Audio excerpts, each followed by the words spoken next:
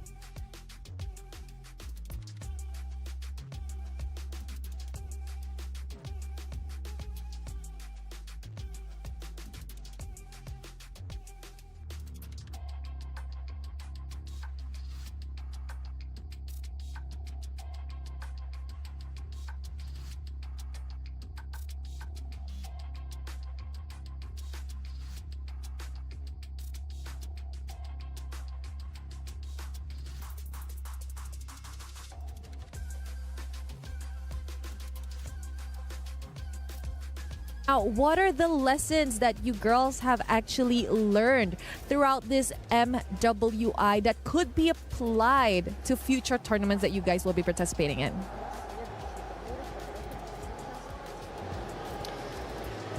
Я думаю, то, что какие-то уроки и ошибки мы будем уже обсуждать с тренерами. Пока что мы еще немного не отошли от игр.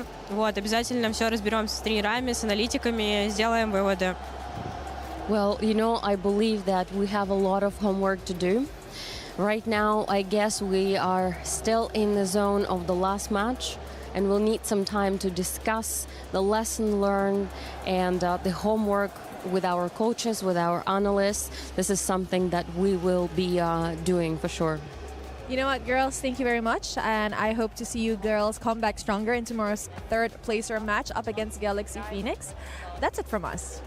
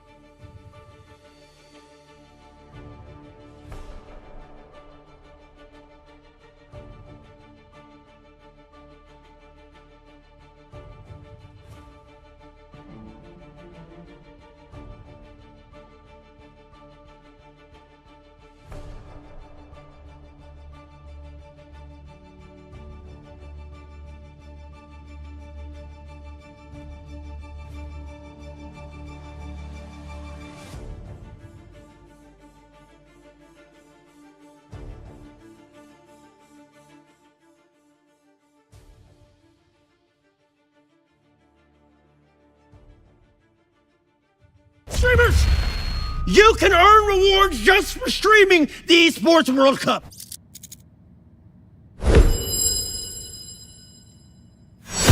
Killer 1 pala of the program.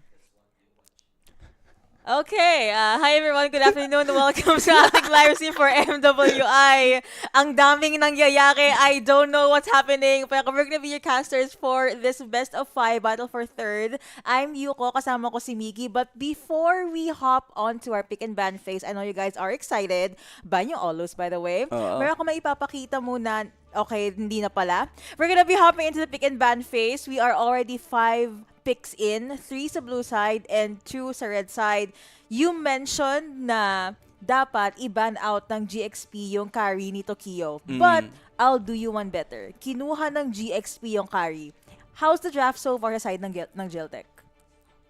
Yung sa side ng Geltek, I'd say it's actually looking like medyo lamang actually yung Geltek dito kasi they were able to force the carry pick because it was a soft ban kay Tokyo. Respect ban naman talagang sobrang solid ng performance niya.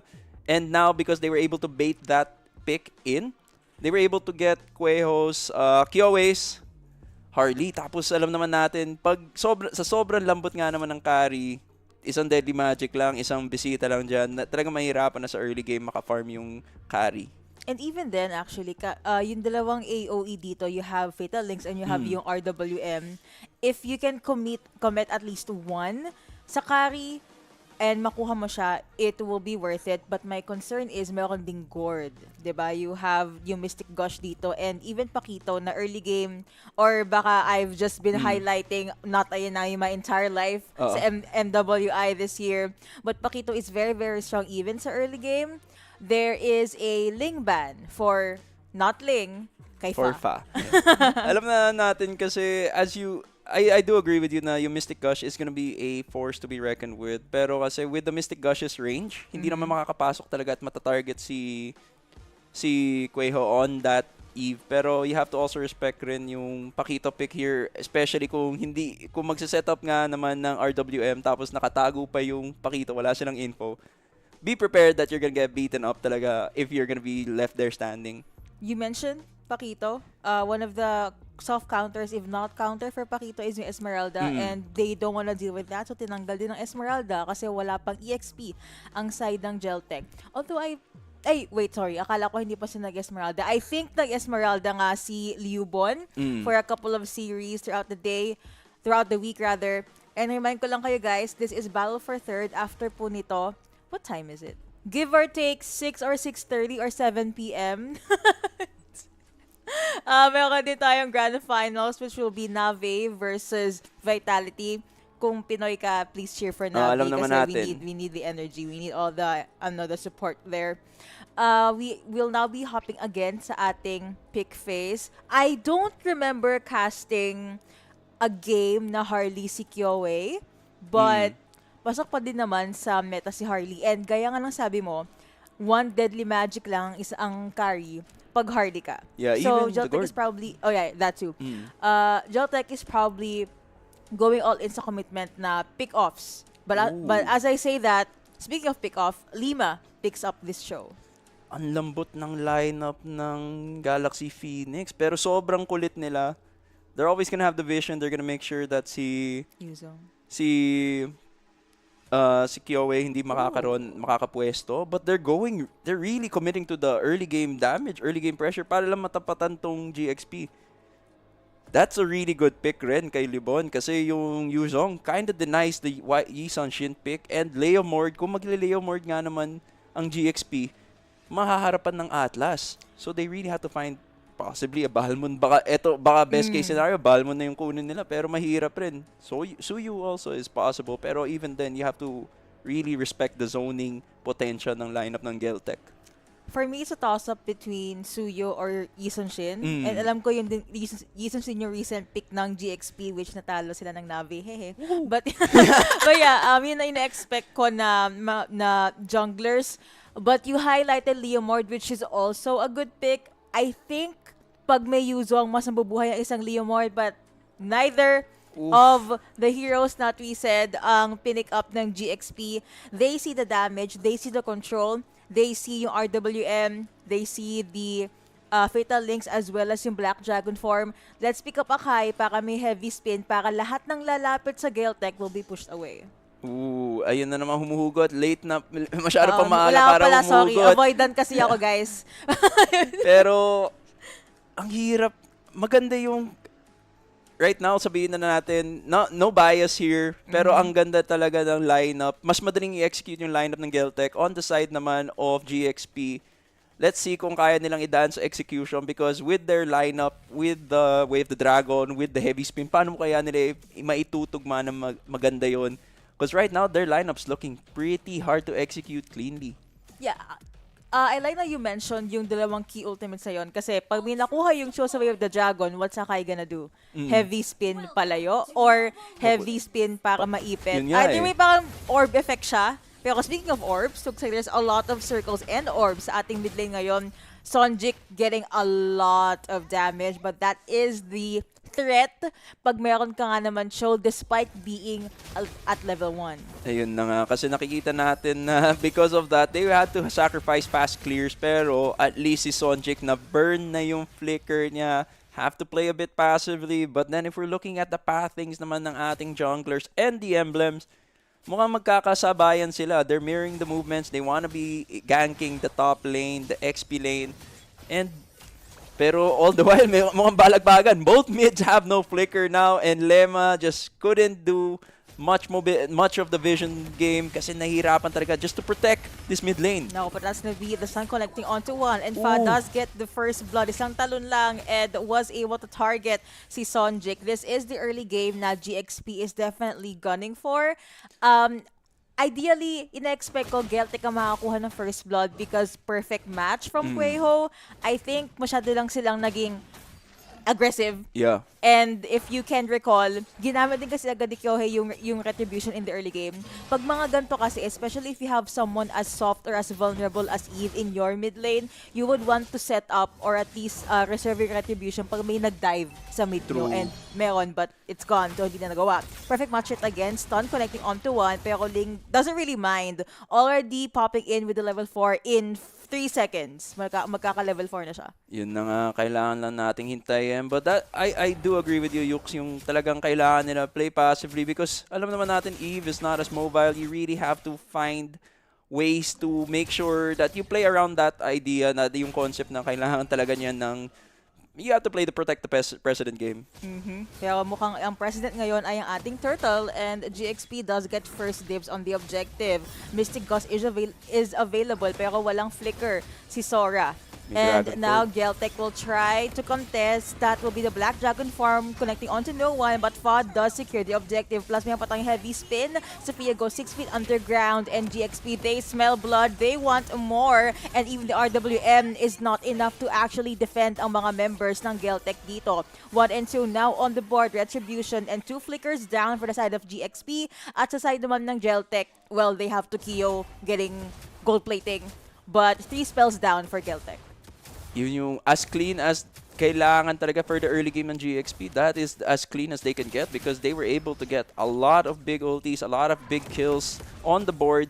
Nakita natin, si Leobon, medyo yung zone out niya was not really the target you want to if you're looking to secure the turtle. Pero it prevented the engage and because of that, nakakuha lang ng isang assist si Sophia and now we're seeing meron mga exchanges of gold plates here and there because the bot lane, the gold lane and the XP lane are sharing the gold. Ngayon, tuloy-tuloy lang yung pressure ng GXP pero si Lema ata talaga nangungulit lang talaga. Sobrang dulas niya kahit may deadly magic man yan. Sobrang kunat pa rin ng isang Cho sa early game. Cho does survive and kahit naman nagamit yung deadly magic ni Kyohei, hindi pa siya as punishing. Intay lang nilang ma-up again yung ultimate niya. They have time, 41 seconds pa until the next turtle will be up. Best case scenario, GXP gank either yung mid lane or yung gold lane. It looks like they are opting for the gold lane kasi yung online time for a carry compared to a clit mas mabilis mag-online yung carry in my opinion kasi mas madaming conditions for a Clint and hindi naka-purify ito. So, pwedeng sipain dito ni Lima and right on cue, they do that right in time. Mayroon ding side na kinuha si Winnie. Ang magagawang trade ng Geltek is maybe get the EXP lane turret na hindi madepensahan ni Ling. They do that, and that was really... They expended a lot of ultis just to get that kill. Pero alam naman natin, with the early game power spike nga coming from the Clint, they have to do those game movements. And napagamit nga yung RWM into the fatal links, at tuloy pa rin yung kailangan nila. Lubontics, Sophia down, and all the while si Lema naman yung nagbi-vision, pero she goes down as well. Turtle might be possibly contested kasi ito na yun. Pumasok na si Kyoe at si Kueho, pero that's a negats kasi nakuha pa rin ng GXP ang retry. And now under turret, mukhang nasayawan lang ng Geltek to. Kueho did try to get Winnie, but Winnie gets to live another day. Heavy spin used defensively. And I think gustong sumama ni Sonjik sa clash kanina. Kaso sinusundan din siya ni Ling. Parang hindi ko pwedeng umalis. Ano yung toxic boyfriend ako, dito ka lang, bawal ka sumama sa kanila. Mismo. To the point that napa-RWM nga siya at nakatalikod na lang siya. Hindi talaga siya makaalis. Kaya pinagsasapak-sapak na lang ni Ling doon at hindi na siya maka-engage kasi even though she was able to, if she did plan to connect with the team for that turtle engagement, mabibigyan lang siya kasi wala na siyang ultimate. At buti lang, meron pa siyang shy stacks kasi naka-regen siya doon. Ang sakit. Here goes Fa. Okay, wala siyang heavy spin. So I think ang plan lang GXP dito is get the turret. They get it. Get that crab coin. And shove yung wave sa mid kasi magka-crash na ngayon. And may RWM pa pero walang flicker si Sonjik. Not sure if GXP knows this. But ang ganda ng ginagawa ba ako ng GXP. Heavy speed connecting onto one na mayroon pang mystication sa likod. May nakuhang dalawa actually. And Winnie popping in with the phantom step. Pero ito na nga ay ibang members ng Geltek. Kyoe safe at the back line. Mukhang makakagamit pa ng deadly magic. Pero mukhang ang magic na deadly ay sa side ng GXP. 4 and 5 now on the board. The Ling is still alive. Spells are down, but GXP won that skirmish. Ang ganda ng exchange doon. It was a complete back and forth, an even trade for both sides. Buti na nabuhay nga si Kueho doon for the fatal links into 3 at sumakto yung yung P3 ni Liubon for that. Sure, she had to switch targets. She had to go for Lema para lang maprotektahan yung kanyang teammates. Pero that's just scary. Hindi umabot. They have so much damage. Lapit na nun, pero they're gonna be playing it very aggressively. But Ling survives to live another day. Did you see yung zoom in nung camera sa mata ni Kyoe? For the viewership ba to, guys? Sino mo yung cameraman ng EWC? Okay lang yun, tama yung ginagawa mo. Anyway, Turtle already up and set up agad for GXP despite losing a couple of clashes kanina. Geltek, now that we saw how intense or gaano kasakit yung damage coming from Kyoe, mas may leverage na ngayon yung Geltek. You have to really respect the early game damage coming from Geltek kasi that is, kung magka-Sky Piercer na si Tokyo, kung magka-damage, magic reduction na yung magic armor reduction na si Kyoe, you're gonna be looking at a very painful lineup na kung mag-face check ka ng bush, talaga mababurst down ka. Alam mo, feeling ko, kaya grabe yung objective take dito ni Fa kasi siya yung Dragon Warrior. Pero kung may war din dito sa ating mid lane, looks like Liuben is now, nga pala, unstoppable na siya ngayon, 5-0 na si Liubon. Dude, what happened? Ito guys, look at the numbers. 5-0 si Liubon. Ilan ang kills ng Geltek? 5. 100%. Exactly. That's a good thing. Kaso kasi pag na-shutdown siya, imagine if mapupunta kay Winnie yung gold. Winnie's gonna be unstoppable, dude. We need the carry siya ngayon Kailangan talaga natin makita yung item check natin kasi if maganda nga yung laruan ni Winnie, she's gonna have her Trinity built in a minute or so kasi yun naman yung above average timings natin. And if we're gonna be looking at the replay, ito na nga, this was an assassination attempt coming from Ling. Really taking out. Kala niya makuha niya si Sonjik pero si Kueho, nothing beats that pa rin naman. A kill's a kill. And they were able to get the setter of Geltek nga dun sa engagement na yun. Jit Kundo able to save Lima kahit hinahabol siya dito ni Kueho kanina. Habang all of the members are colliding sa ating mid lane, may sarili mundo lang sila. Typical Pakito things, you know, shove lang ng wave, look, check if you can get the side lanes, take down turrets, sama ka lang sa mga laban pag may nag-start na. And you mentioned items and gold. Miggy, na napapansin mo dito? Nakikita na nga natin. Actually, surprisingly, pantay pa rin sila. Pero Oh. hindi na pantay yung mid lane kasi Sophia goes down after that engagement. Pero item check-wise, nagkakapantayan lang kay 5-0 at si 5-0 si Lubon at si Ling ay naka 1-1-1. Right? Lamang pa nga si Ling sa gold. It's probably because of her capabilities of being able to side lane, really push that turrets in. Pero si Kyoe at si Kueho nandito with a double fatal links onto the GXP women, and ngayon si Lema ata mabibigyan rin at nasipa nga pero nakaka-blink naman. Makakabalik naman doon. I'm gonna be honest with you, I don't know why pinilit ang GXP yun. 2v2 siya, and there is an Atlas. Almost always assume na may fatal links ng isang Atlas unless you see na ginamit niya. Because of the mistake ni Ling as well as ni Lima, this is a free Lord going over to Geltek, which is a good thing for them. Slowly scaling, 1.1k gold lead ngayon, and that will be the Mystic Projectile connecting on to 3, trying to stop ang advance or ang siege ng Geltek sa ating mid lane. But again, the Lord is now marching. Masakit na si Sophia, yes, plus may Impure Rage siya. But ang napapansin ko, she gets to, I think she's overzealous sa game na to kasi lagi siya nag-jump in. She always tries to find these angles to the point na she forgets na she is in a very vulnerable state. And nakakalimutan niya na mayroon tayong 3-4 ultimates na very crucial. That's also why hindi siya Sophia the first kasi the third siya, 0-3. Ayos na yan, boss. Ingat lang tayo sa mga ganun. At sinabi mo na nga, parang atat na nga siya. Nakikita natin na parang, relax lang. Marami siya nahuhuli pero you cannot succumb to the peer pressure kasi nakikita natin dito may heavy spin nga galing kay Pa pero tuloy pa rin with the RWM. Ooh, nice follow-up coming in from Geltek at wala agad ang jungler ng GXP, leaving them in a vulnerable state. Even si Lima napapaaray na sa damage ng Geltek. Kung kanina taste ang Geltek, ngayon ito na ang ang gante ng mga api. And Ling is also forced to go back sa kanilang base. Hole already placed sa base militar ng GXP, and as I say that, Holy Crystal picked up by Kyoe. Lalo nang sasakit ang Harley na to. Also, 1 level up siya compared kay Fa. That's gonna be the fatal links connecting onto 2. Nakuha si Winnie. Ang kanina unstoppable monster kill na ngayon si Liubon. 6-0 and 0. Kahit nagamit ang spell, it was so worth it. Sophia 0-3 to 0-4. Killing spree coming in for Kyohei. Ang ganda ng control ng Geltek ngayon from the micros to the macros.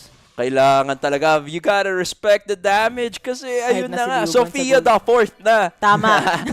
Pero I like what you were mentioning about yung vulnerability. Kailangan talaga nila, they can't just be vulnerable every single time. They have to make sure that there's someone there to catch them or follow up para masuportahan sila. Alam naman natin, kung vulnerable ka, hindi lang kahit sino yung pwedeng pasukin mo sa mundo mo eh. Kasi nakita natin, pero yung nagpapapasok doon ay si Sonjik with the beautiful real world manipulations na nanggagaling nga sa kanyang toolkit. So, ang moral of the story, mahirap kasi pag namamanipulate ka. Mismo, Okay, thank you. mismo. Salamat, Miggy. Next game na tayo. And that's the game, guys. 11 and 6 ngayon. Do we see any moments na GXP can still turn things around, or do you think this is just them delaying the inevitable? There's a glimmer of hope, I'd say, with basta't magtugma si Lema at si Winnie. Nangyari kasi kanina, kaya nabigyan si Winnie kasi sinipa ni Lema si Kueho into the carry. So, na-fatal licks pa siya. So, eto, papakain niya. Pero, hindi. Hahatakin kita pabalik sa akin. Akin ka. Baka alam mo yun, akala ko pa kampi kita. Yeah. Ano ginawa yun? But yeah, speaking of making things happen ngayon, that was just a lore dance. Mystic Projectile connecting onto 1. Pero si Kueho at 13 minutes, I'm pretty sure super tanky na ng Atlas natin. We can hope for a flank from Ling. Pero mukhang focus lang siya sa ating side lane. 1 turret down, pero baka maging down pa ang members dito ng GXP. Flicker and Fatal Links. Meron pa tayong jump in from GCT. At kahit mag-Mystic Gush dito si Sophia, naging Sophia the 5th siya. Pero wait lang, GCT! Yung base nyo kasi, butas, almost. Hindi pa naman. Barely there. They're not, okay, akala ko hindi sila mag-click. Nandun naman si Sonjik. Sonjik's there. Okay, so ngayon naman, makukuha na ng GCT ang Lord. Two turrets trade sa mid lane and Lord, I don't think that's worth it. But if we're gonna at least consider yung macros, better that than nothing. Pero I still think it's a good deal for GCT. Yeah. Best case scenario sana for GXP doon would have been the inhibitor turret taken as well para lang ma-equalize yung lane. Pero GCT with that, they were able to force a lot of big ultis. The Black Dragon form just really zoned them out. And maganda yung timing talaga ng Geltek during that engagement kasi they knew that, okay, we could play this a bit aggressively. Either we can force a response kay Ling na mag-TP back, or we could just slowly bring in si Sonjik nga to defend. Mukhang hindi sila magdi-defend ngayon kasi they are going on the offense. They have their eyes set onto the mid lane. Nagtatago lang siling wait for it. Ideally, you would want to get Kyoe. Pero si Kyoe ang nakakuha sa kanya. So, we're gonna scratch that plan. Wala na din siyang Deadly Magic. Ling forced to jump away habang other members ay nasa base ng GXP. No more real removal. Pero meron din tayong Fatal Links. Lima taking so much damage. And Kueho ang nauna actually. Now you have the heavy spin na para mapalayo ang mga members ng Geltek. At Tokyo ang pangalawang lalagapak sa side ng GCT. Naka-shutdown gold and double kill pa. Si Winnie, nako po, Winnie the carry to Winnie the puna ata to, oh brother. But 12 and 9, hindi pa lamang ang GXP sa gold, but they were able to wither down a significant amount from GCT, from 2K or 1.5K down to nothing kasi nag-lead na yung GXP. The gold is very unstable. Yeah. Gold advantages is just equalizing. Wala nang pantay na sila kasi nakikita natin because of that engage. Though hindi nga nabigyan si Lubon, more so kung nabigyan pa si Lubon, talagang mga 2,000 na yung gold siguro ng GXP advantage. Pero that's what we've been seeing. Actually, that's what I've been noticing sa MWI. A lot of teams have been very aggressive when they're trying to take the mid lane inhibitor turret. Kasi nangyayari doon, usually doon sila nagkaka-hiccup eh. Doon sila nabibigyan bigla. And speaking of nabibigyan, ito rin yung heavy spin ni Fa. Meron din tayong flicker in, connecting on to 2 for the Fatal Links na mayroon pang manipulation. Sophia na naman ang mawawala. May hahabol ba? Meron. It will be Fa. So that is a 2-0 in favor of GCT. Nakita kasi nila na wala ng heavy spin and I assume they also know na walang flicker. Si Fa, if not, then that's okay. But I really like yung aggression ni Kueho dito. They see the opening. They did not hesitate. Also, Guardian's Helmet picked up by Kueho, so mas magiging tanky na ang ating Atlas dito. Pero ang dami niyang kinukuha na damage from Winnie. Yeah, Winnie's gonna have to say goodbye. Wala nang turrets ang side ng GXP. GCT can get the buff and reset muna or prepare for Lord. By the way, sabi ni Caster Shake dito, wag magpa-control, ikaw dapat ang magko-control, alright. Grabe ka naman, te. Ganito ba ang mga co-workers natin? Basta ML! Basta ML! Yeah, Geltek getting their hands onto the Lord. Miggy, 17 minutes in, Lord sa side ng GCT, what does this entail? It's gonna be a long game kasi kaya pang i-defend ng GXP. Immortality pop on Ling. Dalawang immortalities down on the side of GXP. This possibly be, if they play it right, with the beautiful setup coming from the Black Dragon form into a real world manipulation and Fatal Links, baka you could call it game number 1 for Geltek. Pero meron pa naman silang pang burst down, which is the carry, as long as they play it cleanly with the heavy spin. Basta't yung ilalayo nila, hindi sisipain nila, mapabalik sa kanila. They're gonna be like smooth, coasting na muna. I like na you mentioned yung layering of skills or ultimates ng GCT kasi from game number 1 lang to, I think they layer it better compared to GXP. And now they have the goal lead again. Lima, sumasabog na kasi si Lima sa sa damage si Kyoe. Lord marching in, stun onto Fa, pero wini-wither down lang ng buhay ni Tokyo and Lima is the next target. That is the game, diba? That's gonna be game number 1 and going over to GCT. Dinaan lang sa Lord and sa good targeting despite the back and forth na lead. GXP, I believe, yung may magandang early game, but Geltek was very patient.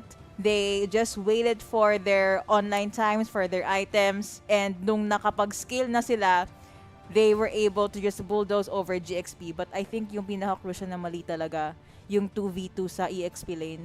Yung si Sophia, tsaka si Ling Fa, or si Ling. Yeah.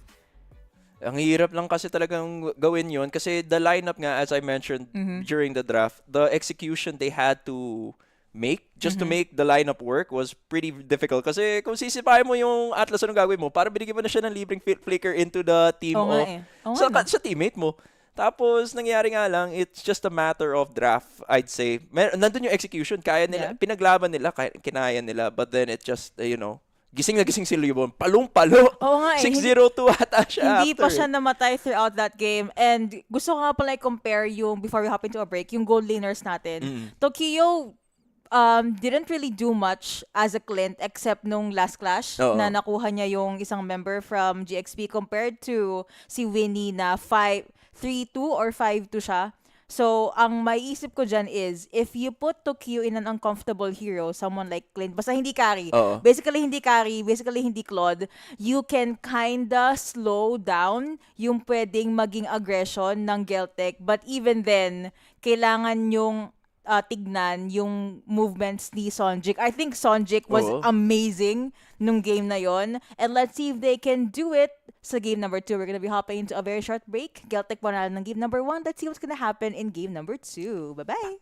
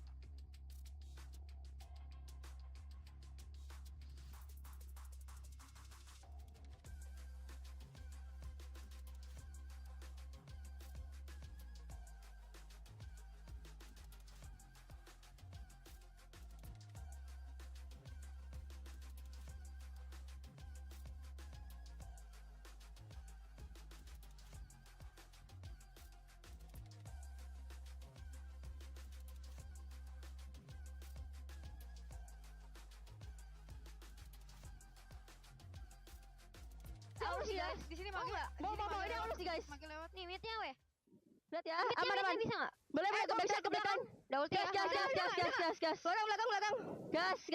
Gas. Nice. Lagi dong. Udah NN sih. Sampai lagi kah? Sampai lagi. Maniak. Recall guys. Nih. Kenapa? Kasih. Sor. Efektif banget. Baik banget cowok dia. Gua naik. Gua juga. Jangan satu Vivi di sini satu. Dia naik sebelah si cewek ya. Yalah. Boleh enggak fight guys? Boleh guys. Ini Hylos nih ketinggalan. Lampu di bawah. Bisa enggak? Bisa. Vivi. Itu bertiga. Kudanya guys. Nice one. Gas lagi boleh. Boleh. 10 ulti gue. Mid-nya clear out. Ini guys, gas lagi. OTW. 5 detik. Ini slow nih dia. Makan lagi. Valennya. Nice one. Nice. Lapu ini dia. Masuk ya. Aman. Weh, dapat buff biru. Kadi. Viva tolong. Pikir karinya ya. 10.52.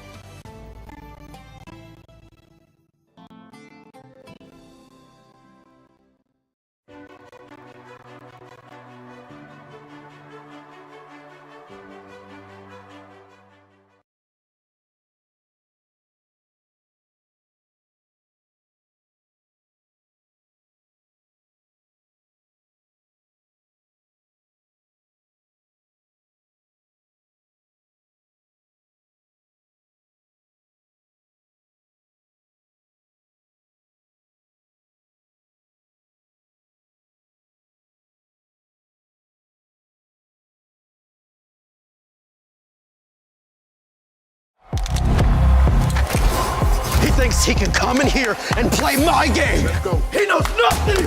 Let's go! Tyler 1, you're done.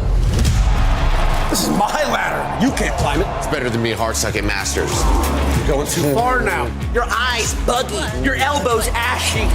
That airline? That's an L airline. Somebody better hold me. Okay, yeah. Do something then.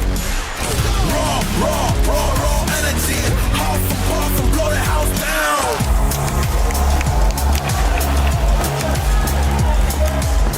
You look nervous. You look short. Everything's good? Mm-hmm. Fight.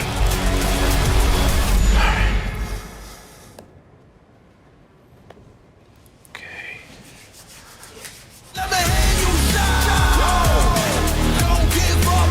Do you really need the wraps? Yeah, that feels like overkill to me.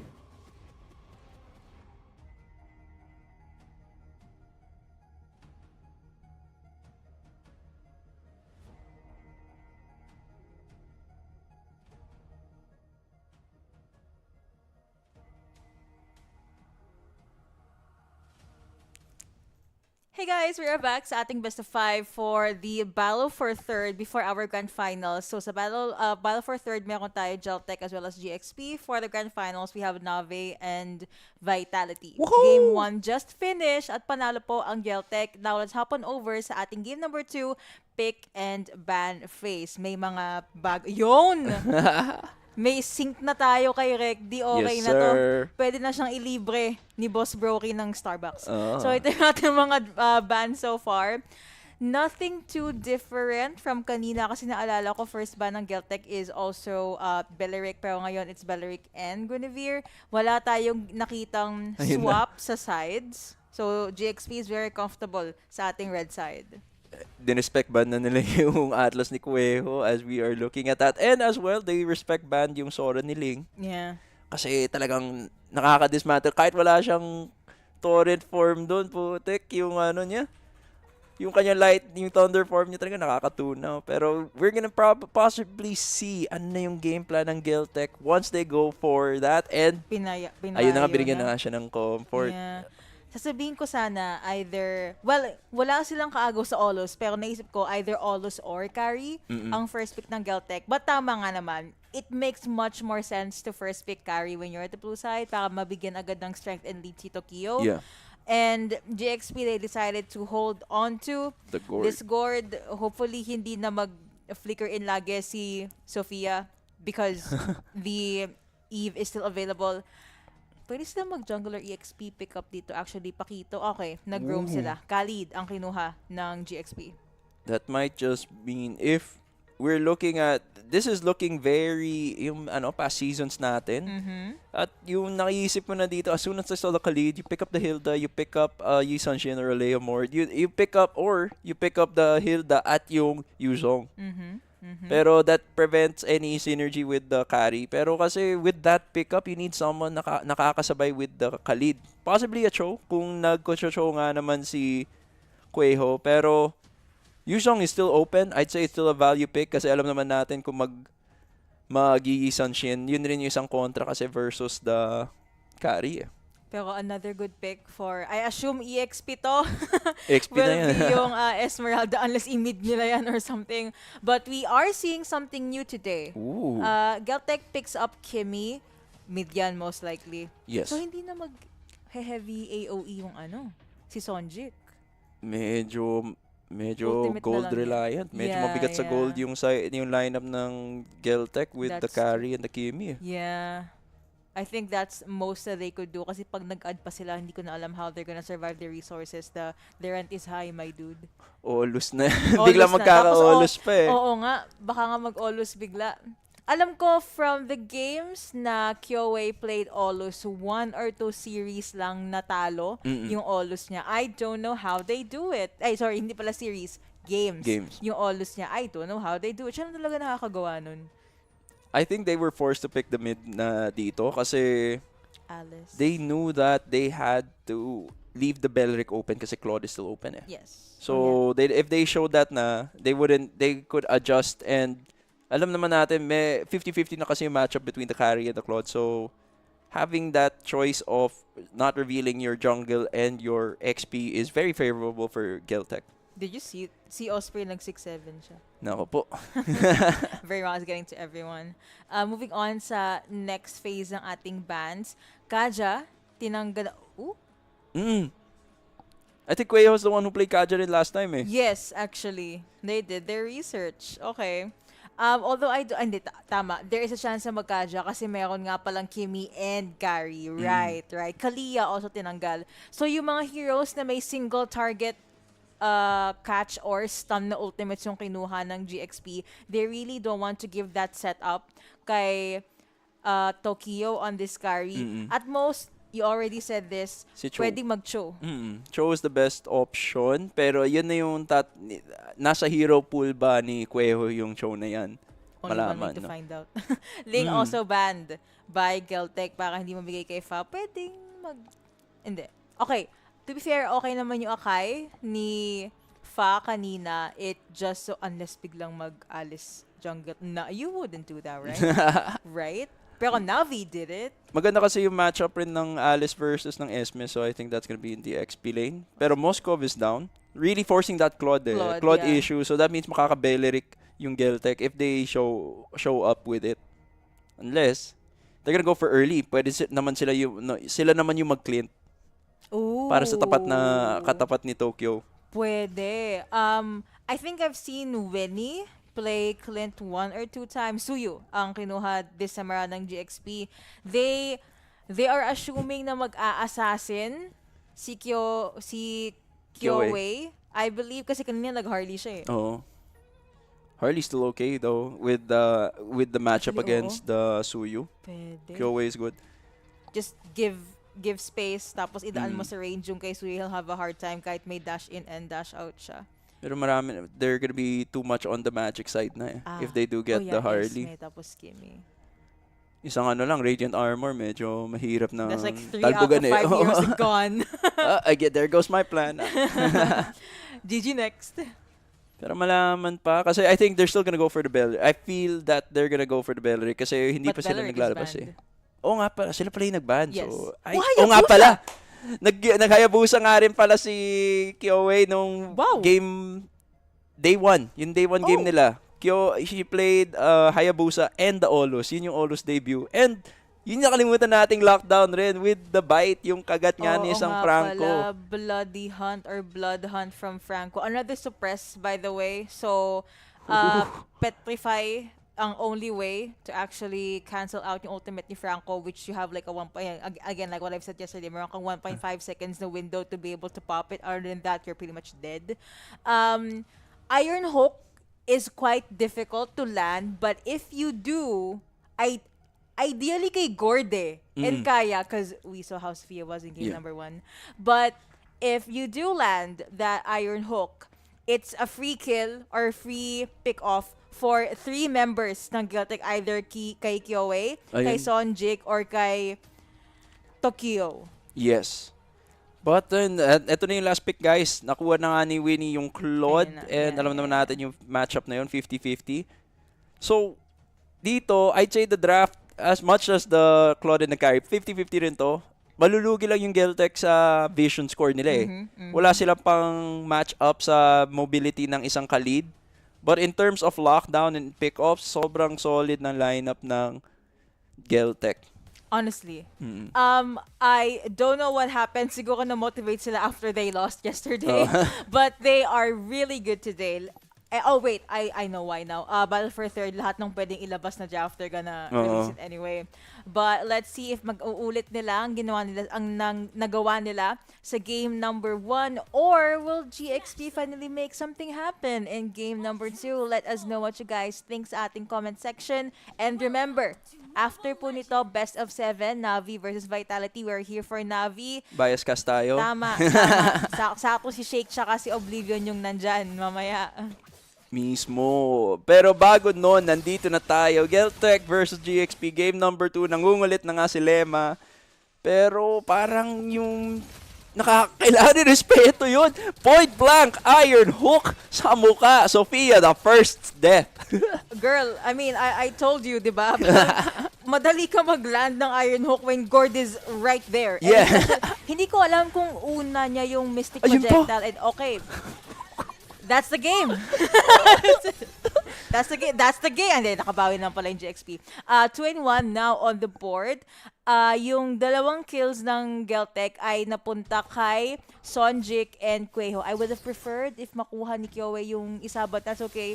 A lead is a lead nonetheless. And nakabigay naman sila ng 1 death agad kay Sophia, which will probably pull back a bit sa possible na skill ng Gord natin dito. And again, I promise guys, count this mamaya. Yung mga Iron Hook tsaka yung mga Bloody Hunt dito ni Quejo, i-comment yan kay Sophia.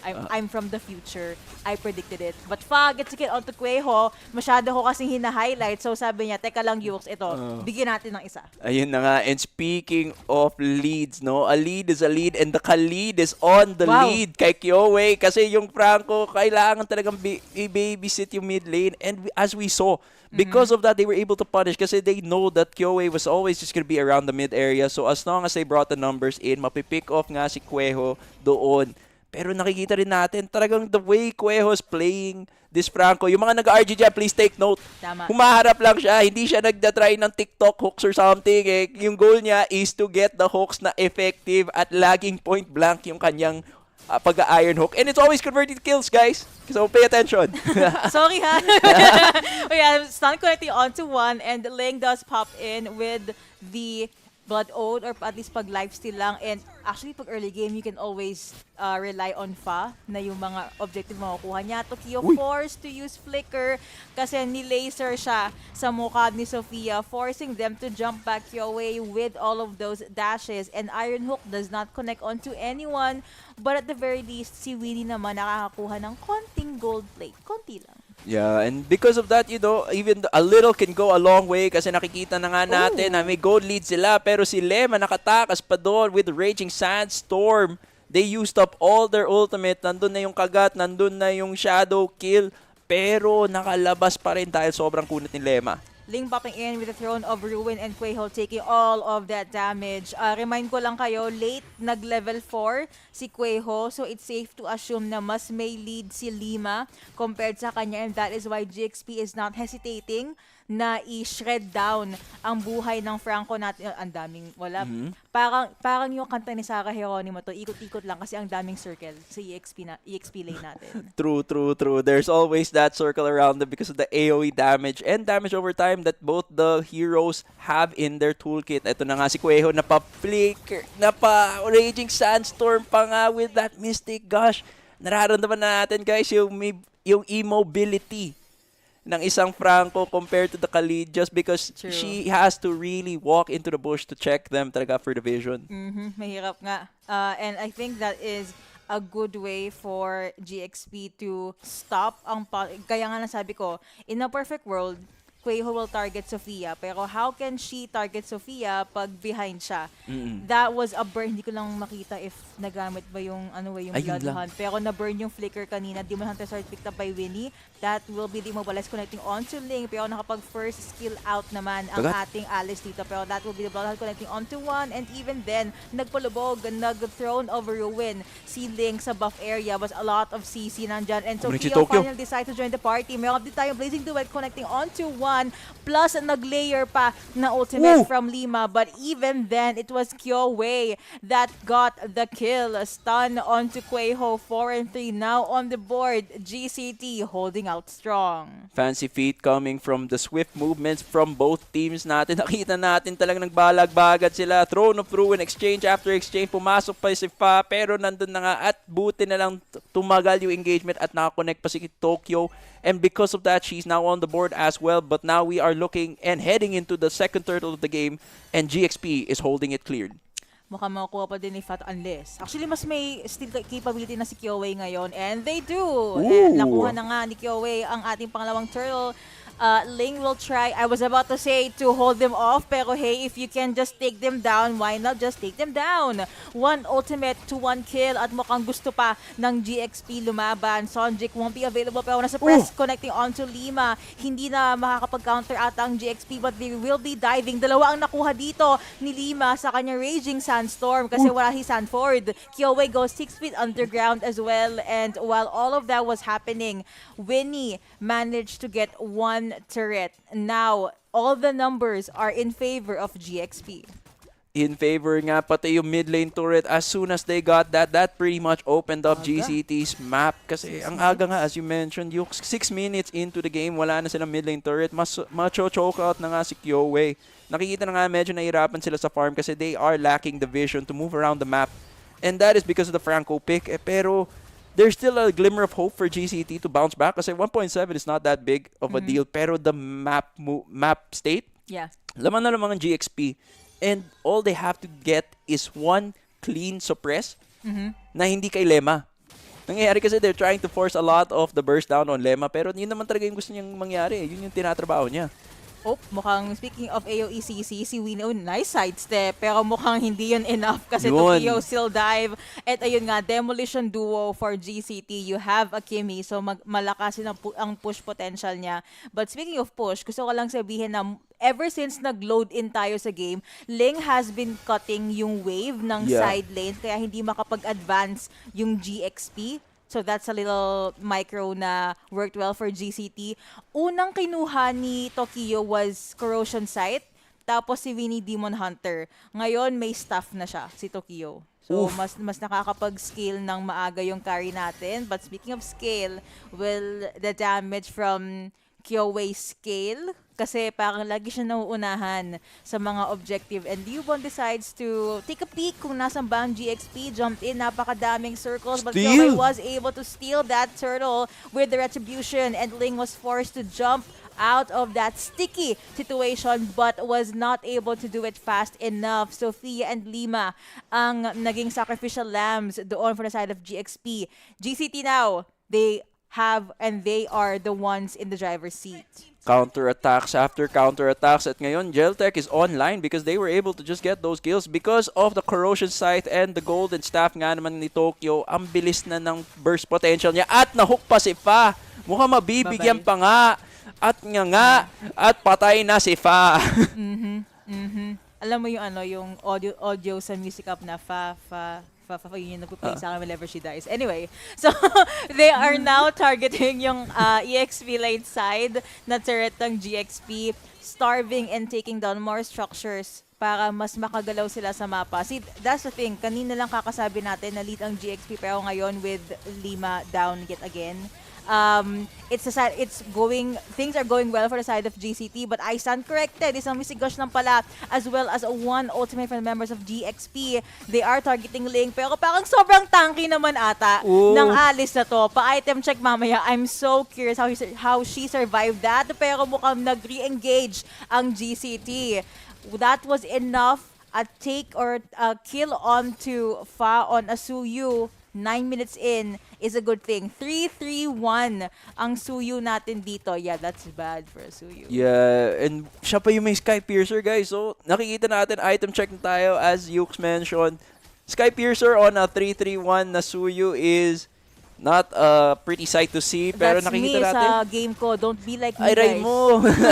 Wag. Kinagat na naman si Lema, tumuloy pa rin, nagmintis ang Throne of Ruin. Kuweho ang naiwan. Yup, and that's gonna be the kill going over to Sofia. Napatagal ng GXP ang laban na yon. AOEs are on point for GXP. They're not letting this go just yet. Sonjik took quite the damage there sa baba, but they don't want to overstay their welcome. The Lord is already up, so pivot tayo sa taas, guys. And speaking of taas, na-shove ni Kyoei ang wave doon sa EXP lane.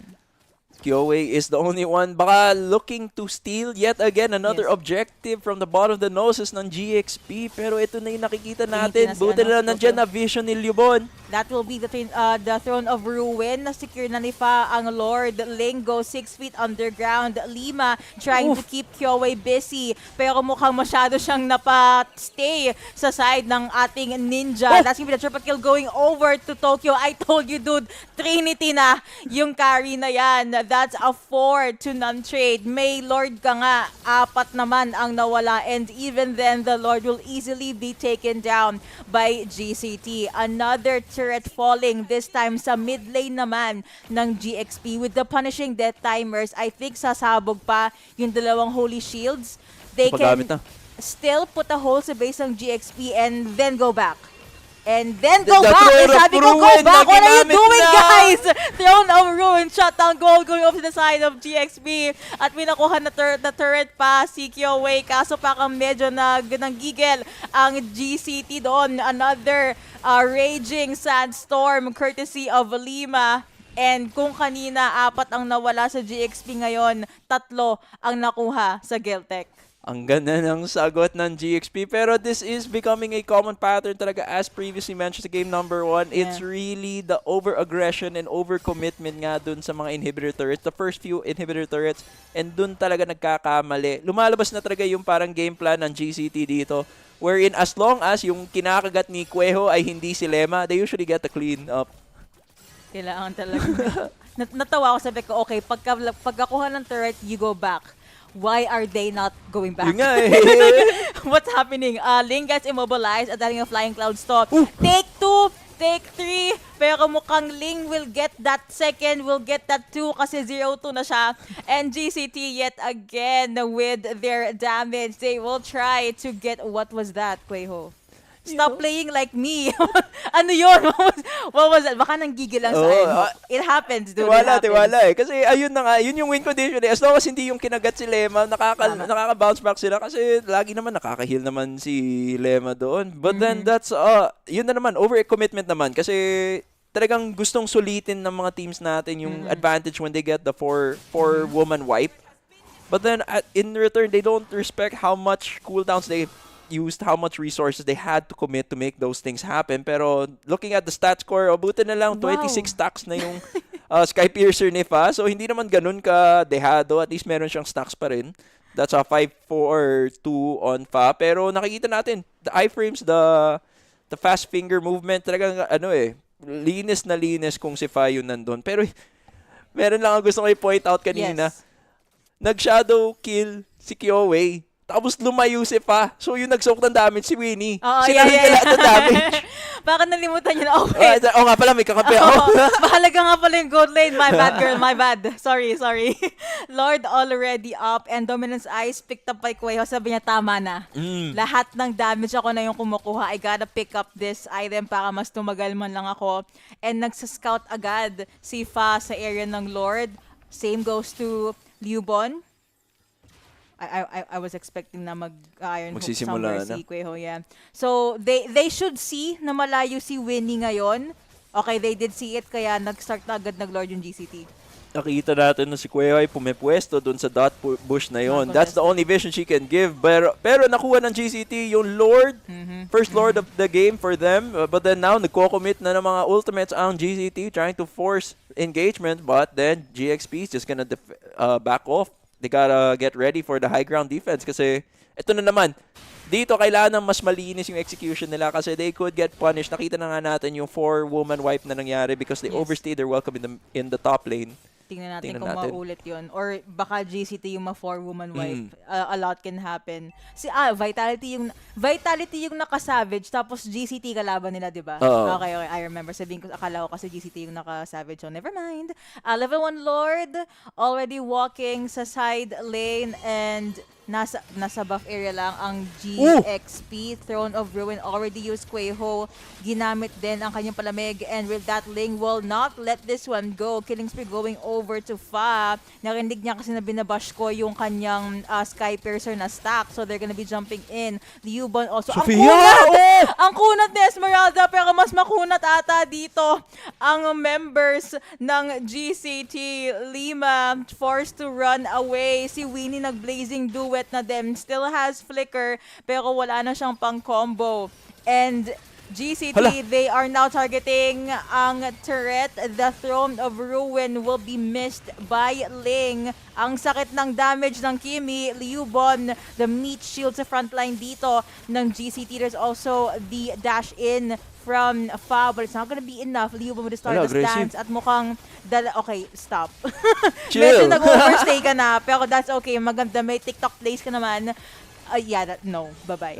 But it was a good try. Yung nangyari kasi doon, ang ganda ng simula nila doon sa high ground take nila kasi ginawa ni Kyoe, she split from the party and then she just decided to give Sophia her fourth death. Nangyari lang nga doon was they played it a bit aggressively. Nag-tunnel vision si Liubon doon, tried to get a kill on Sophia, I believe, or sa kay Fa. But then what happened was it just ended up not getting them anything. They were just able to whittle away the HP ng mga inhibitor turrets nga naman ng GXP pero hindi sila nakakuha ng inhibitor turrets just because. So basically, the map state is just gonna feel like it did the second Lord natin. Parang feeling ko makakabawi pa yung GXP. That will be the Winter Transition connecting onto 3. Pero wait, what? Winnie is now down. Hindi ko na-expect yan. What was that burst damage? Hi, si Kyoe. Tsaka Kyoe. Boss Lugi, may face card, tsaka may skills eh. Ako kasi yung card ko may pending pa akong kailangan bayakan sa credit card eh. Pero 19 and 14 on the board at meron din tayong siege from the mid lane. Courtesy of GCT. Kahit mag-mystic projectiles yan, hindi mapipigilan ang Geltek at the backline. Pero mukhang kahit ma-stun si Kyoe, they will be fighting. Sophia goes 6 feet underground. No one's gonna chase you. The base is Tokyo. right there. Okay, Tokyo did try. They still have time. They have the minion wave. Meron silang Kimi, yun ang mahalaga. May Kimi, may target, and meron na tayong 2-0 in favor of Geltek. I will say this, hindi ko to ina-expect. I really thought GXP would, kahit 2-1, but I really thought na GXP magiging ahead sa series. I guess EU teams in MLBB just keep on proving us wrong. Ang ganda kasi ng movements nila sa mapa eh. The way that they're just able to force responses. Kasi yung maganda sa game nila, kahit wala silang vision score, they move around the map well enough that GXP is forced to respond to them. Na sila na yung papakita mismo eh. Hindi na sila kailangan, but nandito siya. Kasi they learned from the early mistakes na, laging may tao. If we face check, they're always gonna be there. So now, let's just make noise around the map. They're gonna be forced to respond to us. And that's what happened. Kaya lumamang bigla sa macro yung Geltek. I think this is one of the best drafts they have yet. Nagulat nga ako. I know Kyoei is strong, but hindi ito yung Hayabusa na to, it's not the Kairi Hayabusa na we got used to, but whenever you need her to show up, she shows up. So siya yung classmate mo na laging may notes pag may test or pag may quiz. Ganon siya ka-reliable. But yeah, Geltek, they are 1 win away from securing that 3rd place. So we're gonna be hopping into a very short break. Pagbalik natin, tignan natin kung 3-0 ba or 2-1. Bye-bye!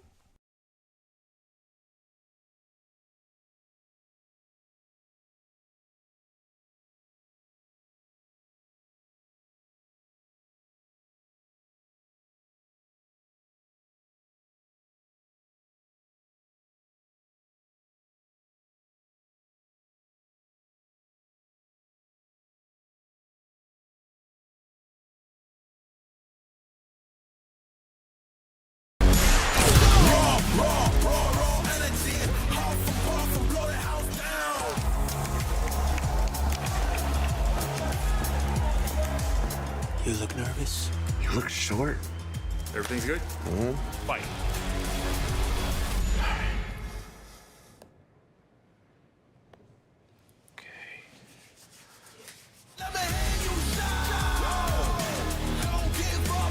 Do you really need the wraps? Yeah, that feels like... Streamers!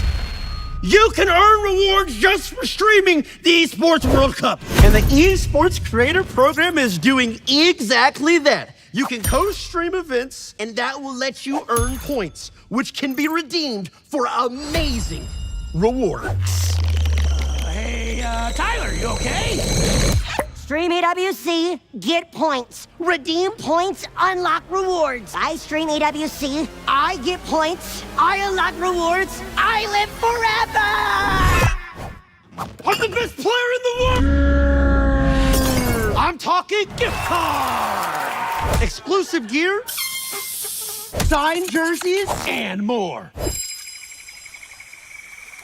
Raven! Stream EWC, get points. Redeem points, get rewards. Sign up now!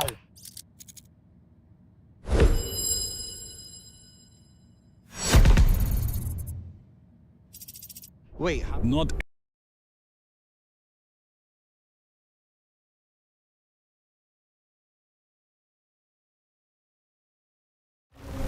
The Esports World Cup, the most elite competition in the world.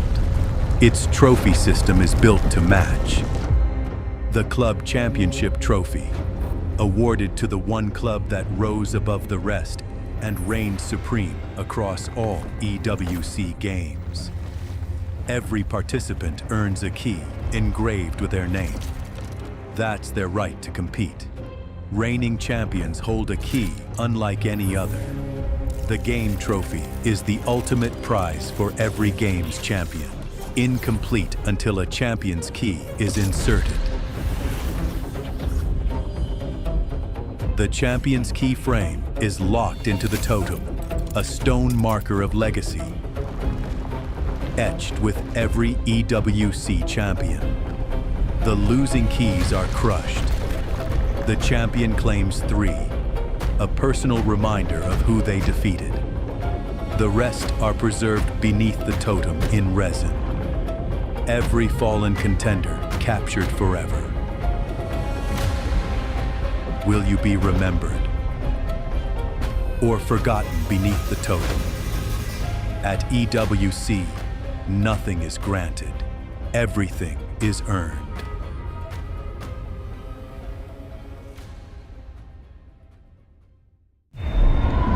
$75 million, 25 tournaments, over 200 clubs, only one club champion. The club championship is the beating heart of the Esports World Cup. Over 7 weeks, esports clubs send their players to compete. Every placement, every win, every podium earns points for their club. At the end of 7 weeks, every point counts. The club at the top walks away with $7 million and the title of Best Esports Club in the world. It's not about being the best at one game. It's about being the best across all of them. Depth, versatility, consistency under pressure. One championship trophy, one title.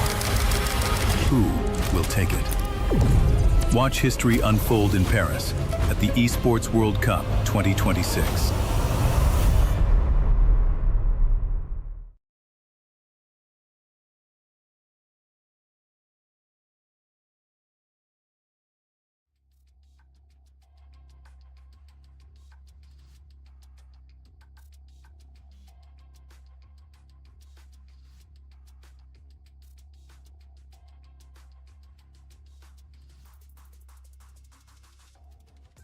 Well, it's dangerous, but they now know that they now know that KOA doesn't have a shadows.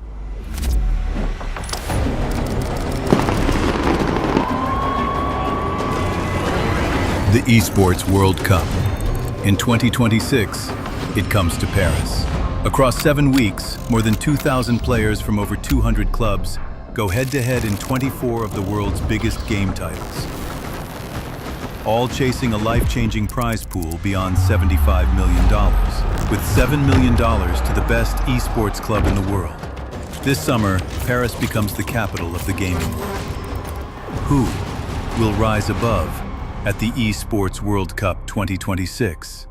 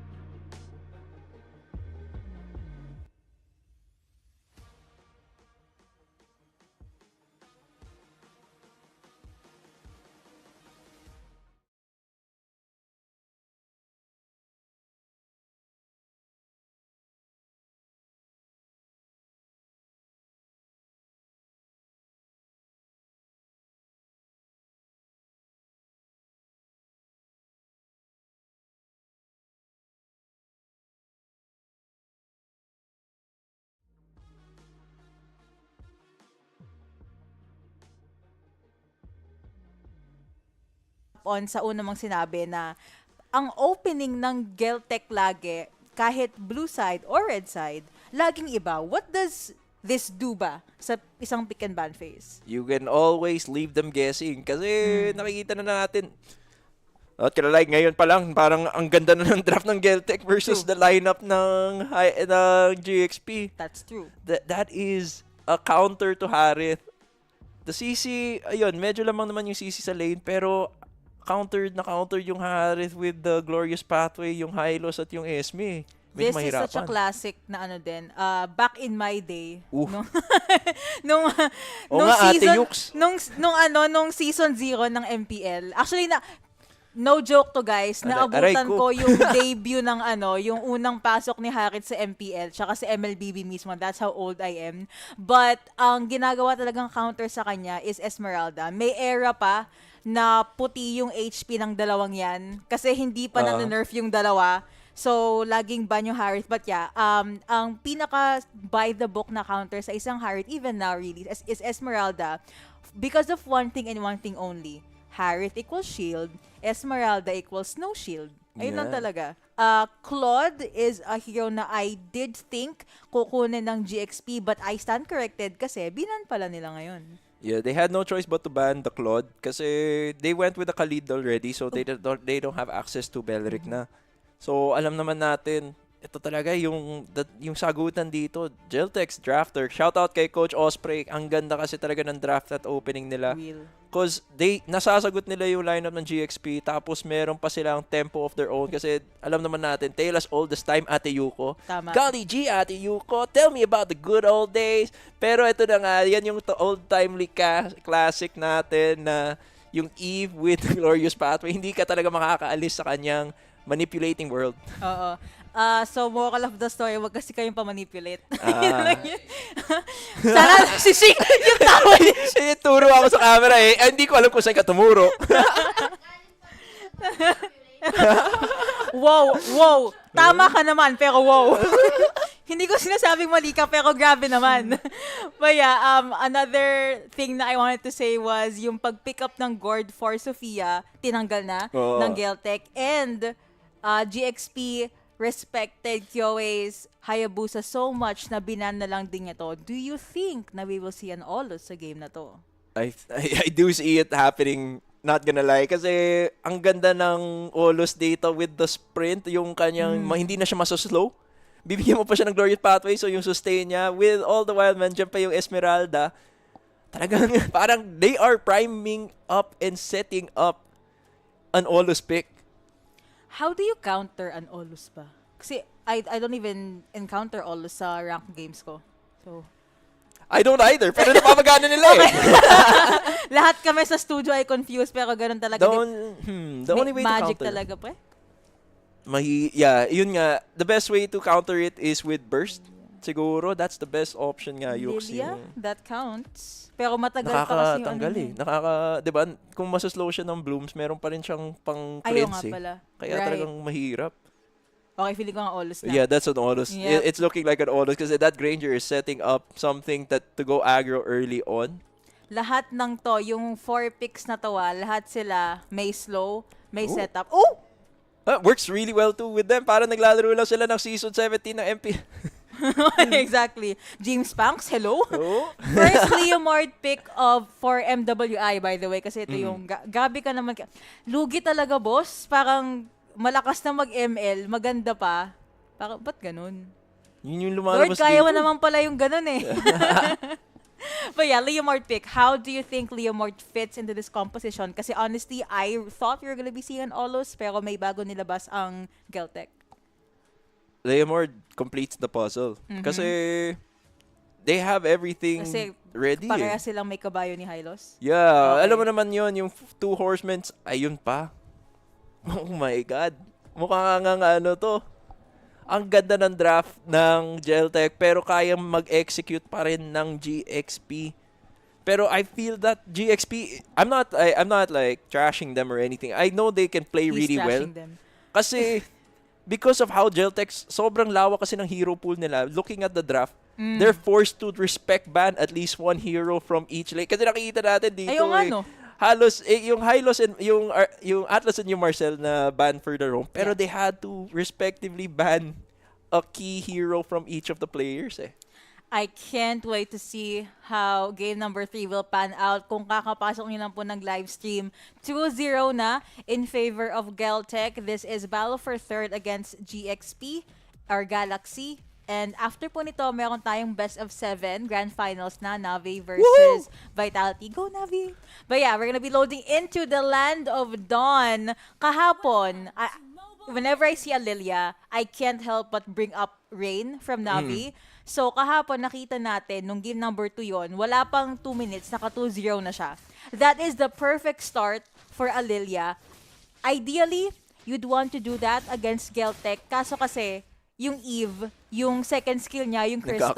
Oo, tapos meron pang high loss na mag-shield sa'yo or sasama sa'yo sa lane. So maybe an early 2-0 isn't possible, pero ang possible ay baka makuha si Yun yung early game 2-0. Sis, what are you doing there? At least may flicker naman, but that's such an early flicker coming out from a Khalid. Yun na nga. Yung nangyari kasing skirmish doon sa mid lane natin, ginawa kasi ng Galaxy Phoenix, as you mentioned, yung parang kay Rain na they were trying to do the first blood opener, much like the burst potential nga naman talaga ng Lilia. It just so happened na sobrang kunat nila, pero hindi nila na-notice na yung unang buff na kinuha ni Fa ay yung buff ni KOA. Yes. Oh, early game, limpagad yun ah. And I usually see Vengeance on a CC, pero naka-sprint sila, no? A lot of them are actually on sprint because basically, wala namang masyadong hard crowd control ang GCT. So, as long as they can get out of the Glorious pathway, they're pretty much safe. So, I was questioning it too kasi usually din, magpipurify rin yung isang Lilia. Pero dito, parang mas okay. They can literally, I don't want to deal with this. Alis na lang ako. Yeah. Turtle will be up in a few seconds. No casualties for both team side. Mas tahimik sila ngayon because, well, game number 3. GXP, they gotta lock in. Kasi if they wanna win third place, kailangan tatlong magkakasunod na games ang mapapanalo nila. I like how Lima is playing. And gaya nga ng sabi ng abogado ni Miggy dito kanina, nung game number 2, perfect game or a very good game from Khalid yung pinakita ni Lima dito. It just so happened na the longer the game goes, na-realize ng Geltek na ay hindi pala worth it na pansinin to. Mismo. And much like that, case-to-case basis yan with a curtain call following up. Pero nandito na nga with the Phantom Steed. May iwan si Ling doon. Nakuha nga ng GXP yung Turtle pero mukhang magbibigayan silang dalawa dito. With the RWM coming from Sonjik. Tuloy-tuloy pa rin pero nasusustain lang ni Lima and Kyoe goes down. 2-2 on the board. Well, make that... Oh, never mind. Yeah, nakalamang doon ang Geltek solely because of Liu Bon. Ang nagiging mini trade, Winnie does get a few gold turrets dito sa ating goldie side. I think pantay yun overall kasi nakakuha nga pala ng Turtle yung GXP. Winnie's gonna survive. Wala pang damage yung mga tinatakot lang siya dito. Bringing in the numbers. Talaga, they want to try to steal or at least makabawi si Tokyo dun sa gold plates doon. That's why they're gonna force something, but Zaman Force is forced. Lima has their eyes set onto Tokyo. You also have Glorious Pathway para lang makapag-disengage agad ang members ng Geltek. Hindi malakas si Killua kasi wala si Gon. So, hindi pa siya Tumigil ka. Magtamatawa ka na eh. Na-affecto na magtamatawa ka eh. But yeah, hindi pa nakapag-skill at all yung ating Harit dito. But in the mid lane, sumasakit na si I wanna see yung items ni Sophie actually. Phantom, Steed, popped by Kyoe. Mababalik na din ng Retribution but they were not able to catch anyone. I'd like to think na ginawa lang yun for defense. I mean, Phantom Steed is... hindi, pag early game pala yung cooldown niya, 26 seconds, never mind. 20 seconds yung pag late eh. Yeah, yun nga eh. Kasi talagang uptime on the Leomore. That's why she has been... Kyoe took the Leomore because of the whole uptime niya. Pero nararamdaman na rin ng GCT yung early game invade niya ni Fa. Kasi alam naman natin, Leomore can really snowball very hard. But then, as soon as they denied her that orange buff, medyo napabagal yung kanyang scaling in terms of damage. Zaman Force is available if ever Winnie wants to dive. Medyo malayo ang spawn ng Turtle. So, I believe the gold laners will have to stay in their lane. Ngayon, ang makikita natin, GXP is the one holding ang ating title area. Phantom Steed being used yet again. and pinapansin ni Oblivion yung puti sa side ng ating TV dito. Praise the heavens. But also praise Fa! Kasi nakuha ang turtle dito. Fa na nakuha. And Glorious Pathway popped also by Geltek. Walang namatay doon. Kuha na lang ng objective and kuha na lang ng turret dito sa EXP side. Tokyo will just decide to hold the fort. They have to do this. Ang linis ng ginagawa ng Galaxy Phoenix para sa kanilang early game. Nakikita na natin, it's all on Fa. Medyo questionable kung di na lang natin sure kung mag-Sky Piercer ba na naman si Fa, pero nararamdaman na natin na parang nakasalalay talaga yung buong game sa kanya because of her rotations, her game plans, her micro and her macro movements talaga nakakasakal para sa Galaxy, sa Geltek. I'm gonna be honest, kung may sa Sky Piercer sa GXP si Fana. So, kailangan niya talaga makakuha ng kills. But speaking of Fa, she does get stunned. And meron tayong Falling Star Moon na kumonekta kay Winnie. Nice call sa Zaman Force. Inintay muna niya na makapag-Falling Star Moon si Liubon. And that's why Winnie gets to live another day. Hindi mo na siya pwede mag-recall kasi baka mawala ang ating turret dito. But there with the Phantom Speed. So, nag-diversify ng portfolio ang Geltek dito. One on the left, one on the right. The Falling Star Moon connects onto no one. RWM for the extra layer of safety and Link taking in so much damage, but because siya nga ay isang CC, she just dashes away. Ang sakit ng sustain ng Galaxy. They just have so much sustain, be it in regen or in shield form. Before Geltek can take any engagement, they have to get and secure some anti-heal kasi talagang every single time they had the burst potential. Pero dahil early on nga, medyo makunat nga sila, they are left with 1 HP or 10% of their HP and a dream. And that dream is to survive. Starstruck. Wow. Gusto ko lang sabihin na napa-age reveal ka. Nakita mo yung tatlong yan? Tumatawas, tinatawanan ka, boss, oh. I mean, kami din. Pero yung tatlo yung tuturo ko doon. Iba yung tama. But iba din ata ang damage dito from Kyoei. Finally with that Phantom Step. Also Black Shoes ginamit ni Sofia para lang makaalis. Kaso with the slow end setup, meron din tayong Rondo coming in from this Granger. Enabling ang double kill for Kyoei. Ito na, biglang bounce back nga yung Galaxy. Hindi lang napasabog ng tawa dito sa aming HQ.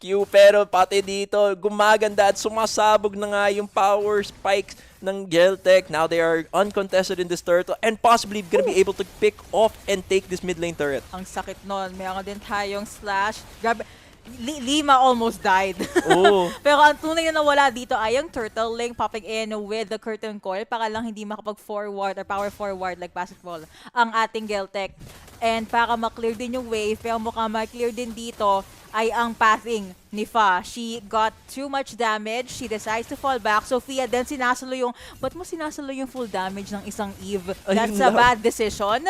But meron din tayong Glorious Pathway yet again. Hindi titigil ang Geltek sa ating laban dito. Ling into deep and Kyoei decide to join the party. Zaman Force popping from Winnie at Sofia. Hindi na talaga nakaalis. That will be a killing spree going over to Kyoei. 3-1 now. Plus meron pang Oracle for Liubon. And speaking of Liubon, tumalon din siya dito sa ating mid lane. You also have the Death Sonata being used by Tokyo. May flicker pa din siya. Naka-Impure Rage, by the way, yung Granger natin. So masakit talaga yung combo niya dito. Apakasakit at apakaganda. Hindi lang face card yung maganda sa Geltek, kundi yung laruan nila. Kasi nakita na nga natin dito, the way Liubon just used that Falling Star Moon, hindi siya nandun naghahanap ng kills. She was just there to create the space to make sure that Geltek can secure that mid lane turret. All the while, GXP ngayon, they are starving for farm pero kailangan talaga nilang gumalaw. They have to protect each other. Buddy-buddy system ang kailangan nilang gamitin para lang maka-farm ang kanilang potential win cons.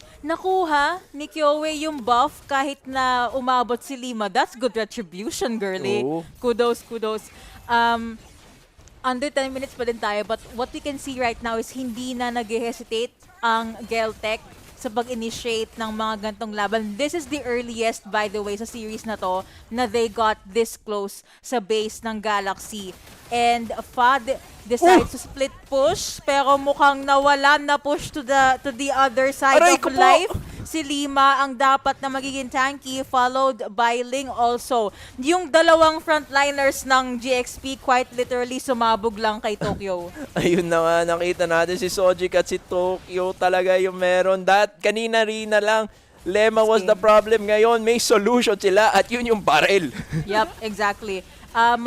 Mas malakas ang barrel kaysa sa sword na Zaman Force from Winnie. And speaking of magic damage and all of that magic combos, nakuha na din ni Sofia ang kanyang items. Mayroon siya Enchanted Talisman. Quite late if you ask me. Ayun, sakto. 1K behind si Sofia. Kaya pala ngayon lang siya nakakuha ng Enchanted Talisman. At nakuha din ni Kyoei ang ating Lord. After that, ideally, I would advise them to back away.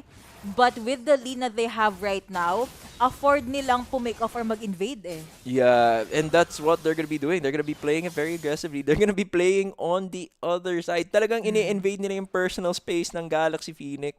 Wala mo ng boundary. Walang boundaries dyan. Huwag kayong makinig sa amin, guys. Respect people's boundaries. Unless you're winning dito sa ating game na ito. Lord marching in sa ating mid lane at mukhang hihintay lang ng Geltek dito ang kanilang target at si Oblivion ihintay din pala ang delivery niya kaya wala lumabas. They are now at the buff area. Walang masyadong high ground defense ang Galaxy in my opinion. That's why multiple times they have no choice but to take all of that damage. And now Tokyo is on a killing spree with the Rondo. And even that Solata, that's gonna be the killing spree. Meron siyang dalawa na nakuha. Double kill for the Granger, for the gold laner. And Diamond Force being used. Pero baka hindi ito magagawa ng Galaxy Racer. After that 3K, that triple kill. It is the third placers sa ating screens ngayon. Geltek Cyber Team, all the way from Russia, or they're mostly from Russia. I believe nakakatuwa kasi an EU team gets third place sa ating MWI. Kanina, Miggy, off-stream, you were saying na you're kinda hoping na Geltek ang mananalo. Alam mo, bash ako. Bias. For the narrative, kasi at least may EU team, di ba? But now na they did manage to pull it off, 3-0 pa, how does it feel? Honestly, this just is a step forward para sa women's esports kasi nakikita nga natin na sobrang solid ng gameplay nila na literally, yung ina-assume mo dati, di ba, na women's team, ito lang yung hero pool nila. Pero pinakita sa atin, guys, na really even sa draft, ang rami nilang, hindi mo masagot kung ano yung ilalabas nila eh. Kasi, okay, we know this team's patterns, ito yung ilalabas. Biglang every single first pick nila and proceeding picks, laging iba. It just goes to show how wide their hero pool is talaga. Ang ganda. Ang akala ko nga mag-game 4 or game 5. Alam ko, personally yung prediction ko kasi 3-2 Galaxy or 3-1 Galaxy. 3-1. But I'm always happy to be proven wrong kasi ang ganda na may upsets. Again, yun po ang ating third placers, hindi yung champion third placers dyan, si Geltek Cyber Team, si Kyoei sa mga fanboys ni Kyoei dyan. That was an amazing way to start our evening. We're gonna be hopping into a very short break. Pagbalik natin, I think 6:30 or 7 p.m. Grand Finals na ng MWI, NAVI versus Vitality. We will be right back. Bye-bye! So what does it mean for you guys, to win this and, put EECA in top 3? I think we can say the same. It's a big victory for ECA and for our team. It's best results above all of years from MWI to our region. We're so very proud of you, and we believe everybody who is watching at home are very proud of you ladies as well. Now, it has been quite a journey, so can you share with us what have you and the girls from Geltek Cyber Team learned from this experience here at MWI? In my opinion, the best experience what we have at this tournament is the practice of our teams from our regions like Philippines, and it's the best way to be stronger.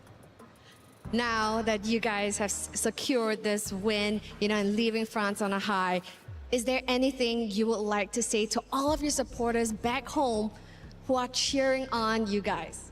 Of course, I want to say thank you for all of us who supporting the Geltek Cyber Team.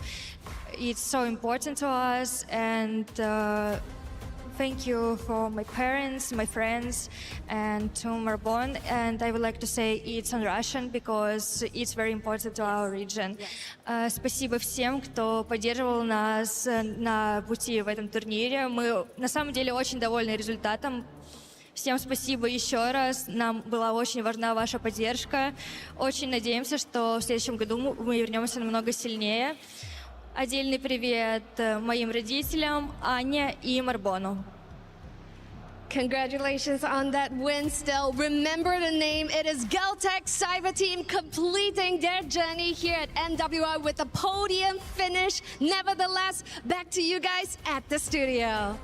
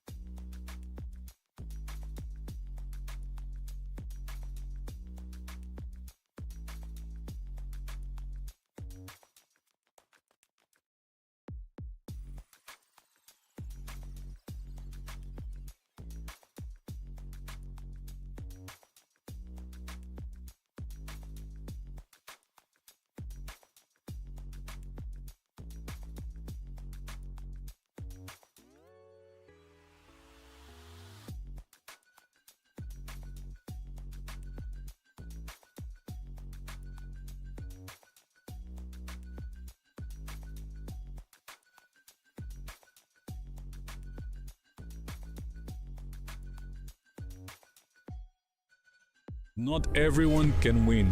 The ones who do, they're different. Precision. Checkmate. Calm.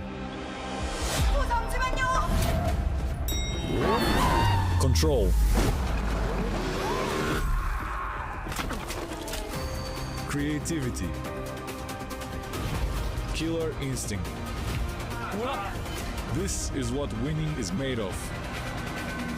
The Esports World Cup.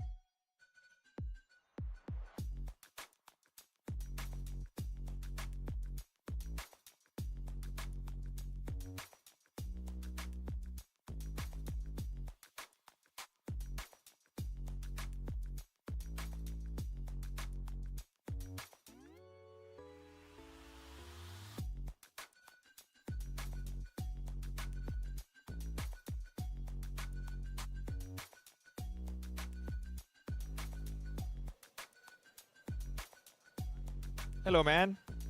I'm good. I'm good. Yeah, I'm good. I'm good. It's 3-0, right? And also, you looking good, man. When I see you in front of me, I feel like this guy is so handsome. This guy is so handsome.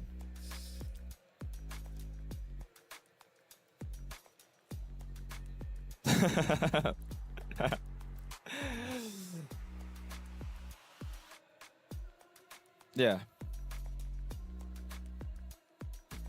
Okay. Okay. Yeah, true. I think they play as a team better than Cambodia team, even though Cambodia have like maybe individually they are better in terms of mechanics, but in terms of team fight, in terms of how they should play as a team, overall I think Geltek play better.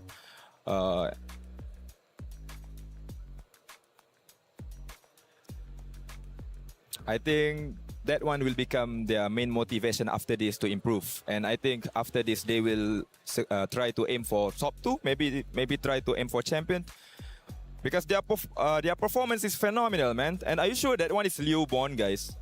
This not Kid Bomba. Her performance really good, man. Her performance really good, man.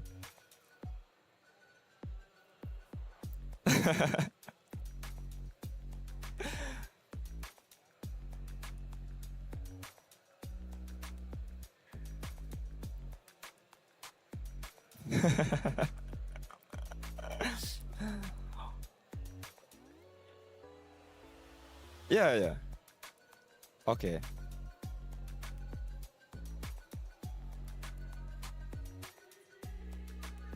No, I didn't expect at all. I expect that actually GCT GXP will give a hard time for team from EECA, right?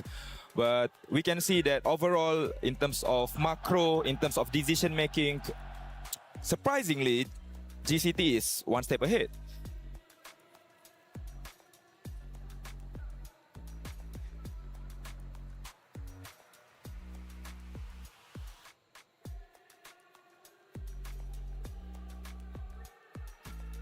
Yeah, I think it's true. Sometimes we just need to keep it simple, man. For example, like, oh, this hero is our winning hero, right? Or momentum hero. We just need to prior that hero. Let's say we can see they prior Atlas, they prior carry.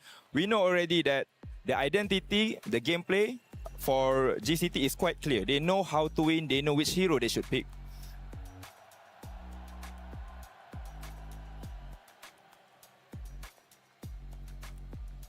Mm-hmm.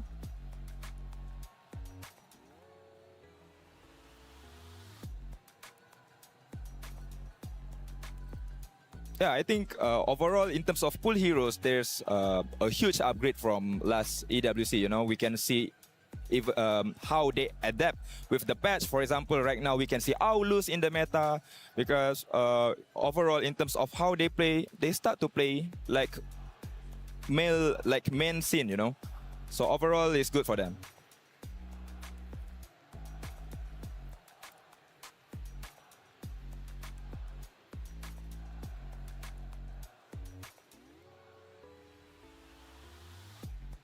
Overall, I think Fanny in lady scene, and it's being used by a good user. We can see there are a lot of mechanical heroes being played, such as Fanny and also Link, and the mechanic is actually quite shocking. You know, even they play better than me. You know, in terms of the cable, in terms of how they collect the sword for Link, so they are very good, man.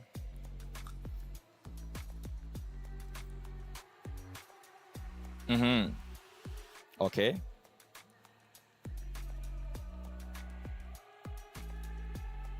Okay.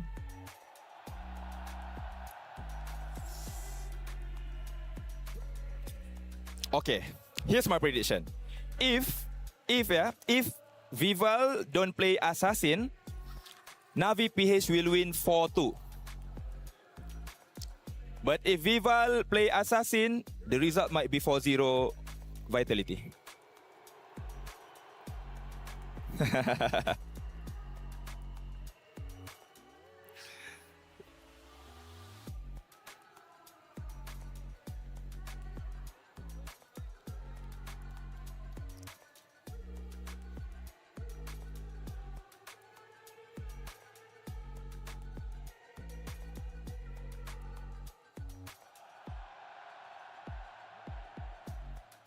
Yeah.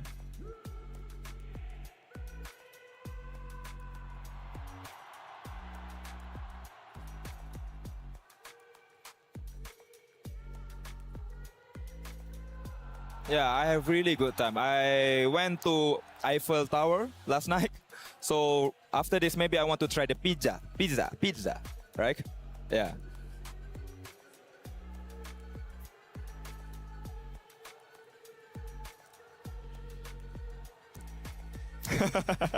Thank you so much, man. Thank you so much, guys.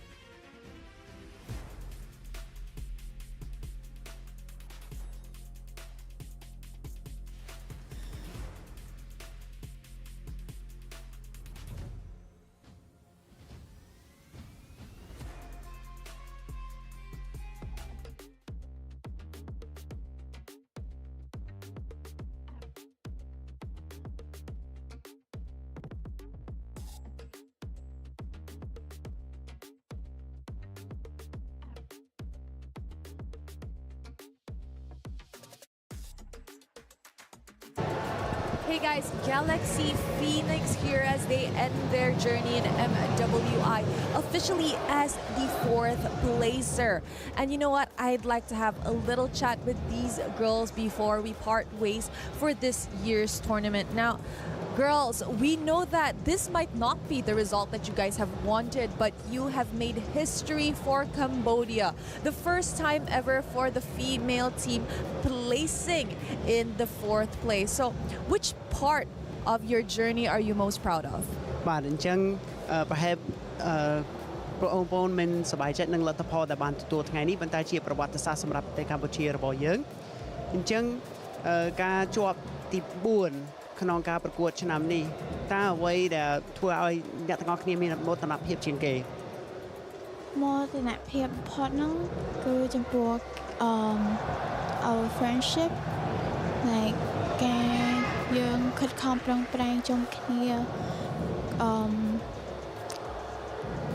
support លើកទឹកចិត្តគ្នារហូតមិនថាហ្គេមចាញ់មិនថាហ្គេមឈ្នះ Most proud of our friendship that we built over this time and how we've really worked hard together and we've stuck together even if we won or lost a match. I think that's a very important aspect that we completely usually miss out on. Friendship is something that we do improve on over time as we are playing in a tournament together. Now, I gotta ask, entering this tournament, a lot of the people were saying that, you know what, Galaxy Phoenix are definitely a newcomer. They weren't expecting much. But as you guys ended the tournament, people were starting to say you guys were the dark horses. So what else can we expect from Galaxy Phoenix moving forward? បានអញ្ចឹងមកក្នុងការប្រកួតលើកនេះគឺអ្នកទាំងអស់គ្នាថ្មីប៉ុន្តែគេនិយាយថាគួរឲ្យចាប់អារម្មណ៍ហើយគួរឲ្យកត់សម្គាល់អញ្ចឹងតើទៅមុខទៀតតើយើងត្រូវកត់សម្គាល់លើអ្វីខ្លះសម្រាប់ក្រុមរបស់អ្នកទាំងអស់គ្នាទៀត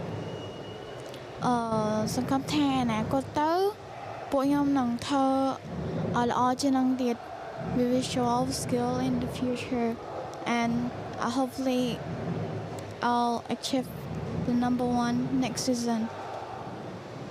You know what? I do hope to see Galaxy Phoenix come back stronger.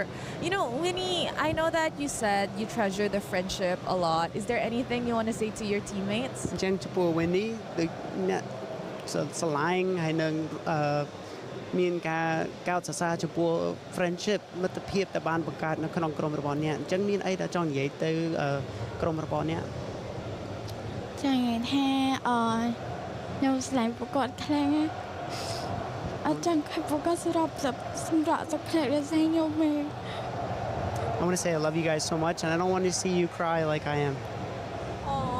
I'm pretty sure they love you so much too. Winnie, anything you want to say to the Khmer fans back home that truly supported you guys in your journey? ខ្ញុំគិតថាពួកគាត់គិតដូចគ្នាអញ្ចឹងតើ Winnie មានអីដល់ចង់ជូនដល់លោកអ្នកបងប្អូនដែលនៅប្រទេសកម្ពុជាដែលជា fan ខ្ញុំអរគុណសម្រាប់ fan ទាំងអស់គ្នាដែលគាំទ្រខ្ញុំតាំងពីដើមដល់ឥឡូវនេះហើយសុំទោសដែលខ្ញុំអត់បានធ្វើបានល្អនៅស៊ីซั่ននេះ Thank you for all your fans for your support up into this time and I'm sorry we weren't able to perform better. Thank you, sir. Thank you very much to Galaxy Phoenix. I know this is tough. Ending on a loss is never easy, but I hope it fuels you girls to come back stronger next year. That's it from us, guys.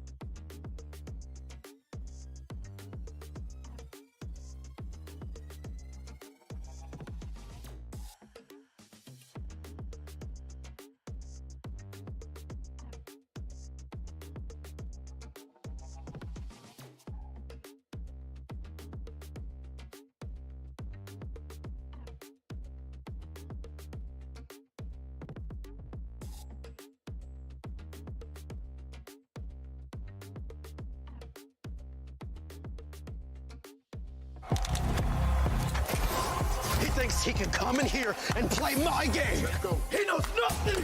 Let's go! Tyler, why? You're done. This is my ladder. You can't climb it. It's better than being hard-stuck at Masters. You're going too far now. Your eyes buggy. Your elbows ashy. That airline? That's an L airline. Somebody better hold me. Okay, yeah. Do something then.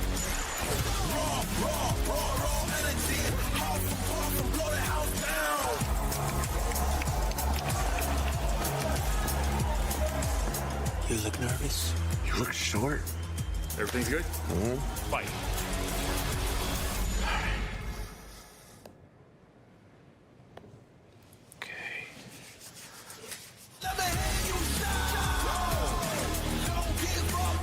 Do you really need the wraps?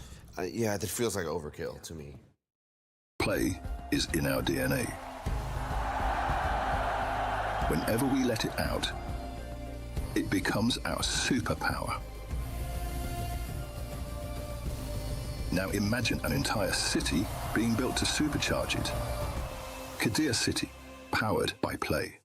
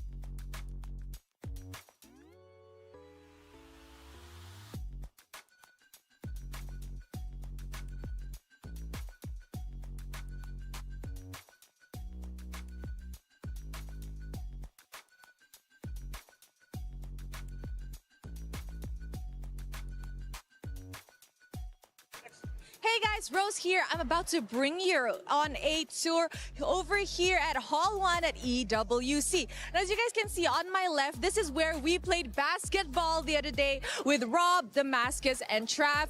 On my right, they actually have some M8 merch. Now, I'm gonna bring you guys through the arena because there's so much to see and so much to do. Now, as we are approaching, on my right, this is the information counter. So let's say you guys come to the Paris Expo, you guys don't know where is stage 1, 2, 3, and 4. Perfect. You can ask the kind ladies and gentlemen working over here. And I'm gonna bring you guys to somewhere actually really fun, which is potentially my favorite place. Now this might look boring and plain. Oh my God, the crowd is crazy. Now this might look boring and plain, but actually they will paint on the champions from every game every week. As we can see over there, week 1 has already been painted on, and week 2, our MWI champions are on the way to the Wall of Fame. And as we continue our journey to the front, there's so much more to see and do. Now I'm gonna bring you guys to somewhere really fun where you guys might be able to win some prizes. Okay, as I am approaching this area, this is actually called the Quest booth. If you guys scan a QR code, you will be able to play 2 things here.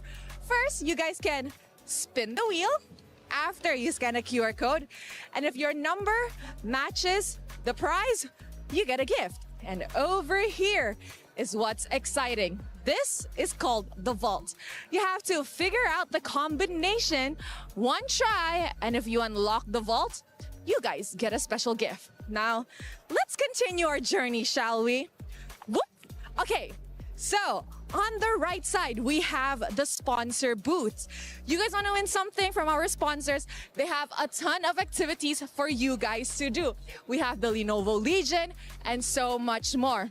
But my favorite part, it's this. This is where we get the merchandise related to EWC. On my back, we have the team merch, and on the left over there all the way, those are all the EWC exclusive merchandise. Honestly, it's so much fun here in Paris, and I hope you guys can check it out live in the flesh. That's it from Rose, throwing it back to you guys. Bye.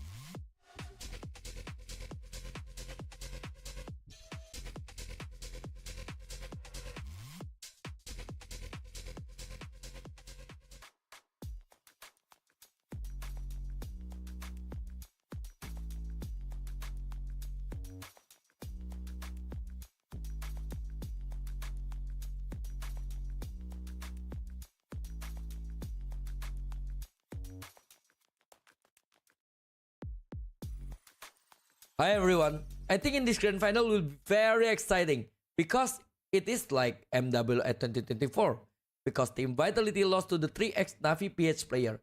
So this finals feels like a revenge match. During this tournament, many teams surprised me a lot. Teams like Galaxy and Geltek really improve a lot and play really well. My favorite moment during co-stream was watching Team Vitality. They had so many amazing team fight, it was really fun to watch. And one more funny thing that I had, since I'm co-stream, is many people said that Guy, the gold laner from Zeta, is look like me. I think that's really funny. I cannot wait for the grand final. Good luck for the both of team, and may the best team will win.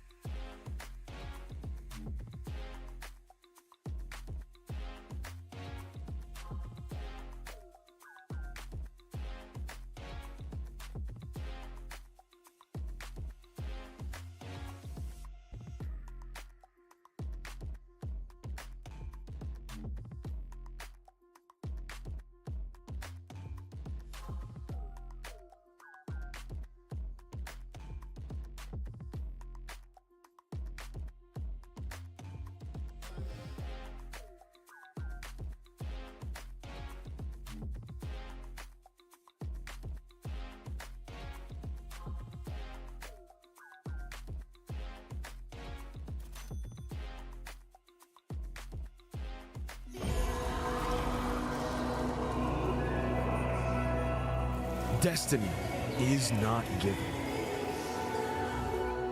it is earned. Some are destined to fall.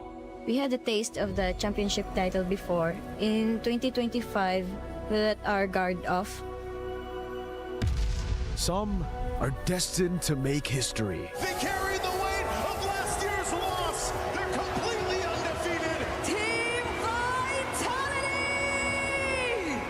Our MWI 2025 was a perfect run, and this year we want to write our history down again as the team that defended the throne, especially on Vitality's home ground. The title defenders, welcome to the grand finals. The Queenslayer has claimed her revenge against Gen G Esports, against Galaxy Phoenix. The sweep coming in for NAVI! And this time, we are here to reclaim what was ours. Now, only the Hive Queen stands between her and another MWI at the Esports World Cup title. Defeating Team Vitality would mean that our championship title in 2024 wasn't just luck. For the Hive Queen, the title has always been theirs. If we were to win back-to-back this year, it would finally prove that we are really the final queens of MLBB. Fearful takes two! Savages in this series as they walk their way to the grand finals! They've been unbeatable from the start. Their destiny has always been etched in gold. To Keishi, let's make this battle between two MWI at EWC champions a one to remember.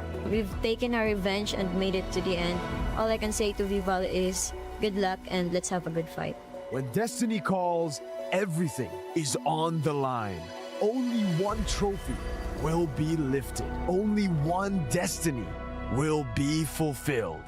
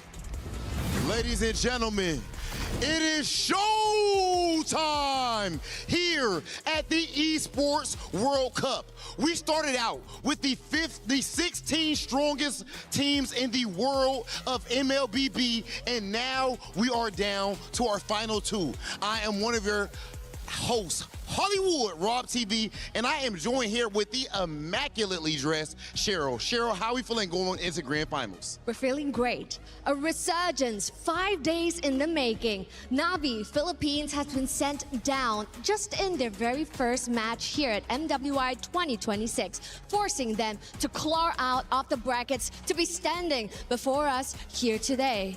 Whereas on the other hand, a dynasty who has reigned for years, and right now, that throne is being tested to see. And those are the exact same people who has taken that throne from them. This, ladies and gentlemen, is the grand finals. Let's take a look at who do we have here. Okay, Now that the stage is set, it is about time to bring out our first team. Our next team is the 2024 MWI champ, the fighting pride of the Philippines, Pinas Long Malakas.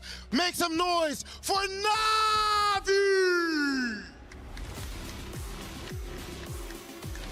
2 years ago, NAVI shocked the world. They did not ask for respect. They did not ask for glory. They snatched it. And now destiny has brought them back for this very moment. For NAVI, for the Philippines, and for themselves. It is time to make history once again. Will they be able to topple Mount Olympus like they did in 2024? There is only one way to find out. 2024 champions, the tenacity, the grit, the dedication, the blood, sweat, and tears that it took to get to that point, and now they are here to show that nothing was a fluke. Back in grand finals for the second time, and you can hear the Vitality crowd making a lot of noise, but in the end of the day, the game is played on the phones.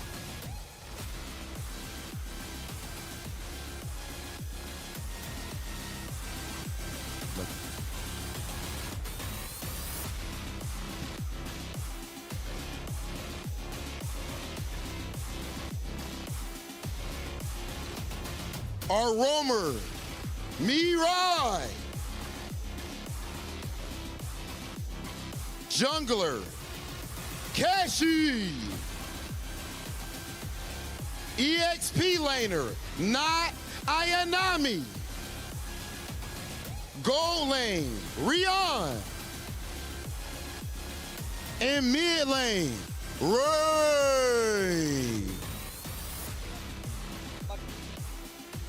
Now, of course, our next team, our returning champions, we do have something very special. Damascus, what's going on with the people? Guys, I am in the middle of the crowd. Of course, I had to be with the beautiful club. The Vitality supporters came out in full force because it is time to welcome the opponents for Team NAVI. Listen, guys, vous êtes prêts? Un peu plus fort, vous êtes prêts? It is time for Vitality!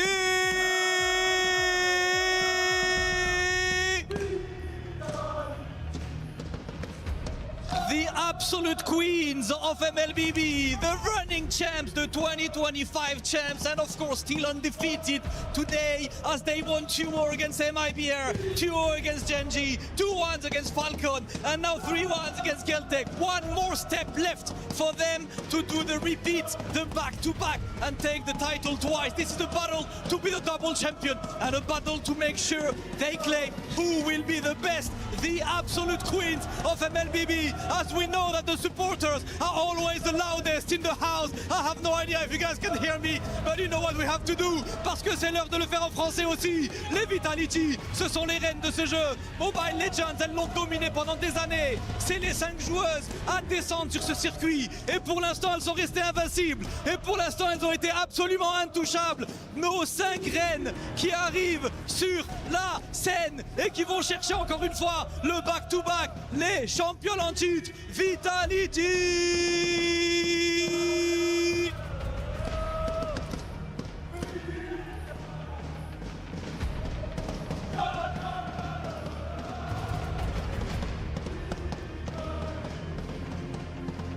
The jungler of the team, the Hive Queen, Vival! And the roamer, the mother of tanks, Vivian! Half of the sister duo, the gold laner, Chell!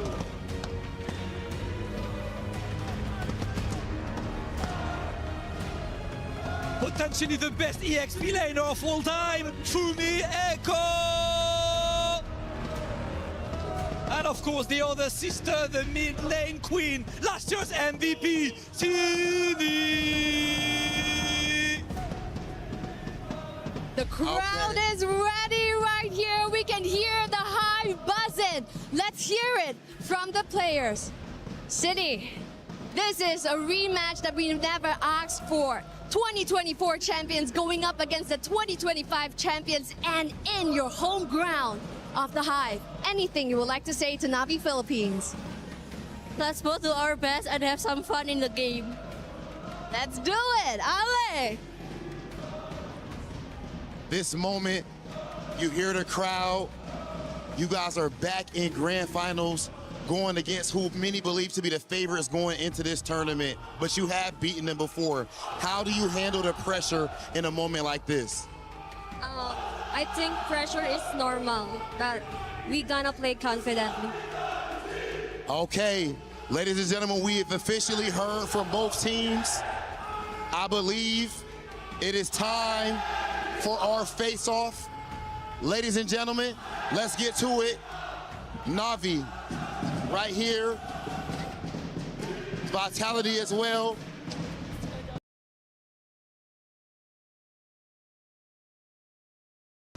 Face to face. You guys can come up just a little bit, just a little bit. Oh yeah, oh yeah. Ladies and gentlemen, this is what it is all about. This is the highest level of play. This type of energy, the blood, sweat, and tears that they put to get into this moment. You hear the crowd. Cheryl, this is what MLBB is at the highest level. Excuse me, the aura is just so high right now. That's absolutely right. A resurgence is already complete, and a revolution is just one win away. This, ladies and gentlemen, is the grand finals. Let's head on over to the land of Dawn.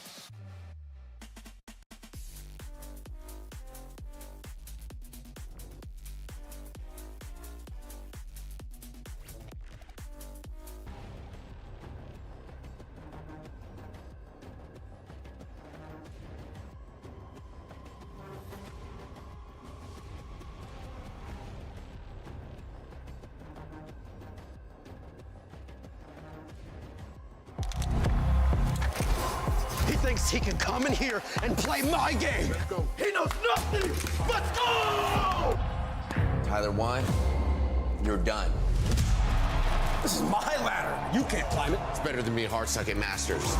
You're going too far now. Your eyes buggy. Your elbows ashy. That airline? That's an L airline. Somebody better hold me.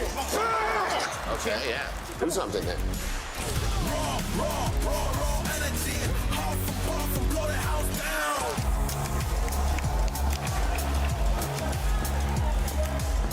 You look nervous. You look short. Everything's good? Mm-hmm. Fight.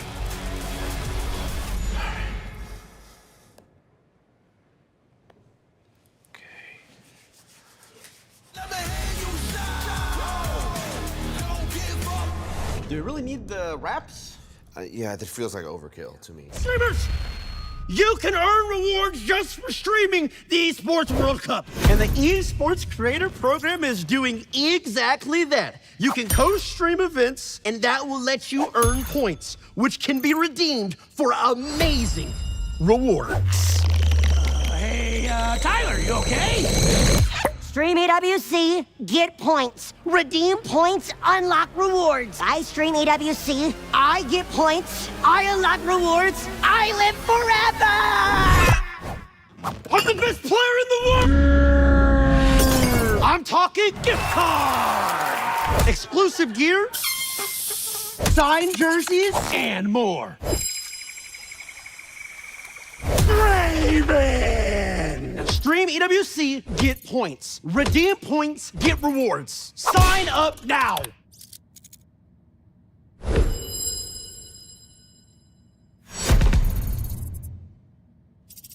Wait, not everyone can win. The ones who do, they're different. Precision. Checkmate. Calm. Control. Creativity. Killer instinct. This is what winning is made of. The Esports World Cup. The Esports World Cup, the most elite competition in the world. Its trophy system is built to match. The Club Championship Trophy, awarded to the one club that rose above the rest and reigned supreme across all EWC games. Every participant earns a key engraved with their name. That's their right to compete. Reigning champions hold a key unlike any other. The game trophy is the ultimate prize for every game's champion, incomplete until a champion's key is inserted. The champion's key frame is locked into the totem, a stone marker of legacy, etched with every EWC champion. The losing keys are crushed. The champion claims 3, a personal reminder of who they defeated. The rest are preserved beneath the totem in resin. Every fallen contender captured forever. Will you be remembered or forgotten beneath the totem? At EWC, nothing is granted. Everything is earned.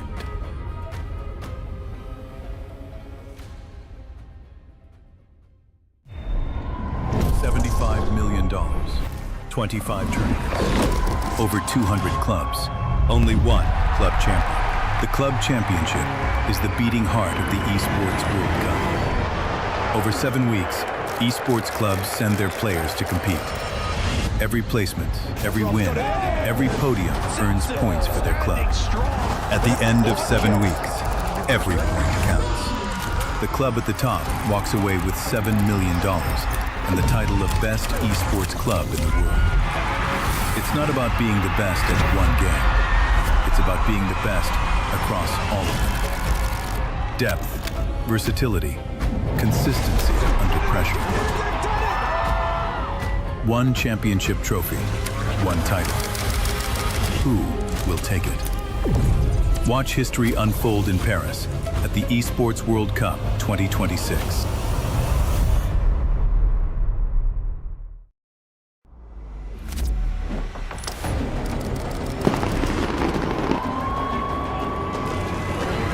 the Esports World Cup. In 2026, it comes to Paris. Across 7 weeks, more than 2,000 players from over 200 clubs go head-to-head in 24 of the world's biggest game titles, all chasing a life-changing prize pool beyond $75 million, with $7 million to the best esports club in the world. This summer, Paris becomes the capital of the gaming world. Who will rise above at the Esports World Cup 2026?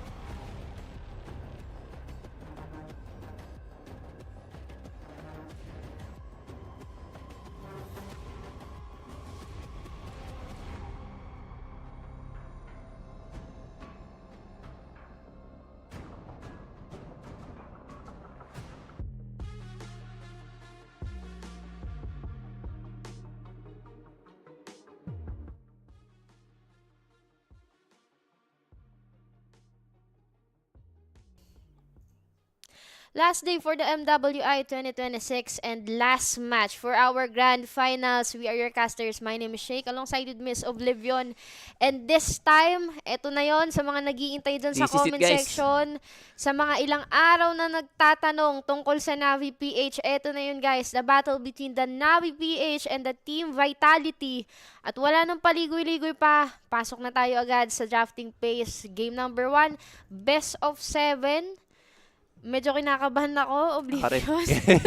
Medyo mahaba-haba to guys. Kaya chill lang muna kayo dyan. Game 1 pa lang din naman tayo. Pero kanina, hinihintay pa lang natin na start yung game. Hindi pa tayo pumupunta sa draft. Parang kinakabahan na agad ako. Nakakabahan naman talaga kasi knowing na NAVI PH, nakita natin yung journey nila all throughout the MWI. Nalaglag sila ng Cambodia. Na-down sila into the lower bracket and then nabawi nila. Nag 3-0 pa nga. Tama? 2-0 rather or 3-0? 3-0 rather yung score against the Galaxy Phoenix. And they made it na makapasok into the grand finals. But eto kasing match na to, hindi ito yung bago eh. Pero alam mo na very meaningful because last year Team Vitality yung nanalo against sa PH and let's see based on the draft, medyo maganda-ganda. Yung sa side na NAVI PH ha, meron na silang Yiv, meron kang Claude, meron kang Alice, good strong pick. Somehow parang may tinatago yung Team Vitality which is yung napag-usapan natin kahapon. Na yung diskarte ng Vitality is every time na maglalabas yung opponent ang team nila ng isang set of the heroes, lagi silang magre-reserve ng last na bala nila. It's either an orthodox pick ng hero or pwedeng comfort hero yung mapick nila doon. Tignan na lang natin kung alin dun sa options na yon ang kukuha dito ng teams. Pero glue muna for the side of NAVI. So far, gusto ko yung versatility coming in from their composition na nandun yung tankiness from Glue and Alice. Setups as well. Is, kita naman natin present na sa side ng NAVI. But looking into the side of Team Vitality, I think same lang din naman. I think they're gonna be relying mostly here dun sa setups that's gonna be coming from Beleric or Arlot. Tapos, I think yung Akay, pang-isolate lang din naman talaga ng player for the side of Team Vitality. Pero either way, kompleto na guys ang picks ng dalawang teams natin para dito sa ating game number 1. Nako, Claude versus Bruno ang tapatan sa ating gold lane. So I guess early game, medyo masait lang din yung Bruno. Pero of course, i-scan nyo na ang QR code dyan sa baba. And join the creator program. Tapos, pwede nyong gayahin din yan. And of course, ang ating Discord din. Scan nyo lang yung code na nakikita nyo sa mga screen. Maki-join na kayo sa amin, guys. Yes. Nandyan na lahat ng pwede natin pag-usapan. Pwede kayong magkamustahan. Pwede kayong magtalong. And of course, again, guys, para sa inyong... Kasama ba ito, bossing? Sa inyong mga feedback, scan nyo lang din yung code na nakikita nyo sa screen. But wala nang patumpik-tumpik pa guys. Yung mga predictions nyo din, hindi natin papalagpasin yan. Scan nyo lang din yung code na nakikita nyo sa inyong mga screen at sabayan nyo na rin. Yung mga, may prediction parang kami. gusto ko mai-predict doon na. Teka lang, pakiangat nga muna ulit. Kami. But, eto na tayo, game number 1, Team Vitality against the NAVI PH. Nakabawasan agad dito sa main top lane, si Rian over Chel, Bruno against si Claude. Parehas lang naman na nagkakaroon ng pantayan. But based on the draft of Oblivion, I can see na masyadong matalino for the game number 1 yung NAVI PH with a pick ng isang isang glue rather, trying to control the Akay and the Arlot sa side ng Team Vitality. At least somehow, nakita naman natin yung potential for the glue ng NAVI PH.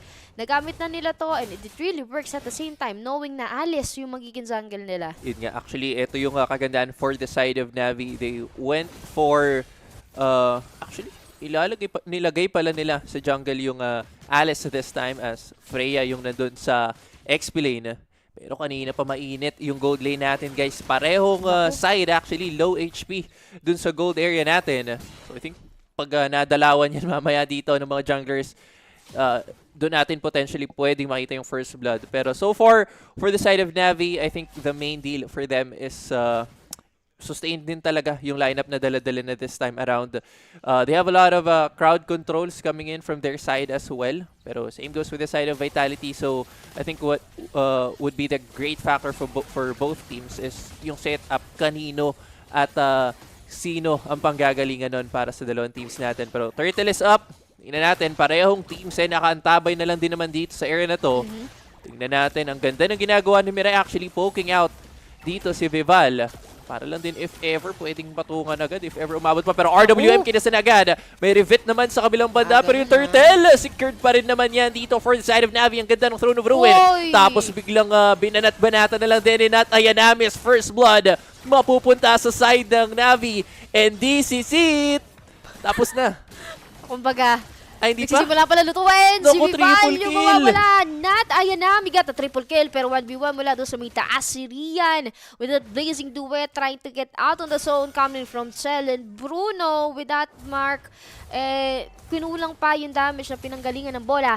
But eto na naman tayo, Oblivion. If the Team Vitality has Vival as the Queen of the Assassins na kanina hina-highlights pa during the introduction for the MWI, we can say that Nat Ayanami is one of the great explainers na binanggit din ng mga casters kanina.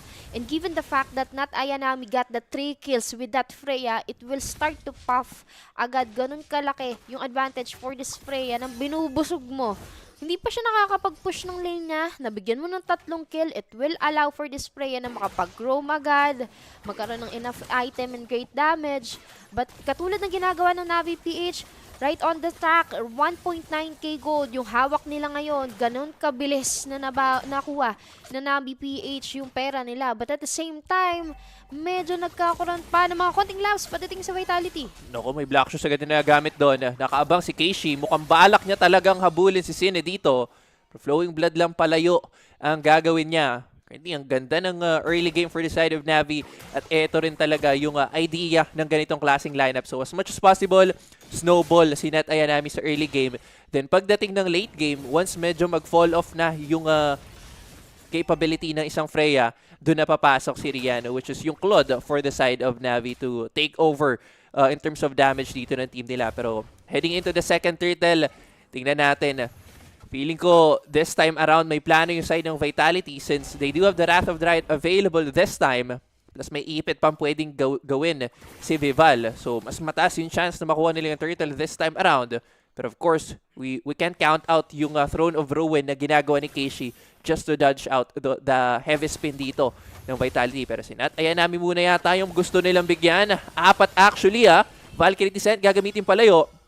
Pero inuumpisa na ng Navi this time yung Turtle natin. RWM gagamitin naman sa gilid. This time secure pa rin yung Turtle for the side of Navi. Tapos pwede pa yata mabigyan pero si Nat Ayanami guys nakikipag 1v3. Ang ganda nung crowd control coming in. Napatungan nga na si Vival pero Vivian mabibigyan din ba? Medyo makunat. Final slash onto Keishi. Right under the turret. Lumalaban yung Navi. Walang patawad sa side ng Vitality guys. Under turret to, may turret protection pa to, pero okay lang. Laban lang, sabi dito ng Navi. And with that, they will be able to take 1 to at least extend their lead into 4. Pero tapos na ba to, Shake? Hindi pa ata. Parang kahit sabihin mo na gusto mong huminga, Oblivion, with that play-by-play, dire-diretso pa rin yung Navi. Okay, right at the moment, nung pagpeso pa lang mula doon sa Turtle, medyo maganda yon pero balikan natin niya mamaya dahil nababasag na ng Bruno coming from Cello for the Team Vitality, yung top turret doon. And ramdam natin kanina pa, nung nagpapan yung camera, medyo nahihirapan si Rian over that Claude para bantayan yung kanyang position over the top lane. But again, right on that team fight mula dun sa Turtle, without the marksman 4v4 yung nagiging situation. Kanina with that pick na sinabi na nga natin during the drafting phase, with this paglabas ng isang glue, alam mo na kinakancel out niya talaga yung mga attempt ni Vival na lumapit doon. And I think hindi rin magandang approach coming from the Team Vitality na inaasim nila si Nat Ayanami, knowing na meron siyang kills na hawak sa kamay niya. And out of that 3 kills, nadagdagan pa yun ng isa, which will lead again for another bounty na nasa kamay ngayon ng isang Freya.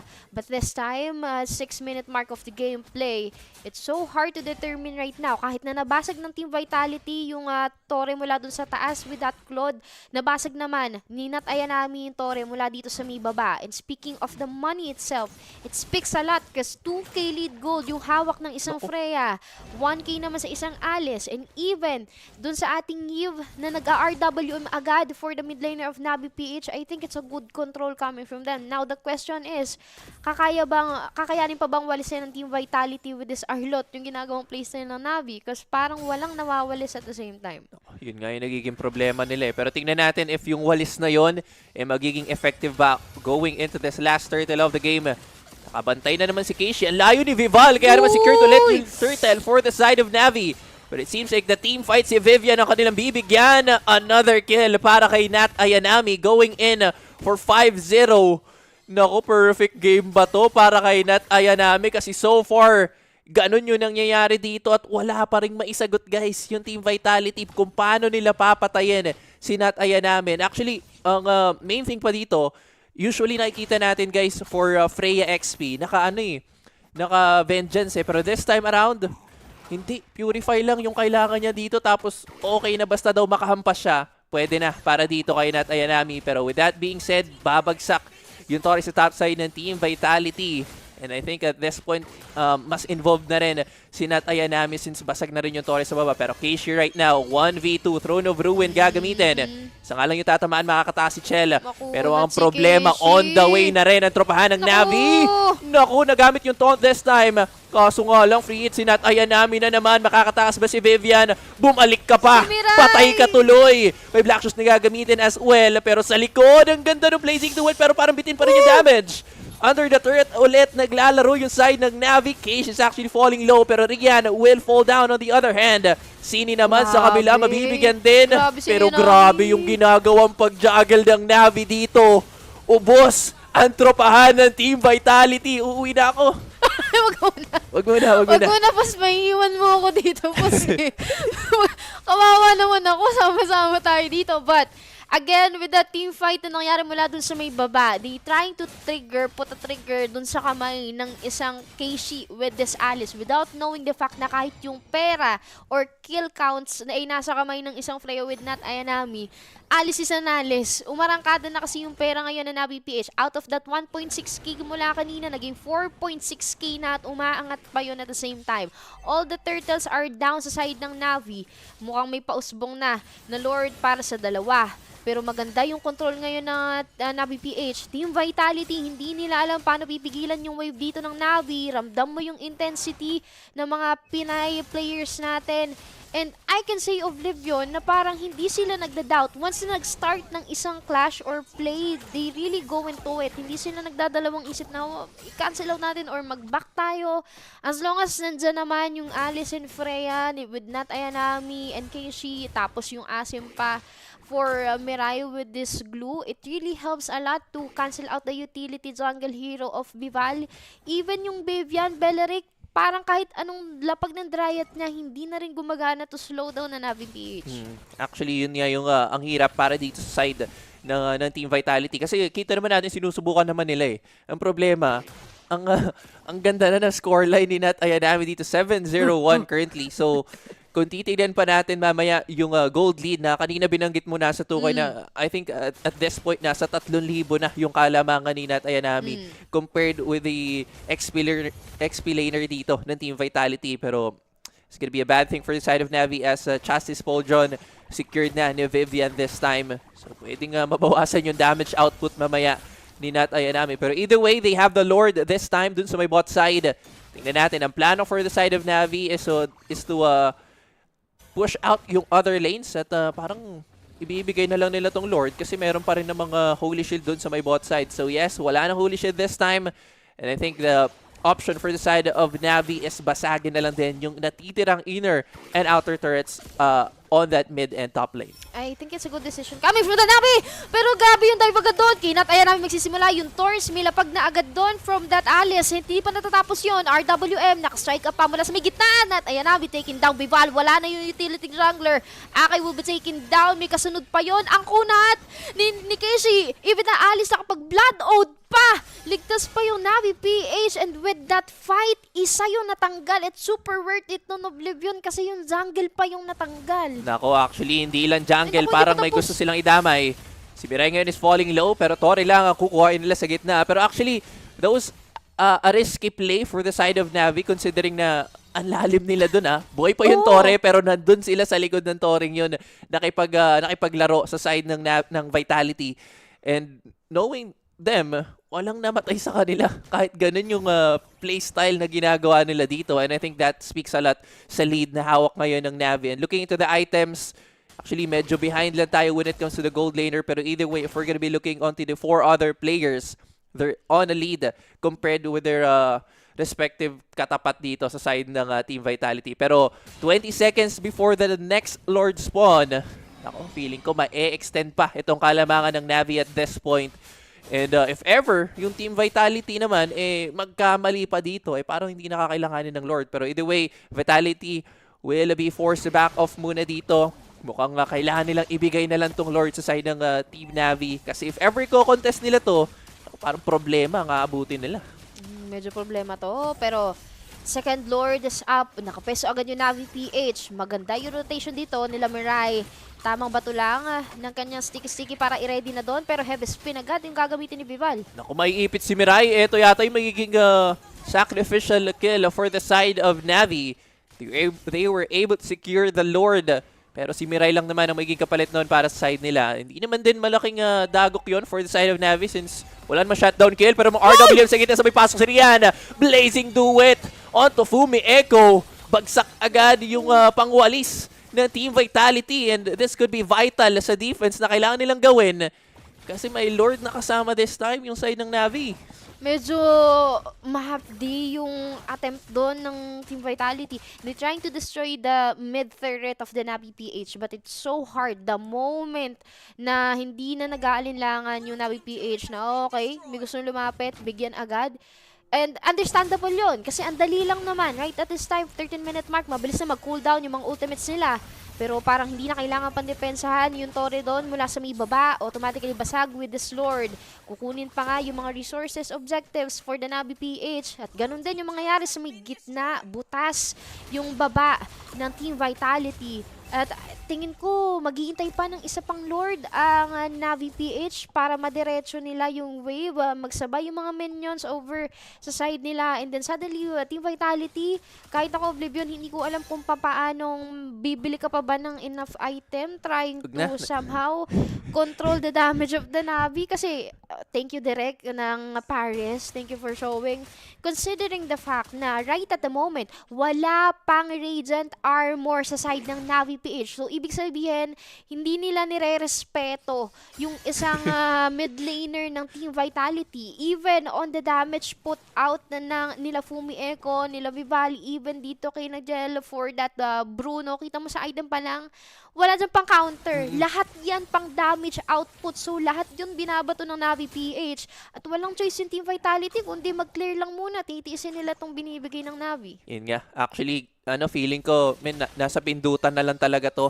Grabe yung microplays na ginagawa. Pero this time, na final slash si Claude. Ay, naku, sa likod may Throne of Ruin. Pasok si Anat. Ayan namin si ibang likod. Ang ganda ng RWM this time. Pero naku, yung Blazing Duet. Pinocus lang onto Chell as Chell falls down. Wala pa ring sagot yung side ng Vitality.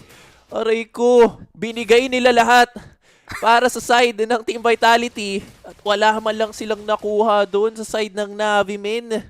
Aray ko, grabe yung ginagawa nila dito. Ang ganda ng fire and slash actually. Si Rian yung target. Pero hindi naging enough. Walang follow-up damage coming in from the side of Vitality. Speaking of follow-up men, na-stun si Nat Ayanami pero wala ulit follow-up para side ng Team Vitality. And I think call ng Navi, pwestuhan na lang natin sa Lord. It's gonna be their safer option, best option as well. At this point of the game, sitting at 7.5k gold lead. Lord na lang para tapusin na natin tong game 1. Pero ito na, pangatong Lord na to, nakapeso na din yung NAVI PH. Somehow, tinatry para naman na matahan nila Vivian over that Beleric yung pesto if kaya pa. But it's a big no coming from the Team Vitality. Kasi kung ilalaban mo yun, ready for swipe, baka hindi na mag-lord, maubos kayong lahat doon. And there's no choice para sa side ng Team Vitality. The only thing that they can do is to clear those minions na ito na. Sobrang, tinan mo, kaka-clear lang meron na naman mula doon sa baba. But as we go back dito sa nangyari na playing mula kanina, okay, they try to somehow put their feet on doon sa may purple buff, but it didn't work out. Kasi nga naman, Alice is right there, Freya is right there, and even si Shaira na andoon, si Madam Shaira, shouting it all loud. Just to remind you ha, pag nandun si Madam Shaira, nananalo yung team na sinusuportahan niya. At Tiox, tama ba ako, Aurora, right? Aurora, the TLPH, but this time Nabi naman yung pinapanood niya. But going back to the gameplay, 17-minute mark, si Nat Ayanami yung unang nag-front dito, cancel out muna, na-force tuloy yung jump doon ng isang Beleric, pero Vitality, they need to defend their base. RWM agad! Oh, yung ganda ng RWM, apat yung tinamaan sa may pasok ng Throne of Ruin. Kaso lang may ipit yata si Nat Ayanami. Fumi Echo falls down on the hands of Rian. Pero si Keishi naman sa kabila ang magiging kapalit. Pero may panibagong wave. Go time ulit to for the side of NAVI. Mukhang babasagin muna yung Tore. Pero grabe si Nat Ayanami, nagwawala. Pasok si Rian with a blazing duet. Mamamatay si Chell. Tapos tower lock na ang call for the side of NAVI. At sabi ko naman sa'yo, Shake, uwi na tayo. Tara na. Tapos na to eh. Tapos na to. Tara na. But game number 1 goes to the NAVI PH. And alam mo, we all wanted na, sige, baka meron dyan gusto ng sa kabila, okay lang, pero tayong dalawa, we just want na yung tingin sa makuha ng NAVI PH yung panalo. Kaya nga sinabi natin ito kanina, kinakabahan tayong lahat because we know how the Team Vitality plays during the day 1 up to the last day of the match, which is the grand finals. But considering the fact na ito agad yung pambungad ng NAVI PH, I can say na prepared yung ladies natin, and hindi ko makita sa kanila yung parang, alam mo yun, na every time napipindot sila, ramdam mo yung confidence na nandun sa kanila. And I think for that game number 1, it all started the moment na nabigyan agad ng 3 kills si Nat Ayanami dun sa may XP lane. Yep, I agree. And actually, moving forward dun sa game natin, nahirapan din yung Team Vitality to shut down Nat Ayanami. I think yun yung biggest problem nila dun eh. Kasi hindi naman namatay si Nat Ayanami all throughout the game natin. And knowing Freya, of course, ang taas ng damage output niyan. And considering na pag umabot pa ng late game, may Claude pang kasama dito yung side ng Team NAVI. So, walang ibang option yung side ng Team Vitality dahil dun sa nangyaring yun. So, tingnan natin sa game 2, anong plano. Pero feeling ko, ano na to? Tuloy-tuloy na to. 4-0 na to. Boss, naka-ano pa naman ako, naka-yellow. Nakadilaw yan.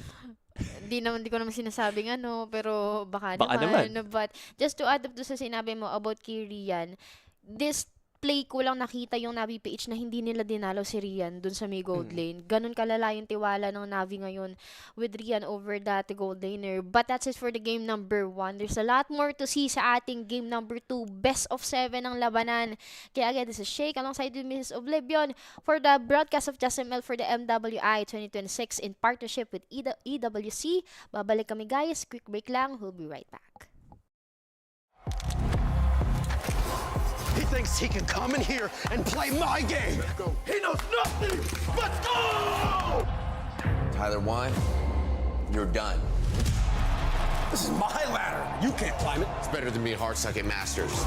You're going too far now. Your eyes buggy. Your elbows ashy. That airline? That's an L airline. Somebody better hold me.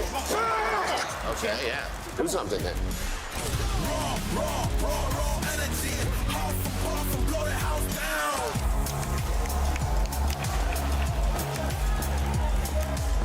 You look nervous. You look short. Everything's good? Fight.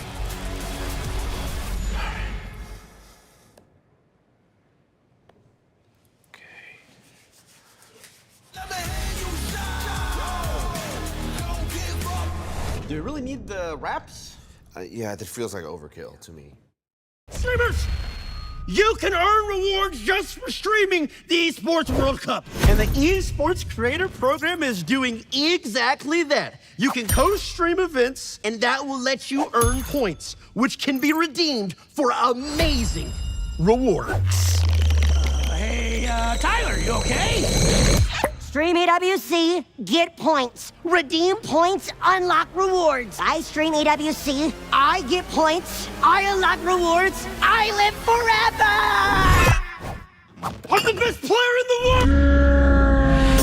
I'm talking gift card! Exclusive gear, signed jerseys, and more.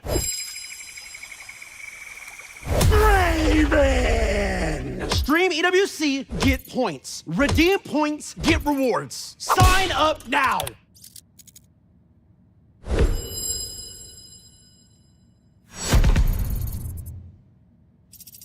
Wait, how do I set up? Not everyone can win. The ones who do, they're different. Precision. Checkmate. Calm. Control. Creativity. Killer instinct. This is what winning is made of. The Esports World Cup. The Esports World Cup, the most elite competition in the world. Its trophy system is built to match. The Club Championship Trophy, awarded to the one club that rose above the rest and reigned supreme across all EWC games. Every participant earns a key engraved with their name. That's their right to compete. Reigning champions hold a key unlike any other. The game trophy is the ultimate prize for every game's champion, incomplete until a champion's key is inserted. The champion's key frame is locked into the totem, a stone marker of legacy, etched with every EWC champion. The losing keys are crushed. The champion claims 3, a personal reminder of who they defeated. The rest are preserved beneath the totem in resin. Every fallen contender captured forever. Will you be remembered or forgotten beneath the totem? At EWC, nothing is granted. Everything is earned.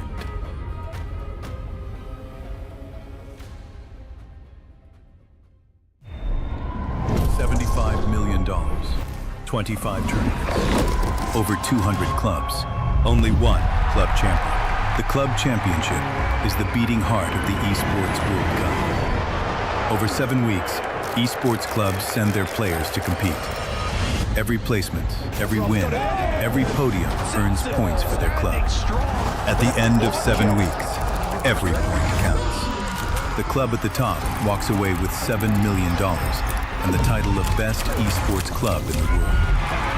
It's not about being the best at one game. It's about being the best across all of them. Depth, versatility, consistency under pressure.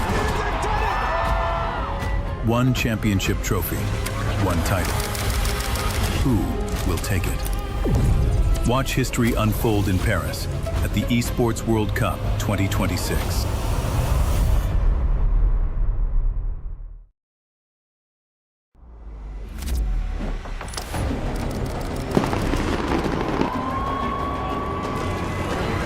The Esports World Cup. In 2026, it comes to Paris. Across 7 weeks, more than 2,000 players from over 200 clubs go head-to-head in 24 of the world's biggest game titles. All chasing a life-changing prize pool beyond $75 million, with $7 million to the best esports club in the world. This summer, Paris becomes the capital of the gaming world. Who will rise above at the Esports World Cup 2026?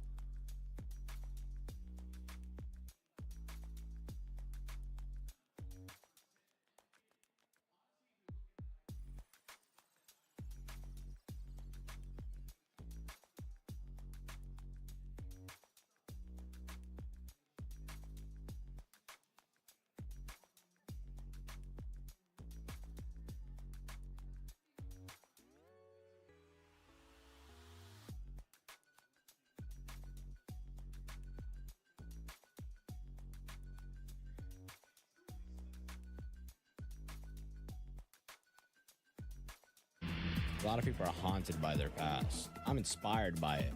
They're not just playing for themselves, they're really playing for their entire family. They have defeated their demons. They have crushed the curse.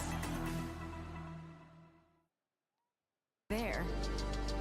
For every click, every clutch, every respawn. We were there for the years of grind, and we're here. Now, the proud founding partner of EWC, powering the biggest event in gaming, shoulder to shoulder with the world's best, making history. Greatness deserves a stage. Lenovo Legion, reach your impossible.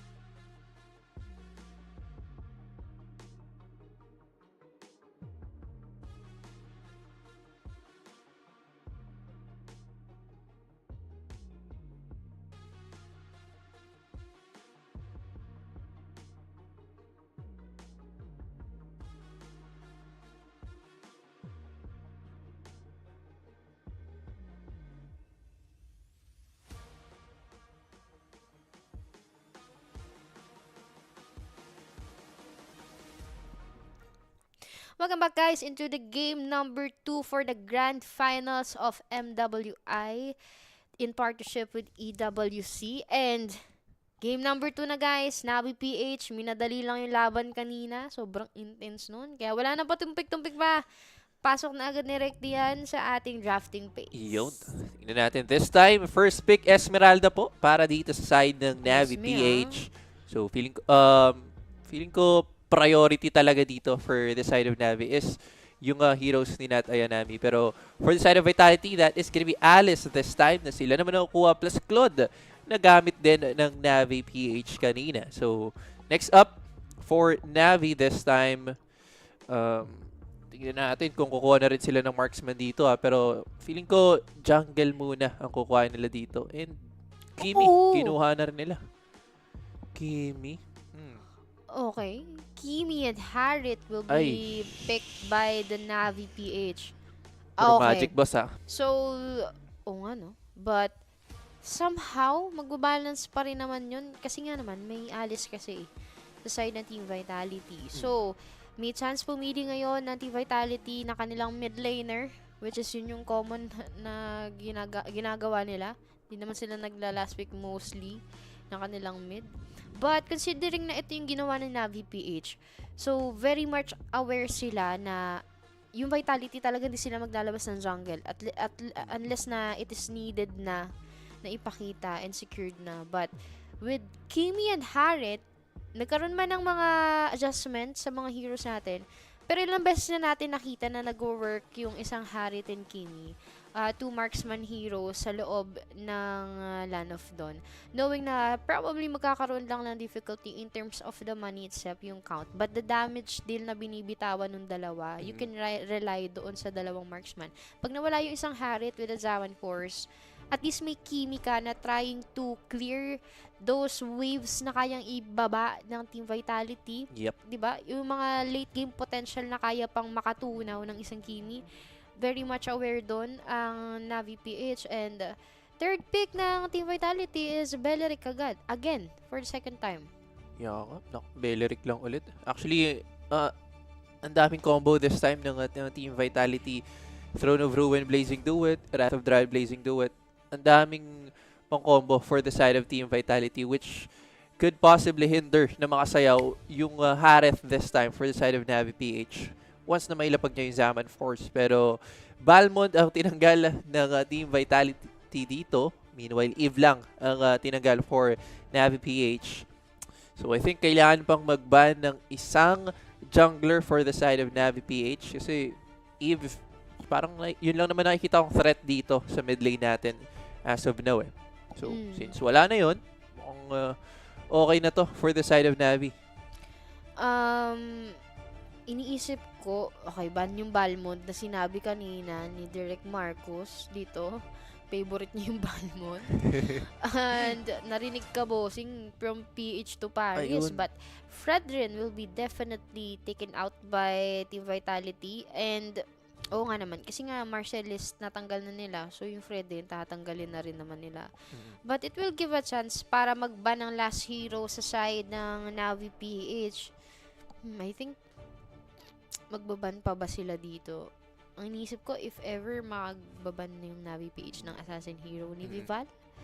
Kasi, pansin ko, nagsisimula yung laban ng Team Vitality if mag-spike up agad yung performance ni Vival being the queen of the assassin ng Team Vitality. Yun nga. Pero tingnan natin yung last ban for the side of Navi PH. That is gonna be, yes, indeed, assassin ban for the side of Navi. Pili ngayon ang Team Vitality ng mid laner nila. Options for them. I don't think Zushan is an option for them since Kimi nga to for the side of Navi. Range-wise, lugi. Pero for other options, Lilia, medyo lugi din. Siguro baka maglabas sila dito ng bago, mga Novaria, Vexana, or Valentina actually is an option for them.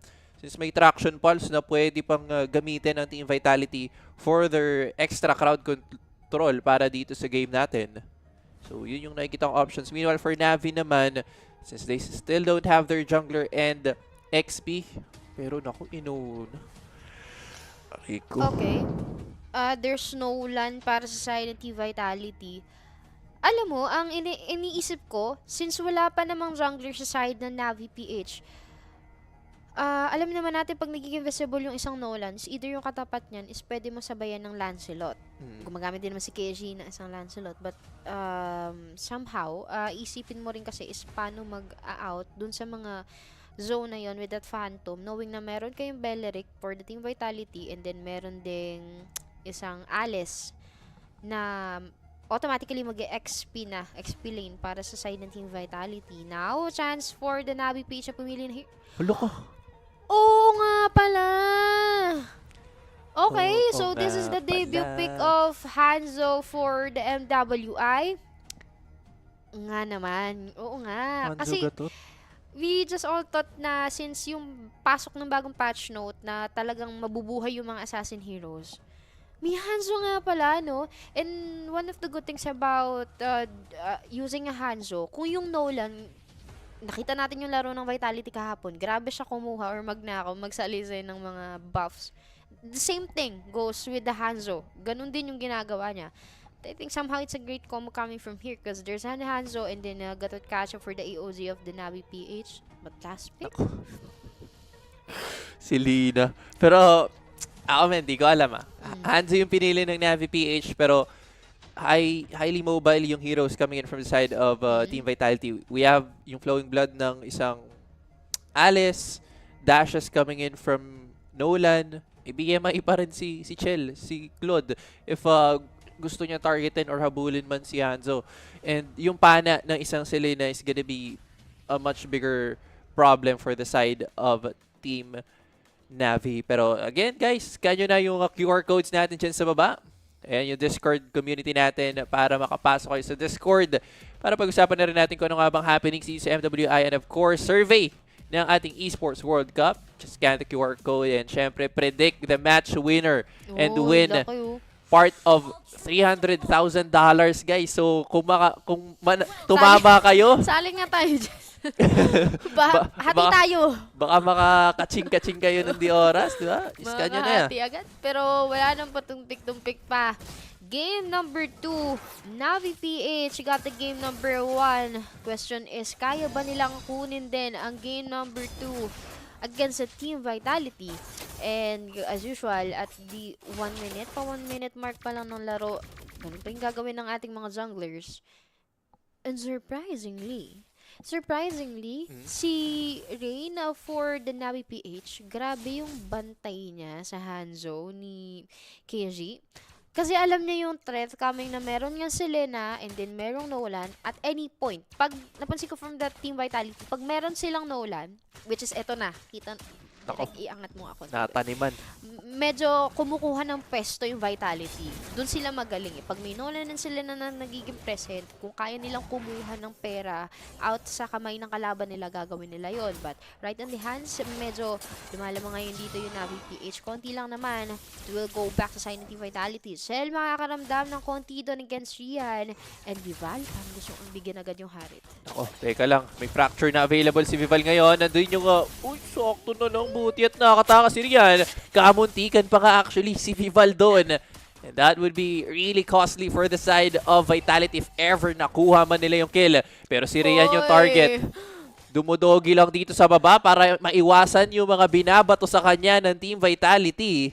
Pero I think nag-iingat lang din si Rian dito for now kasi hindi pa siya level 4. And of course, kailangang maiwasang mabigyan dito yung members ng NAVI. Pero Turtle is up for grabs.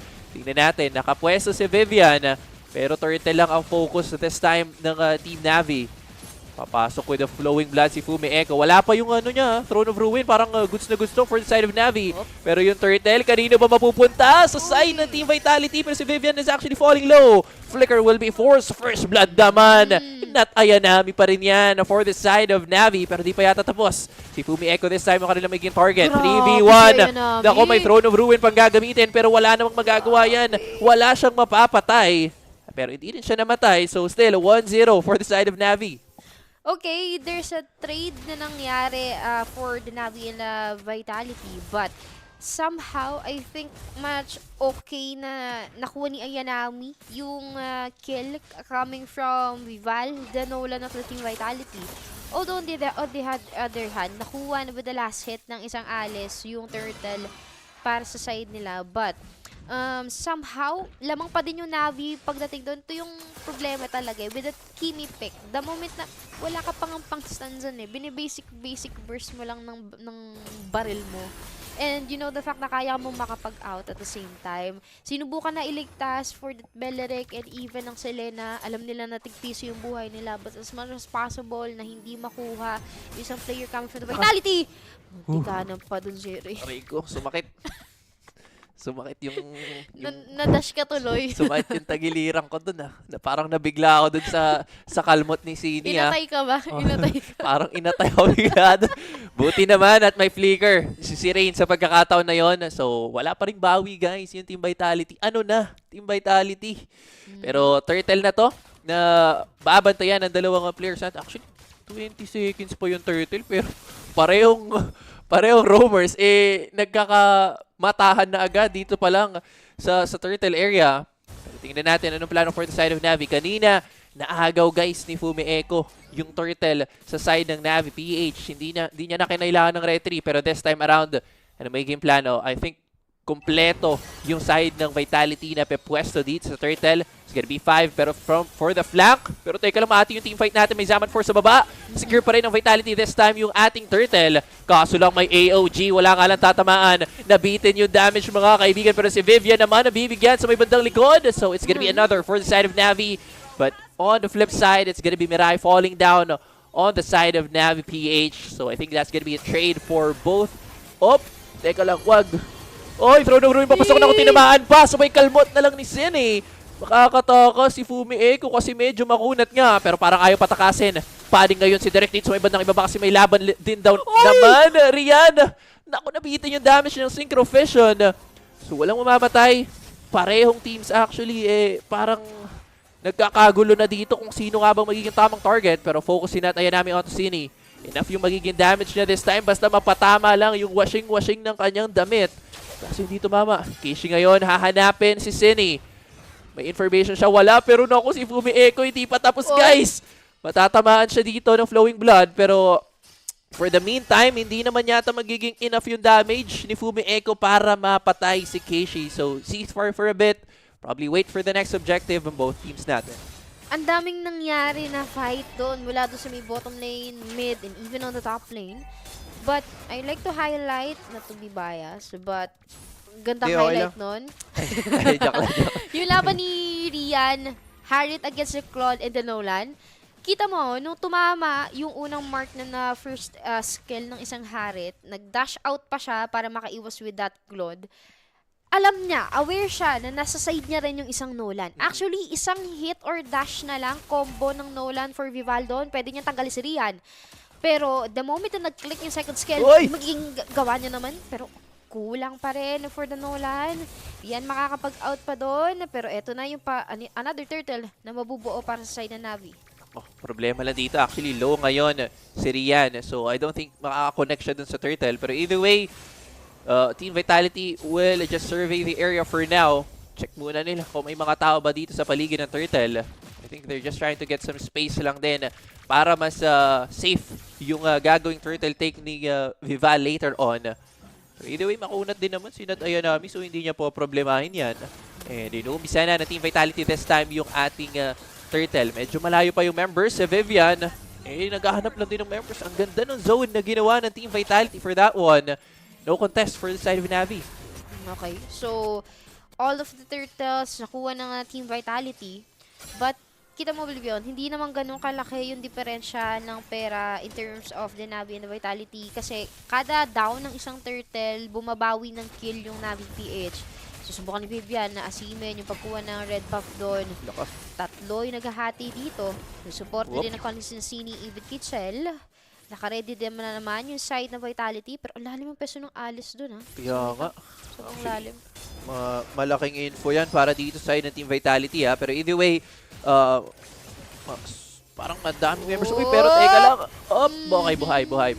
Safe lang dito si Rain, guys. Pero ang delikado ngayon si Sini. Down to low HP na siya dito. Pero for the side of Navi, I think sobrang disiplinado lang din nila for this game na compared dun sa game number 1 kasi. Ang aga nila nag-snowball Pero considering na hindi sila nag-snowball this time, they're playing a much more disciplined game compared dun sa game number 1, which is okay lang din naman since they have Harith and the Kimi combo sa side nila. So I think yun yung plano nila dito. As much as possible, hindi na madagdagan yung kalamangan ng Team Vitality. I think somehow they are trying to go na makahinga si Rian. And this time, nasasama na siya or may vision na siya coming from Mirai. But speaking of the item, you can see the Radiant is right there. Even the helmet, meron na sa isang Alice. Nolan got the penetrating item-wise para mag-skill or mag-push through yung damages ng isang assassin hero. But considering the fact na eto yung nangyayari na play ngayon sa Navi, tama ka doon, hindi sila kumakagat agad sa binabato ng Team Vitality. Alam nila yung pressure na binibigay sa kanila at di sila nagmamadala doon. But 5 seconds cooldown, Lord will be up sa side ng Vitality. Masyado malalim mga peso nila. Pinipilit na basagin yung mid turret with Ray. Pero sa likod, si Nat Ayanami. Ganda ng pwesto nila at Ayanami, pero Torre lang naman din kasi yung kailangan ng Team Vitality just to extend or pero teka lang, may Zaman Force dito sa baba.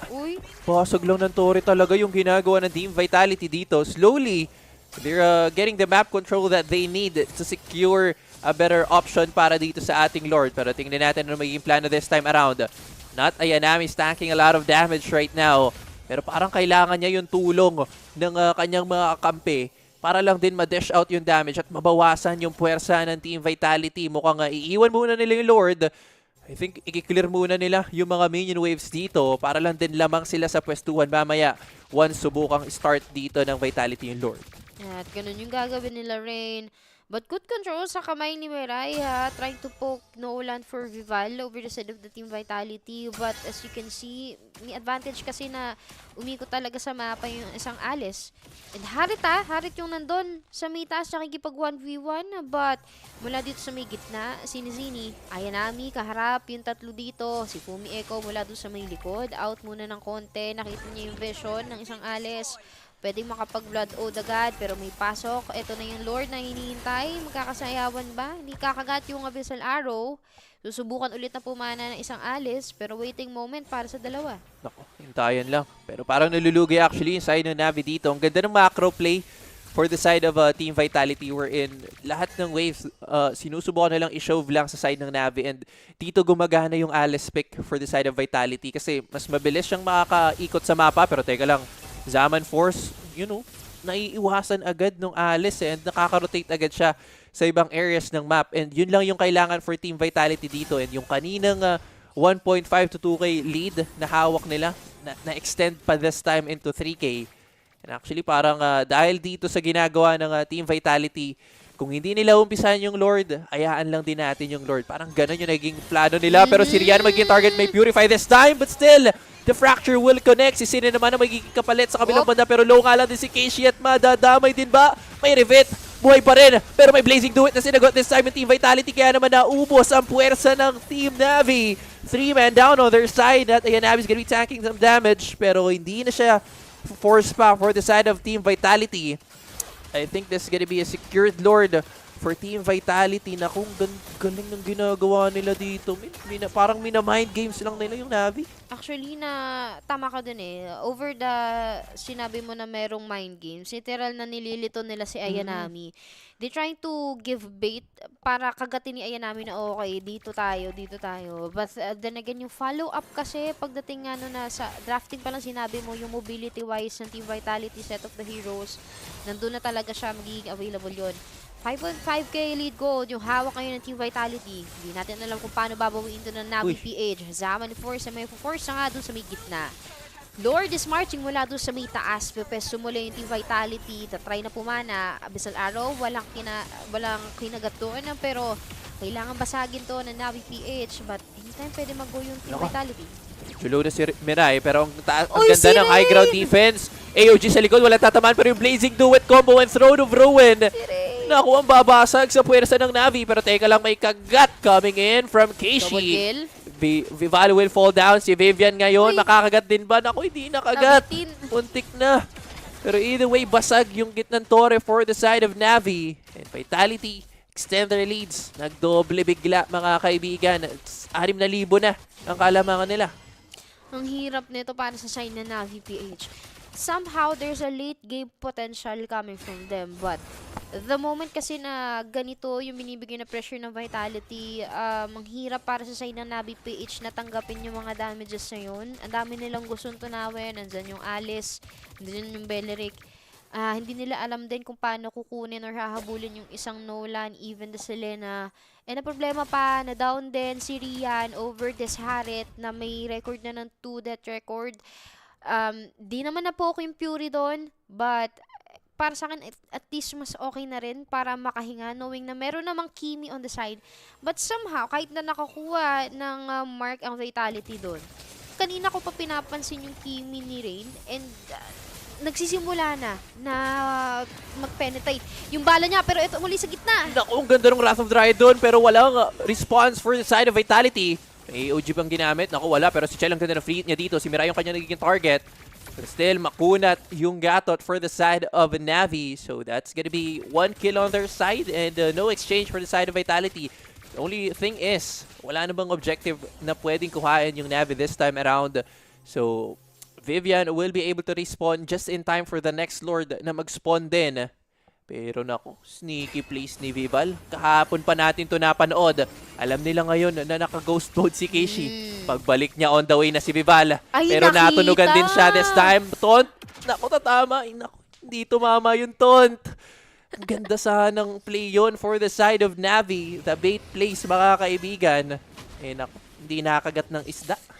Pero alam mo yung call kay Keishi na, hindi, papaunahin ko to lumabas. Parehas kami kumukuha ng backlane eh. So, kailangan may unang magparamdam sa dalawang jungler. Yun yung ginawa ni Vival, which is yung common na play. Pero meron dito sa gitna. Oy, naku, yung retry napunta pa rin sa side ng Team Vitality. Free naman this time with the Zaman Force. Pero yung Throne of Ruin, babagsak si Mirai, mga kaibigan. Sabay go time na rin sa side ng Team Vitality. Fumi Echo naman, ako napakakunat nung Alice for the side of Team Vitality. Kaya naman walang mamamatay sa kanila. Siya lang din talaga yung tumatangke ng mga damage na kunatamaan pa this time. Buti na lang at nandun si Nat Ayanami to fend off Vivian.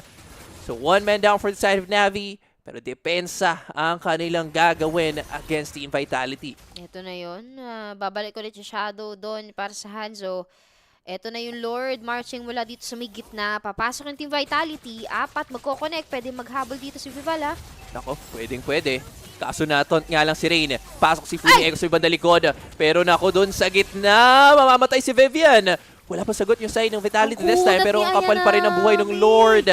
Not Ayanami is still alive. Pero nako, may Throne of Ruins sa ibang kita. Sa may Blazing Duet na lang din si Not Ayanami ang magiging target kaya naman papabagsak din. Pero ang ganang free ni Rain sa kabilang banda.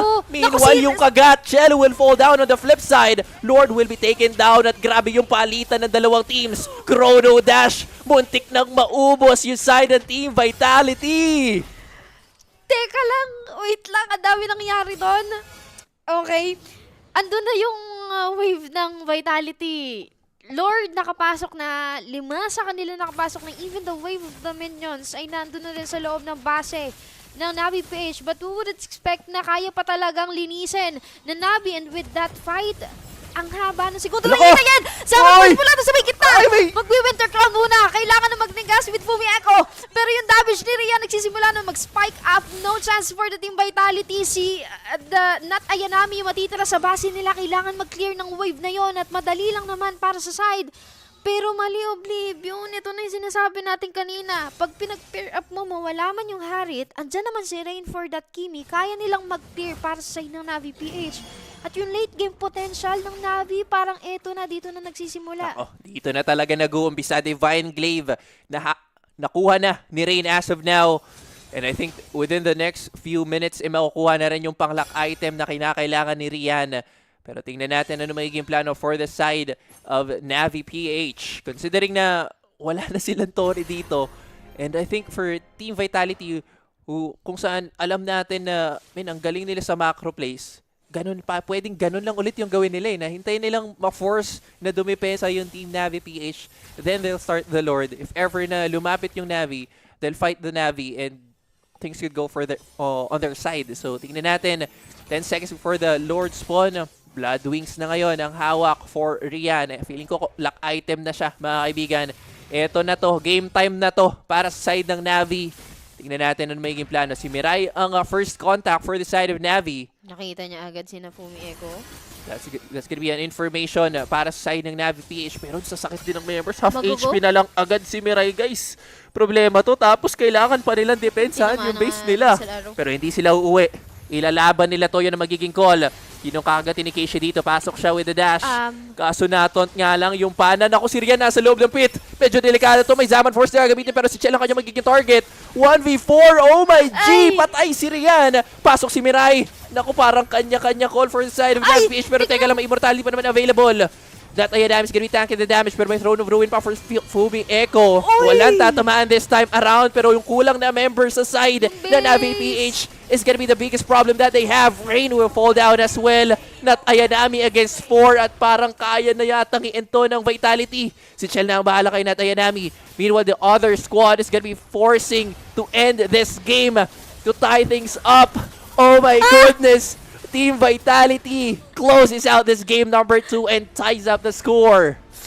Alam mo, good thing for the side of the NAVI PH na na-clear pa nila yung wave doon. But yung lalim kasi ni Rian na mag-isa kang Harit, wala kang frontliner, wala kang second damage receiver coming from the NAVI PH. Yung 4 nandun sa may likod, which is dapat na una muna sina Ayanami as well with Mirai. But kahit na I think laban man yung Lord na yun, it's so hard. Kasi alam naman natin kung paano mag-retribution ang isang nawala ni Vival. Automatically lahat ng Turtles and Lords nakukuha niya. And without any doubt na go nang go yung Team Vitality.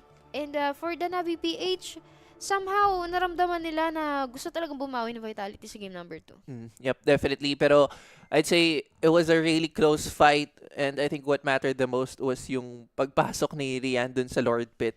Kasi wala na siyang ibang pupuntahan eh. So, she was forced to use the Zaman Force and wala, napilitan na siyang lumaban. And once na nakita yun, nung nakita yun ng Team Vitality na, uy, nasa loob ng Lord Pit si Rian, I think that was their signal as well na, okay, laban tayo, huwag na tayo mag-Lord. And once na namatay si Rian, it was an easier team fight for the side of Team Vitality considering na wala na nga yung isa sa main damage dealer nila. And sunod pa ang namatay si Rain na isa din sa damage dealer dito for NAVI PH. Pero things happen, guys. Pinapaganda lang ng NAVI PH yung series natin.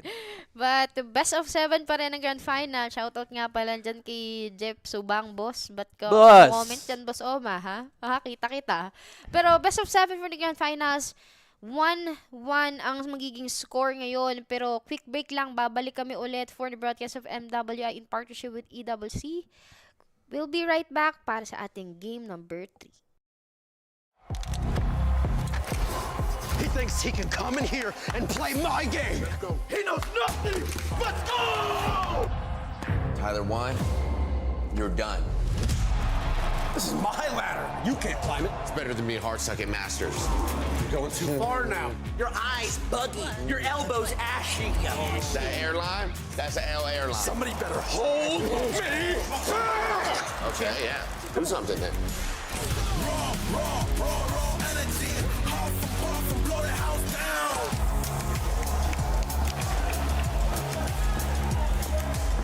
You look nervous. You look short. Everything's good? Mm-hmm. Fight.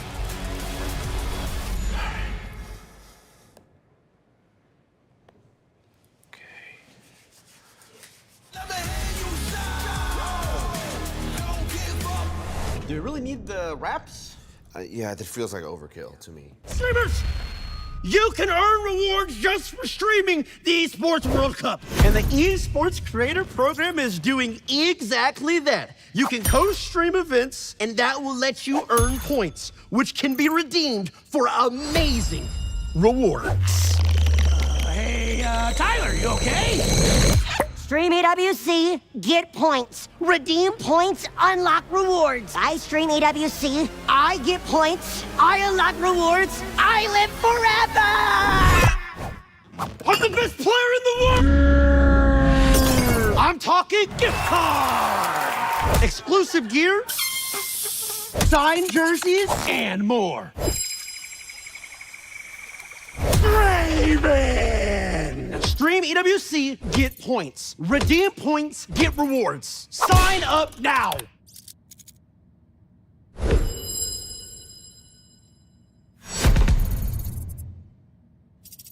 Wait, how do I set up? Not everyone can win. The ones who do, they're different. Precision. Checkmate. Calm. Control. Creativity.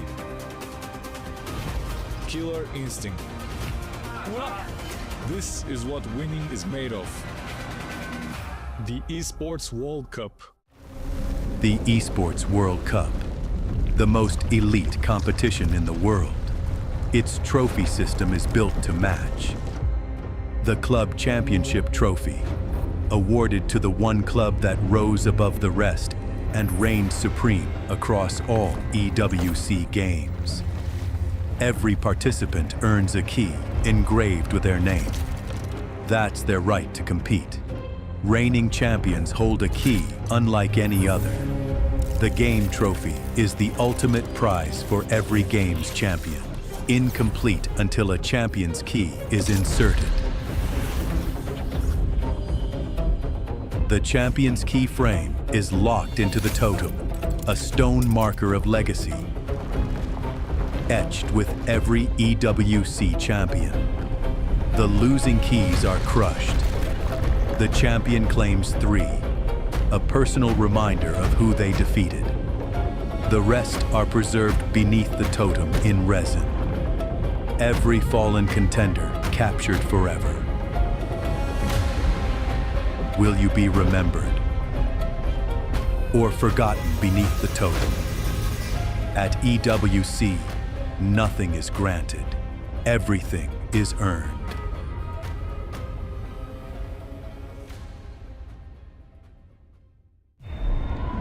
$75 million, 25 tournaments, over 200 clubs, only one club champion. The Club Championship is the beating heart of the Esports World Cup. Over 7 weeks, esports clubs send their players to compete. Every placement, every win, every podium earns points for their club. At the end of 7 weeks, every point counts. The club at the top walks away with $7 million and the title of Best Esports Club in the world. It's not about being the best at one game. It's about being the best across all of them. Depth, versatility, consistency under pressure. One championship trophy, one title. Who will take it? Watch history unfold in Paris at the Esports World Cup 2026.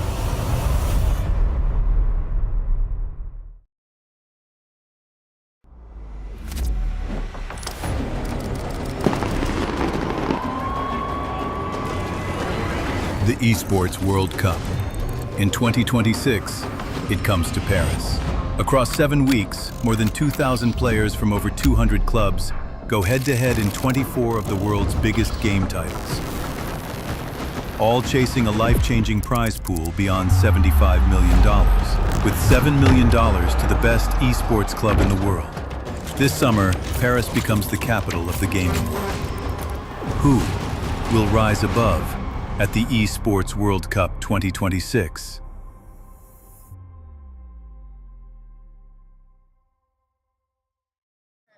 But there is always a comeback. No, they will only give you 1 point. We still don't know. There's still a lot of time that they will prove that Pinas lang ang malakas. Wow, wow, wow. Shaira, we can feel your passion for the Filipinas on stage. And you know what? It's not just on stage that the fire is fueling, but also between these two girls. So girls, is there any words of encouragement that you'd like to give the girls on stage? Maybe we can start with Funi. Me. Good luck, guys. Just take it easy because, you know, finally is the strongest team on the MWI. You just need to play like usual and you will win anyway. Ooh, confident. Shira, anything you want to say to the Navi girls? Well, she is really confident that they will win this game, but we all know that way back 2024 we got the title, and this is going to be the comeback. So watch and learn and listen, and let's do this, guys! Pinas lang ang malakas! Oh my goodness, Shira, the energy is through the roof. Thank you very much, girlies.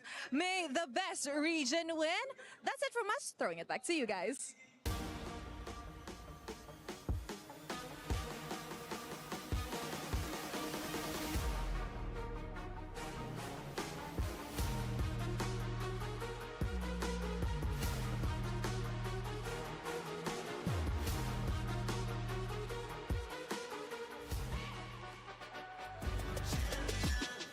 This ain't no regular thing. Came for the ring, you know what I mean. You see my name in the lights. Better get right, I'm champion.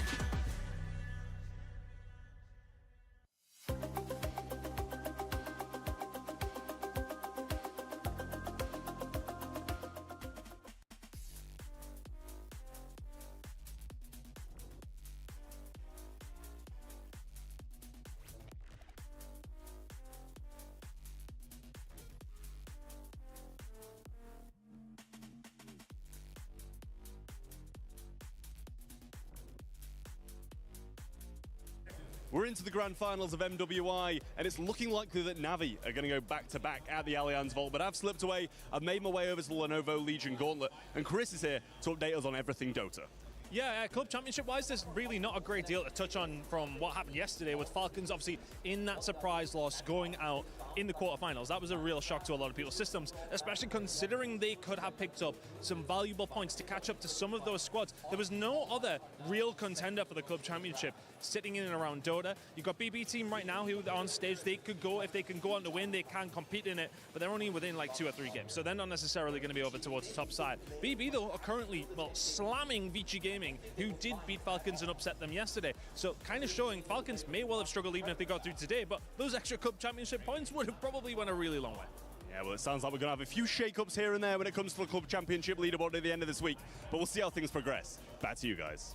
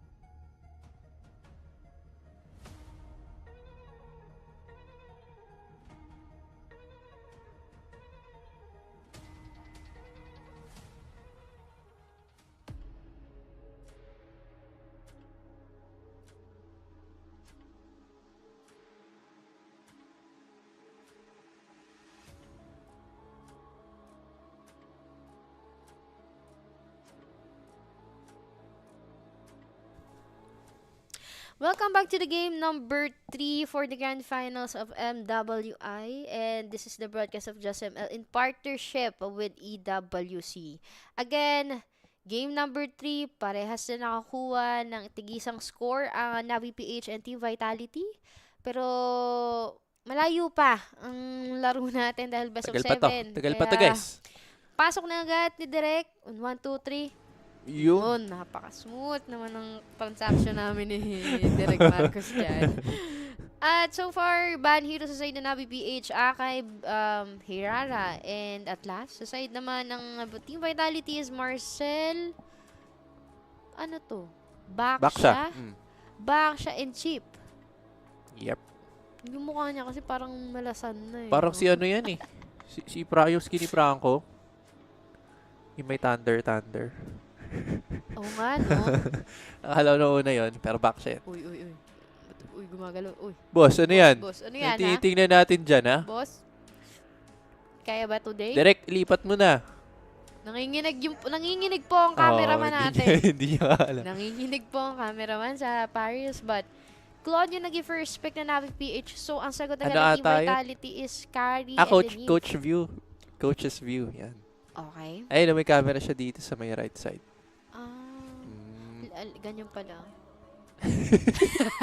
Ganun pala pag nag-coach na dapat. Okay, saan tayo? Ganun ka wala. Pero so far, 3 set of heroes coming from the NAVI PH. Claude, Valentina, and Belaric. Ito yung common pick ng NAVI PH. At least nahawakan na nila yung Belaric. So, there's a big chance for the Team Vitality na pumili ng either yung kanilang explainer or kanilang roamer. Since eto na rin naman yung NAVI PH. Yep. So, this time last pick ng Team Vitality sa ating first half. That's gonna be Pakito. No, kukuhain nila.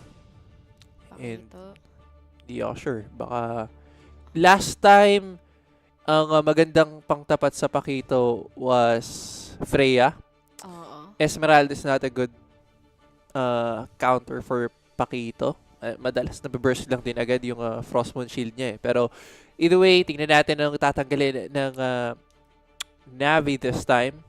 Freya, no? Pwedeng tanggalin ng NAVI is Ling. Yan, binandin naman nila yung Ling kanina. And uy, hindi malabong mag-Ling yung Vitality. Kasi lumalabas yung Ling pag may Pakito sa Vitality, no? Ala. So, hindi malabo. Tinanggal yung Freya. Nubo naman yan. So, they are trying to force NAVI PH na it's either maglabas ng mga Yuzong, Povius. Oo. Baka ganun gusto nung ipilit dito. Pero may CC pa. Ayun, pwede. May CC pa naman for the NAVI PH. GG. Okay. Tingnan natin kung kukuhain. If ever, parang bitin din kasi if ever, Chichi. Pero, tingnan natin for ban for the side of Team Vitality. Wala pa naman jungler dito. So, sino bang pwede? Kahit actually kahit XP lang ulit, feeling ko YZ. Kasi if ever lapu-lapu yung tatanggalin, wala na naman yung gagawin sa late game against carry. So, it's just gonna be Esmeralda ban for the side of Team Vitality. Kita natin na wala silang tinanggal sa junglers for the side of NAVI. More on roam and XP talaga yung tinatanggal nila. Kasi dun nagsisimalang, well, you can see naman ako paano kumilos si KC. Pag alam niya na nasusuportahan siya na mabuti ni Lamiray, dun nagsisimula magkumilos yung jungle ng NAVI PH. But, last ban hero for the NAVI. Possible na Ling na lang. Ling ban? Oo, Ling. Ban? Kaso pag tinanggal yung Ling, baka inuulan lang ulit. Ano pa ba yung ginamit? Wala na Hirara. Ban yung Hirara ni Vival. Lancelot. May Lancelot pa. Pero tingnan natin, anong uunahin ng Vitality dito? Fred. Still doesn't have may Fred rin pa na available. Oo. May roamer pa tayong inaabangan para dito sa side ng Vitality. So, in terms of roam, Glue yung tinanggal ng NAVI PH. tingnan natin, baka may bagong ilabas to Matilda na lang siguro ng Vitality. Feeling ko Matilda to. Matilda Balmond. Matilda Balmond lang ulit. First 3 picks mo, tol. Eve, Carrie, Pakito. Oh, Last bakit? 2 picks. Oh, bakit? Matilda. Bakit? Uy! Ano bakit? Sige, tignan mo ha. Pag yan nag-Matilda, Matilda. sabi ko sa'yo. She was a fairy And na she naman was tayo. a fairy. Ganong kalupit ang Vitality. Pero yung gumamit Coach muna tayo ngayon, Shay. Coach muna. Kunyari ka na, Coach, coach. kaninong kami yan? Sa ano to? Sa Vitality to. Vitality. Ayun, Likot, boss. Alam mo, yung May ganong ginik. kalikutan, medyo sumasakit yung ulo ko pag gumaganon yung camera. Pero, namin sa chance for the NAVI PH na pumili na kanilang last 2 heroes. So, if andyan na yung YZ. Balmond, YZ yung pipiliin. Oy! And Nolan will be picked by Keishi. Tinanggalan nila ng isang assassin hero, ang isang Vival for the Team Vitality. But, if there is a Nolan, lalabas na dyan yung mga iba pang assassin heroes such as Miling, meron ka pang Lancelot, Balmond, ano na nga? Chu, Balmond jungle na maging nga. hero. Chu Bal. Tapos Balmond ang jungle. Nako. Ken and Ryu, ano pala to? Combo ng Team Vitality. Pero okay, good luck na dito, sabi ni Coach. Galingan nyo guys, tingnan natin kung tatagos tayo sa PH team. Yung muling gumamit ng Balmond kahapon, hindi sumakses guys ha. Sila din yan. May kasamang ano pa yun. Sila din yan eh. Sila din yan. Hindi ba yung ano yun? Yung Yung face Geltek? card? Oo. Ayaw nga no. Face card Pero ayan nga guys, scan and join our creator program. Of course, i-scan nyo lang yung creator, yung code natin dyan. At syempre, Pati scan yung creator. Huwag yung creator. Huwag yun. At syempre, sagutan nyo na rin ang ating MWI survey. Ang inyong mga feedback, guys, natanggap namin yan. But Tapos of course, eto, sabay-sabay tayong pumili ng NAVI para sa ating Mali, match dito winner. pala. With pwede naman. May alam din kami. Direk, pwede ba dun yung QR ko din pakilagay? Pwede, no? Pero game Ang number... daming ini-scan eh. Baka sunod-sunod. Game number 3, NAVI PH at Team Vitality, parehas na may tigisang score. But right now, mula dito sa may mid, si Navivian and Sini, yung makakaramdam ng mga Dorado coming from this Valentina. And si Rain somehow, yung unang nagpa-front, but Chu on the other side ay parang ginugulo ata. Sinubukan na nakawin yung purple buff ni Keishi, but for the Nolan ni Keishi, for the NAVI PH this time, hindi pwede yan, boss. Bawal yan, yun.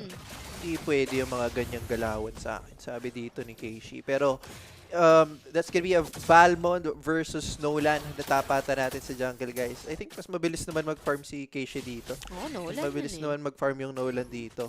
Pero, in terms of, siguro, in terms of considering that the Balmond, well, expected mo kasi pag Vitality talaga lumalabas yung mga ganito. Especially if the Indos are the players. Considering na pag tumagal kasi, pero parang di ata tatagal dito. Si Ayanami haharap with this shoe. 3v1! Ito situation! Wala si Kubi Echo. Lalayo muna si Vivian. Good thing nakakuha agad ng unang kailan NAVI PH. Nako, matik na to. Di alam nyo na guys kung sino panalo. Tara na. Ililista na namin. Dagdagan nyo na yung triangle ng Navi. Pero teka lang dito sa top side na ko si Rian. Anong ginagawa nun Parang gusto niyang i-clear lang din talaga yung huling gold cart dun sa may top side. Pero either way, ano lang yan dito ni Michelle. If i-freeze niya lang. Pero turtle is up. Black Dragon form. Okay, hanapin na natin si Vival. Siya yung magiging main target. Pasok this time yung shot residue. Pero naagaw niya pa yung turtle. Pero lapag lang din ng RWM sa kabilang banda. Inago naman ni Rain this time yung RWM. Wala pa si Vivian. Ayun. May Shun po siya palabas. Kaya makakatakas din. Mirai actually this time ang mabibigyan. It's gonna be a 2 for 2 for now. Para sa side ng Vitality. Yung gandang bawi. Pero that is gonna be a solo. Coming in from Chill. Aray ko. Okay, 3 kills in favor of the Team Vitality. Masyado malalim yung naging peso doon ni Rian, knowing for the Claude sa side na NAVI PH. And Kari nakakuha ng first kill. Mababasa pa yung gold plate mula dito sa may top lane. Trying to somehow gain yung mga pera na kailangan niya pambili ng item. But so far, yung combo with the two RWM ng isang Vitality dito with that Cube really works out lalo na pagdating doon sa mga pesuhan. Ang mahirap lang nito, again, pagdating kasi sa pindutan ng Retribution, alam natin kung paano pumindot si Vival. Sobrang bilis niyang pumindot at wala nakapansin dun sa side place ng isang Balmond. Wala siyang sinusubukan na bawasan or pitasin. Ang prayo ni Vival is makakuha ng turtle agad. Yun nga, objective lang talaga yung plano dito ni Vival. And actually, yun din yung kagandahan sa Balmond jungle eh. Lethal counter, sabay, pero teka lang. Mamaya na pala yun. Nabigyan si Chel dun sa may top side at mukhang nagkakaalangan tayo dito guys. Sa may bandang ibaba, Fumi Echo against, actually tatlo yung kasama niya dun, tapos dalawa lang sa side ng NAVI PH. Medyo alangan yung position ng NAVI, pero I'm not sure if may Black Dragon form na available, kasi kung available ba, eh parang kailangan nang gamitin agad-agad. Though, andun naman yung Nolan.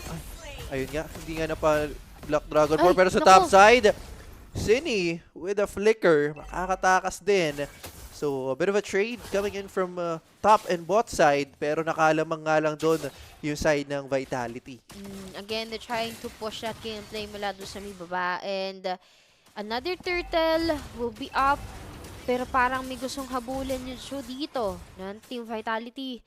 Masyado ginugulangan ng NAVI PH yung fight na yung mula doon sa may taas. But eto na, magiging open kina Vival. Yung turtle, makukuha ng ganun kadali lang for that Balmond, yung objective ng Team Vitality. And going back, kung hindi na ko yung turtle, kailangan daanin ni Keishi pagdating dito sa mga resources. But on the other hand, si Vivian, walang pumapansin sa kanya kanina pa. Dapat hindi umarangkada yung ganitong playstyle ng roamer ng Vitality ha. 1.4k lead gold yung hawak nila ngayon. Nahihirapan humanap ng peso ang NAVI PH. Even ang isang Rain for that Valentina, hindi niya alam kung saan siya magre-repo ba eh. Kung kailangan na bang sumunod sa may taas or kailangan magstay pa dito muna.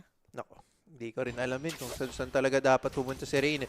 Kasi sa taas may engagement, sa baba meron din for Team Vitality. And actually, nako, may conceal play si Mirai dito. Flicker will be forced onto Chel. Pero eto na yung play na kailangan gawin ng NAVI. Ang kaso lang na naudlot yung play nila kasi nakaabang din yung mga members ng Team Vitality. And I think at this point, yung 1,000 kalamangan, aabangan na lang nila yung purple buff na mag-spawn for the side of NAVI. Pero teka lang, low on HP na si Mirai. Nasipa, mga kaibigan. Ang ganda nun ton! Sabay Blazing Duet sa likod ni Rian. Ang kaso lang, naudlot din yung Blazing Duet. Pasok with the Black Dragon form, pero medyo nahuli si Nat Ayanami. Nako, back off na agad yung call for Vitality after that quick 2 pick-offs. Ang hirap nito para sa side ng NAVI PH. Now, Balmond really works out sa side ng Team Vitality. 1.9k gold na yung hawak ng Vitality. Basag pa yung Torre mula dito sa may baba. Si Fumi Echo yung nakapag-renowned with this Pakito. Si Nat Ayanami, parang hindi niya pa nadadown yung isang Pakito with Fumi Echo. Ito V1 situation. Wala ka. Kaya ba ito? Medyo makunat din naman kasi yung Pakito. And for Team Vitality, this is gonna be the first time na gumagana yung utility jungle sa side nila. Last turtle is up. And parang hirap tong i-contest para sa side ng NAVI kasi lamang na yung Team Vitality. Tapos yung threat ng lethal counter plus retribution combo, ang hirap pang sabayan for Keishi. So kahit daanan mo lang yung turtle sa retri, hindi gagana eh. So with that, last turtle secured guys para dito sa side ng Team Vitality. Golden Staff, nakita ko na na-purchase item for the carry na Team Vitality. And for that 1.9, 2.8, pero 2v1. Ganda ng iwas, kaso lang yung uppercut may kasunod pa pala for Vitality. Pero si Vivian ngayon medyo delikado. Na-force out yung Wrath of Drive pati RWM. Ganun na rin sa kabilang banda, pero si Mirai mabibigyan sa may Blazing Duet na sagot. Double kill nga lang ang inabot. Chel takes 2, pero trade will be there. Pero in terms of trade, it's gonna be leading towards the side of Vitality. Naku, na-wipe out yung NAVI bigla. Cleared out para sa side na NAVI PH. Si Nat Ayanami, 1v1 against kay Vivian. But, alam mo, ang galing tama ka dun. Balik tayo ulit tayo sa sinabi mo na mind games ng Team Vitality. If kaya nila na daan sa macro game yung NAVI PH ginagawa nila, I think somehow the NAVI PH needs to connect doon sa mga heroes and yung lapag na mga skill. Because on the composition of the heroes coming from the NAVI PH, as long as sama-sama sila, nahihirapan yung vitality na buwagin, yung force na binibigay nila. But kung ganito kasi na 1v1, tapos isang katok lang ng ball mo, Oblivion. Naku, ibang klaseng katok. May suntok. Fumi Echo naman mag-interact sa kabila. Vival! Naku, ang ganda ng RWM pansagip for the side of Vitality. Gapisong buhay. Nakatakas pa si Vival. Ganda sana ng kill yun for the side of Navi if ever. So, medyo shutdown din yun para kay Vival. Pero either way, naku, ganda ng ginagawa ng Team Vitality dito, guys. Binabasag na nila yung mga tore ng Navi PH and just in time na mag-spawn yung ating Lord, Ang hirap nito para sa side ng Navi.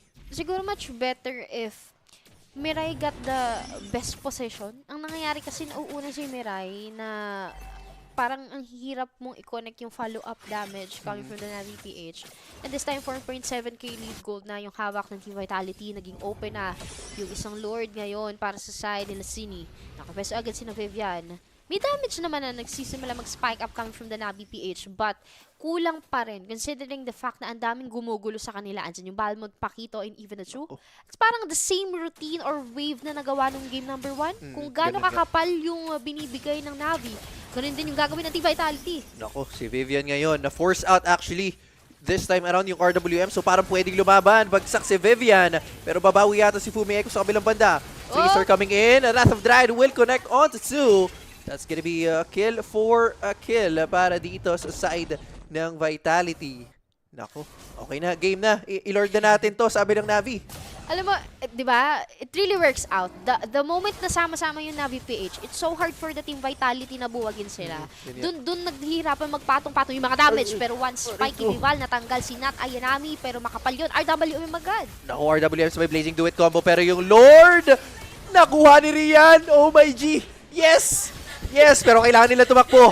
Si Chell is on the way. Medyo galit this time yung carry. So kailangan nilang saluhin talaga yung damage. Slows coming in as well. Pero may flicker play ba si Vivian? Hindi na abot. Oh my G. Nako, gravity. Hindi ko na alam kung anong gagawin pa, mga kaibigan. Navi PH will secure the Lord. Pero either way, it's gonna be a turret takedown na makuha ng Team Vitality. Okay. Good thing that there's a chance na natanggal kasi nila sa side si Pakito for the side of the Team Vitality. And eto yun siguro ito yung ini-aim kanina ni Rian nung game number 2. Na yung papasok siya dun sa may team fight ng Lord and then last hit, sasabayan niya na pitikin pa. Nako. Hindi gumana ng game number 2. Pero binawi niya ng game number 3. This time, sumakses yung pagkakahit ng Claude. It's a risky play. Big risk play coming from the NAVI PH. Pero with the take of that Lord, nakahinga sila na mabuti. Pero mula dito sa may gitna, mangunguna sila Vival. Masakit nga lang para sa side ng Vitality kasi nagsisimula na sumakit yung binabato ng isang Claude. Again, a Claude is a Claude. The late game potential is right there. Pero pipilitan ngayon ng NAVI PH na basagin mula dito sa may taas. Naiiwan nga lang yung wave mula sa baba doon sa may Pakito. Pero tatlo yung susubukan na dumepensa. Shield ay mapapop off na nga. Bibitawan mo na yun ng NAVI PH. Mag-iintay sila ng another round for the set of the Lord. Nako, mukhang kailangan nilang umuwi this time around kasi yung wave dun sa may bot lane papush na nga sa side nila. Actually, ang ganda ng ginawa ng Team Vitality doon. Lahat talaga ng macros, inaano nila, tinitake advantage nila. Knowing na, okay, first Lord lang naman yon or second Lord lang naman yon. So, for Team Vitality, they do know na kaya naman nilang depensahan yan considering na they do have out inner turrets pa na buhay sa pagkakataon na yun. So, for Team Vitality, hindi sila nag-focus dun sa may top side lang. Instead, sinubukan nila mag-cut ng waves pero si Mirai, down to 1/4 na lang yung HP niya bigla. Kamunti kang mabigyan ng Team Vitality dun. Importante na hindi mawawala si Mirai sa side ng NAVI PH. Sa kanya magsisimula kasi yung taunt na iniintay ng PH ladies para gumawa ng play. Ang hirap kasi kahit sabihin natin na may damage na nanggagaling sa kamay ni Rian, pero the moment na mawala kasi si Mirai sa side niya, ang hirap para sa kanya na mag-free hit na lang, knowing na andyan yung mga Pakito, andyan yung mga Way of the Dragon ng isang Chu, tapos may suporta pa na manggagaling with that RWM trying to make it stop. Masakit na rin on the other side para sa Team Vitality yung isang carry nararamdaman natin yun. Kaya kailangan, after taking 1 or 2 heroes sa side ng Vitality, nag-out agad yung Navi PH. Hindi nila pwedeng ipersa yung laro. Pero 5 seconds cooldown for another set of the Lord. It's so hard to say para kunin ang peso nito for the Navi PH. But kung ganito na determine sila, parang gusto ata nilang i-go. Nako, parang gusto nang i-go at kailangan na rin actually. This time around, available lahat ng ultimates coming in from both teams. Pero yung Lord, parang minamaxit na. At naku, yung base, parang kailangan muna kasi kasuhin ng Navi. Pero teka lang, hayaan na natin yan. Si Rain lang ang uuwi for the side of Navi and the rest of the squad will try to fight things out here. The Wrath of the Night will be used. Sabay Blazing Duel sa may bandang gitna. Naku, may sipa si Vivian pero nasecure pa rin ni Vival yung ating Lord. Natayanami will fall down. Kaya pa bang salvage to for the side of Navi? Parang hindi. Aray ko. Ang hirap. Ay, naku, napigilan pa. Pero teka lang, mababurst niya pa. Hindi rin. Na-burst siya dun. Not just one. Nakahabol pa ng hit yung Balmond. And now, Lord is marching mula dito sa may bottom lane. Alam mo, there's a big chance na magka-retrihan na talaga ng malala with Keishi head-to-head battle with Vival. But the problem is kasi masyado nag-focus yung hit ng isang Nolan dun sa Cho mula sa may side. But eto na yung apat. Diretso mula dito sa may mid. Basag yung Torre. Butas ang bahay ng Navi PH. Lord is marching mula doon sa may bottom lane. Susubukan na mag-clear ng Navi PH. Buhay pa naman si Rian. Even then yung IMU ni Rain, pabalik na rin yan. Pero papaano gagawin to ng Navi kung dinedire-diretso sila ng Team Vitality? At tama ka doon, kung macro ang usapan, kayang-kaya silang baliin ng Vitality. Kailangan lang talaga ng mag-urge for the Navi PH na mag-connect tong lima na to. Pag disconnected sila, ang hirap para sa side na Navi PH na kumilos. And speaking of the items, you can see, yung Pakito nagbabuy and sell na lang, pre. Kompleto na siya eh. Nagbabuy and sell lang item na lang siya. Kung kailangan niya na more on the damage or more on the tankiness, yun yung gagawin nila. Dalawa silang nag-uusap ng shoe for the side. Di pa ka napupoko yung flicker eh. So, more on the capabilities of that shoe, na sipain niya lang na sipain yung isang Nolan hanggat kaya niyang makita. And for Keishi, ramdam mo na nahihirapan siyang mag-rotate inside the map. Yeah. Actually, yun din yung feeling ko kino-consider ng Navi PH dito. Kasi hindi rin naman ganun kakunat yung jungler na kinuha nila. So, at this point of the game, 15 minutes, almost lock item na rin ang karamihan ng members ng Vitality. And at this point, ang bilis niya nalang mababurst. And yun nga yung nangyari sa may top side kanina. Pero Vivian, this time would spot the members of Navi. Kumuha na ng Winter Crown si Nat Ayanami para lang din maiwasang ma-burst down siya agad-agad later on pagpatak ng ating ng next Lord. Pero I think yung 5k gold lead right now ng Team Vitality, sobrang halaga nito para sa kanila. I mean, yun lang din yung nananatiling maganda para sa side nila. Considering na lamang sila sa items, nananalo sila sa mga team fights natin. Pero we'll see. Since an AVPH, I think they do have enough equipments na rin naman on their arsenal to at least take down the Team Vitality. Blood Wings is right there. Dominance item. Meron na sa isang Chu. So, wala na talaga pakialam for the Team Vitality. 5.5k lead gold yung hawak ng Team Vitality. 16 kills over the 8 kills of Navi PH. Kalahati yung kalamangan nila dito. Bukas pa or buhay pa yung mga Torres sa side ng na Team Vitality. But Lord is up. Pangalawang Lord to. It's too risky para mag-go yung Navi. And somehow kulang pa rin yung connection. Yung pesto, alam mo, medyo natatakot ako doon sa mga pesto ni Mirai. Medyo delikado kasi. The moment na mag-go pa si Rian agad, di makikita doon. Unang front ng play, nagaglaho tuloy yung Claude. Magiging call yun para sa side ng Vitality na kunin itong Lord na to. At walang choice ang Navi PH kundi umuwi sa bahay. At depensahan ang wave of the minions even sa paparating na marcha ng Lord. Nako. Big loss for the side of Navi. Wala pa rin si Rian. Hindi ko makita yung that timer pero sana naman umabot siya. Pero teka lang, teamfight na agad ang call for the side of Team Vitality.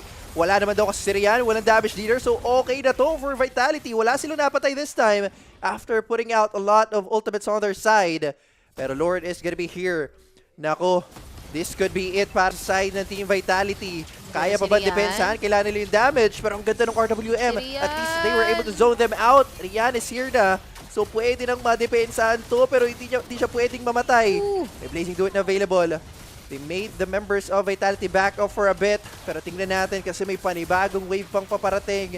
Pero I think Vitality just gonna be more disciplined on towards this game. Okay, kalma muna. They're at the lead right now, and of course, they do have the advantage. So I think they're just gonna be waiting for the next Lord na lang.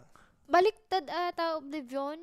It should not be Rian yung nag-a-attempt ng mga front play na yun. It should be Mirai and not Ayanami. Kasi at this point ng time natin, 18-minute mark, sobrang lala na ng pera ng Team Vitality. Dapat di ka na mamatay, boss. Kasi the moment na nata-turn down yung isang claw damage dealer for the late game ng NAVI PH, saan manggagaling yung follow-up damage ng NAVI? There's no enough damage coming dun sa kay Nat Ayanami with that Yuzong.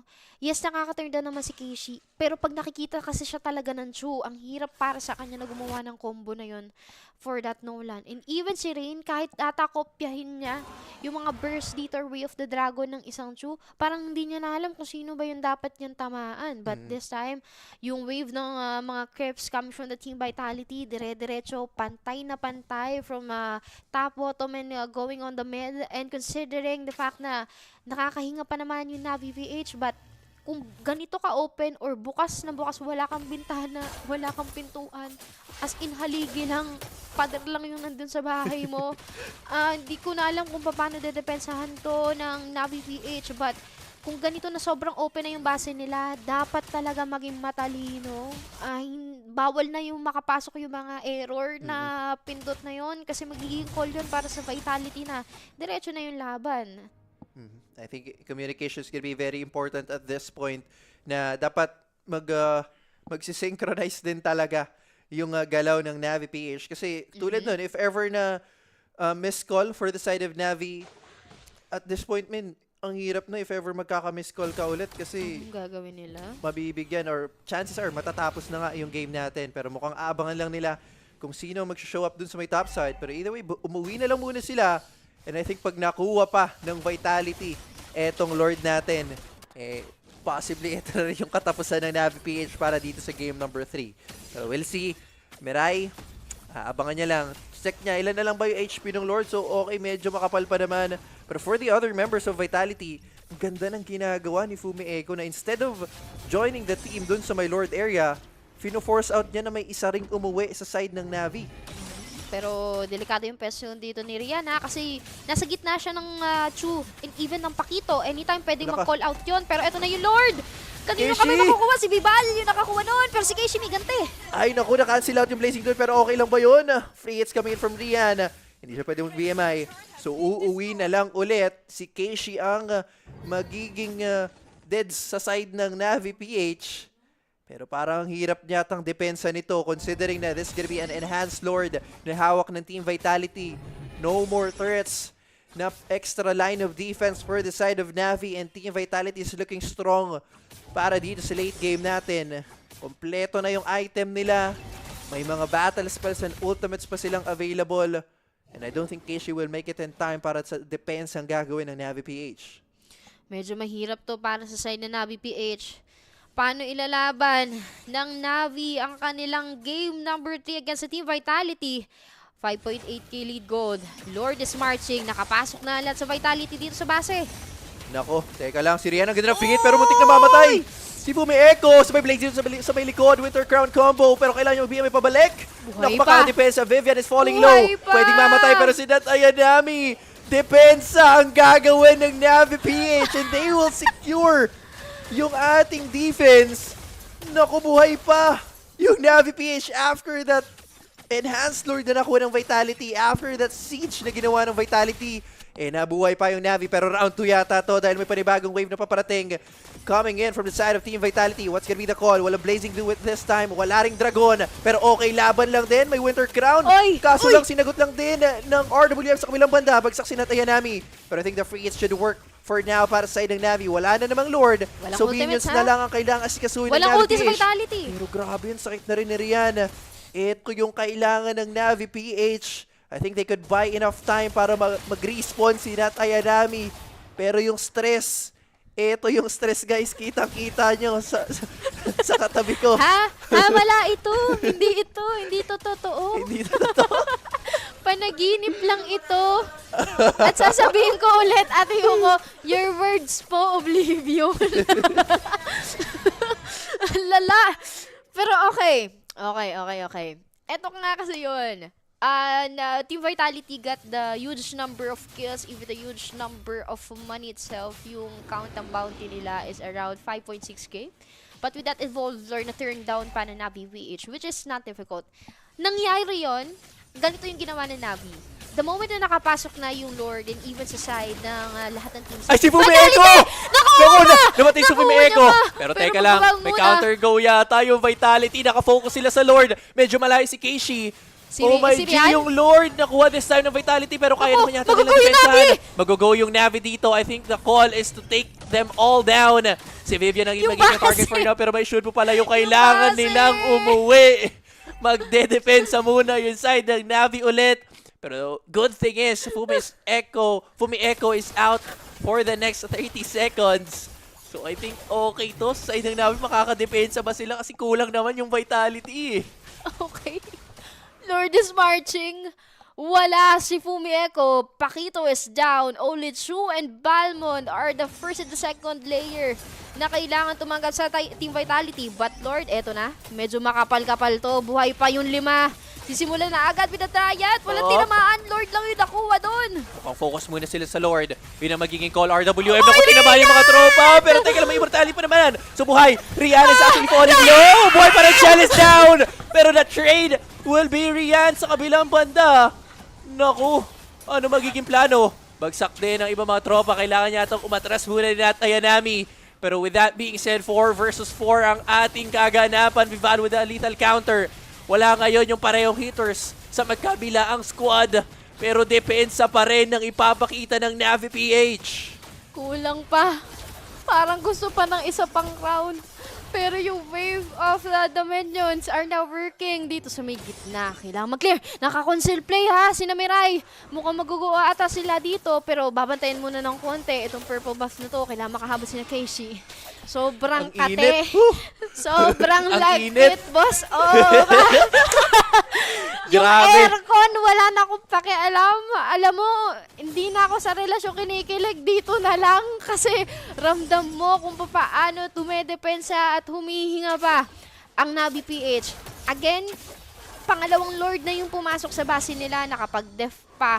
Na-turn down si Rian pero nabubuhay pa ang NAVI PH. At napansin ko, Oblivion, kung at the early stage, Nat Ayanami, medyo nahihirapan siya coming from the damage. This time, nagkakaroon na ng unti-unti coming from this Yuzong. It really works out. Gumagana na ngayon for the side of the NAVI PH. But it's so hard to tell pa kung paano pa bubuhayin to ng NAVI. Knowing the fact na medyo mayroong magiging threat direct nandun sa may baba. Si Vivian ang magiging target pero wala tong immortality. If ever na pick off nila yun, maganda sa lore take na pwede nilang gawin. Pero nako, ang problema kasi dito, men, for every time na magkaka-lord, lugi lagi yung NAVI PH. So kailangan... Grabe. Grabe ang kaba. Grabe ang kaba ko dun. Sorry boss, nag-flick kasi yung bossing namin. Nag-ano kasi yung ano. Pinakala ko uwi na tayo. Ayoko pang umuwi pero wait lang. muntik na. Okay Wait po. lang ha. Balik tayo sa game. Wala nakabantay sa base. Wala nakabantay ha. Yung pakito mula doon sa may baba. Yung wave ng minions. Wala umuwi sa side ng natin. Ay! Vitality secures the Lord again. Tapos delikado pa yung base nila kasi nagpupush na si Fumieco. So wala mang namatay, pero yung Lord yung napunta pa rin sa side ng Team Vitality. Oh my G, what the heck is happening, guys? Okay, eto na yung nangyayari ngayon. Hindi man na-flake out yung retribution ng isang Balmond. Respeto malala para kay Vival. 21 kills in favor of the Team Vitality. 1.7k gold yung hawak nila. Pero anong gagawin dito ng NAVI PH? Ako, kapit malala sa Pilipinas. Na naman ako, guys. Tingnan natin na maging plano. Lord. Apat sa side ngayon natin Vitality. Yung gagawa ng play. Buhay pa naman yung mga ultimates. Oy, Grian! Yung Blazing Duet niya, nandun yung damage. Ng ganda ng Tonto Vival. Pero naku, sinagot lang ng lethal counter once again. And one man down for the side of NAVI. Naku, wala yung Lord, yes. Pero walang tatangkin ng damage for the side of NAVI. Kaya bang depensa to? Mataas yung damage out for the side of NAVI. Tapos, naku, RWM for the side of Vitality. Ang daming minions. Tower lang ang magiging call for Vitality as they secure the game number 3. Grabe yung game 3. Aray ko. Sumakit yung ulo ko dun. Pero, again, Team Vitality got the game number 3. 2-1 na ang naging score. Sobrang haba ng laro. Sinubukan ng NAVI PH na depensahan yung kanilang base multiple times. But, every time na nadadown talaga si Rian, ang hirap para sa NAVI PH na tanggapin yung mga binibitawan ng Team Vitality. Definitely. I mean, all throughout the game, parang laging naghahabol lang yung side ng NAVI PH. And maybe it was the same as game number 2 wherein nahirapan sila. Early phase pa lang na game. Up until mid, naubusan sila ng Torre. Kasi if hindi naman ganun yung kalagayan ng base dito ng NAVI PH, hindi naman din ganun yung mangyayari for the 15 to 25 minutes ng game time natin. Kasi lagi silang napipilitang maglagay ng tao sa base. And they're always chasing yung members dito ng Team Vitality wherein ang hirap lang din kasi okay, kailangan natin mag-dep, kailangan natin lumaban, may Lord pa, ang dami nilang kailangan i-consider. So, still a nice fight for Team NAVI. I mean, hindi tayo abot ng 25 minutes kung di maganda at dikit yung laban natin. Pero, either way, Vitality takes that game number 3 and sana bumawi yung NAVI. Best of 7 nga ni. Pero, again guys, that's it for the game number 3. Quick break lang. Babalik kami for the Just ML broadcast of the MWI 2026 in partnership with EWC. And tingnan natin kung sino nga ba makakakuha ng ating game number 4. He thinks he can come in here and play my game. He knows nothing. Let's go! Tyler Wine, you're done. This is my ladder. You can't climb it. It's better than being hard-sucking masters.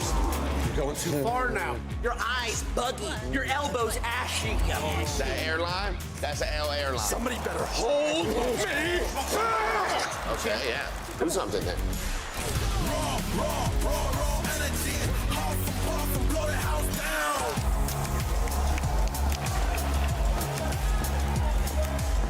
You look nervous. You look short. Everything's good? Fight.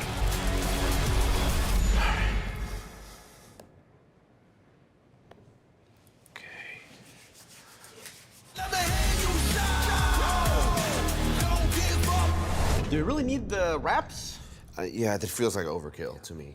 Streamers, you can earn rewards just for streaming the Esports World Cup. And the Esports Creator Program is doing exactly that. You can co-stream events, and that will let you earn points, which can be redeemed for amazing rewards. Hey, Tyler, you okay? Stream EWC, get points. Redeem points, unlock rewards. I stream EWC, I get points, I unlock rewards, I live forever! I'm the best player in the world! I'm talking gift card! Exclusive gear, signed jerseys, and more. Raven! Stream EWC, get points. Redeem points, get rewards. Sign up now!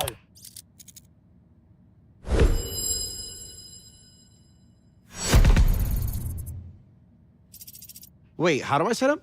Not everyone can win. The ones who do, they're different. Precision. Checkmate. Calm. Control. Creativity. Killer instinct. This is what winning is made of. The Esports World Cup. The Esports World Cup. The most elite competition in the world. Its trophy system is built to match.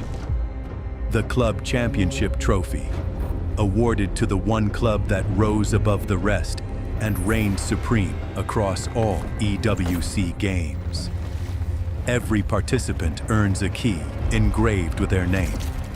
That's their right to compete. Reigning champions hold a key unlike any other. The game trophy is the ultimate prize for every game's champion, incomplete until a champion's key is inserted. The champion's key frame is locked into the totem, a stone marker of legacy, etched with every EWC champion. The losing keys are crushed. The champion claims 3, a personal reminder of who they defeated. The rest are preserved beneath the totem in resin. Every fallen contender captured forever. Will you be remembered or forgotten beneath the totem? At EWC, nothing is granted. Everything is earned.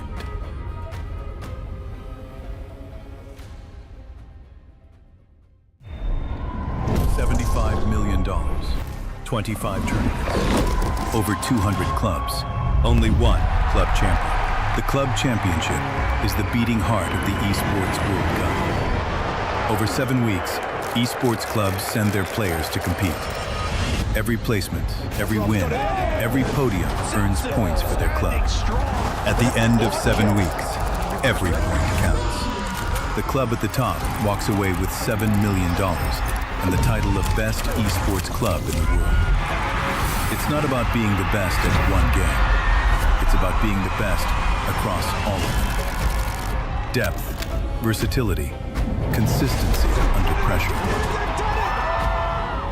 One championship trophy, one title. Who will take it? Watch history unfold in Paris at the Esports World Cup 2026.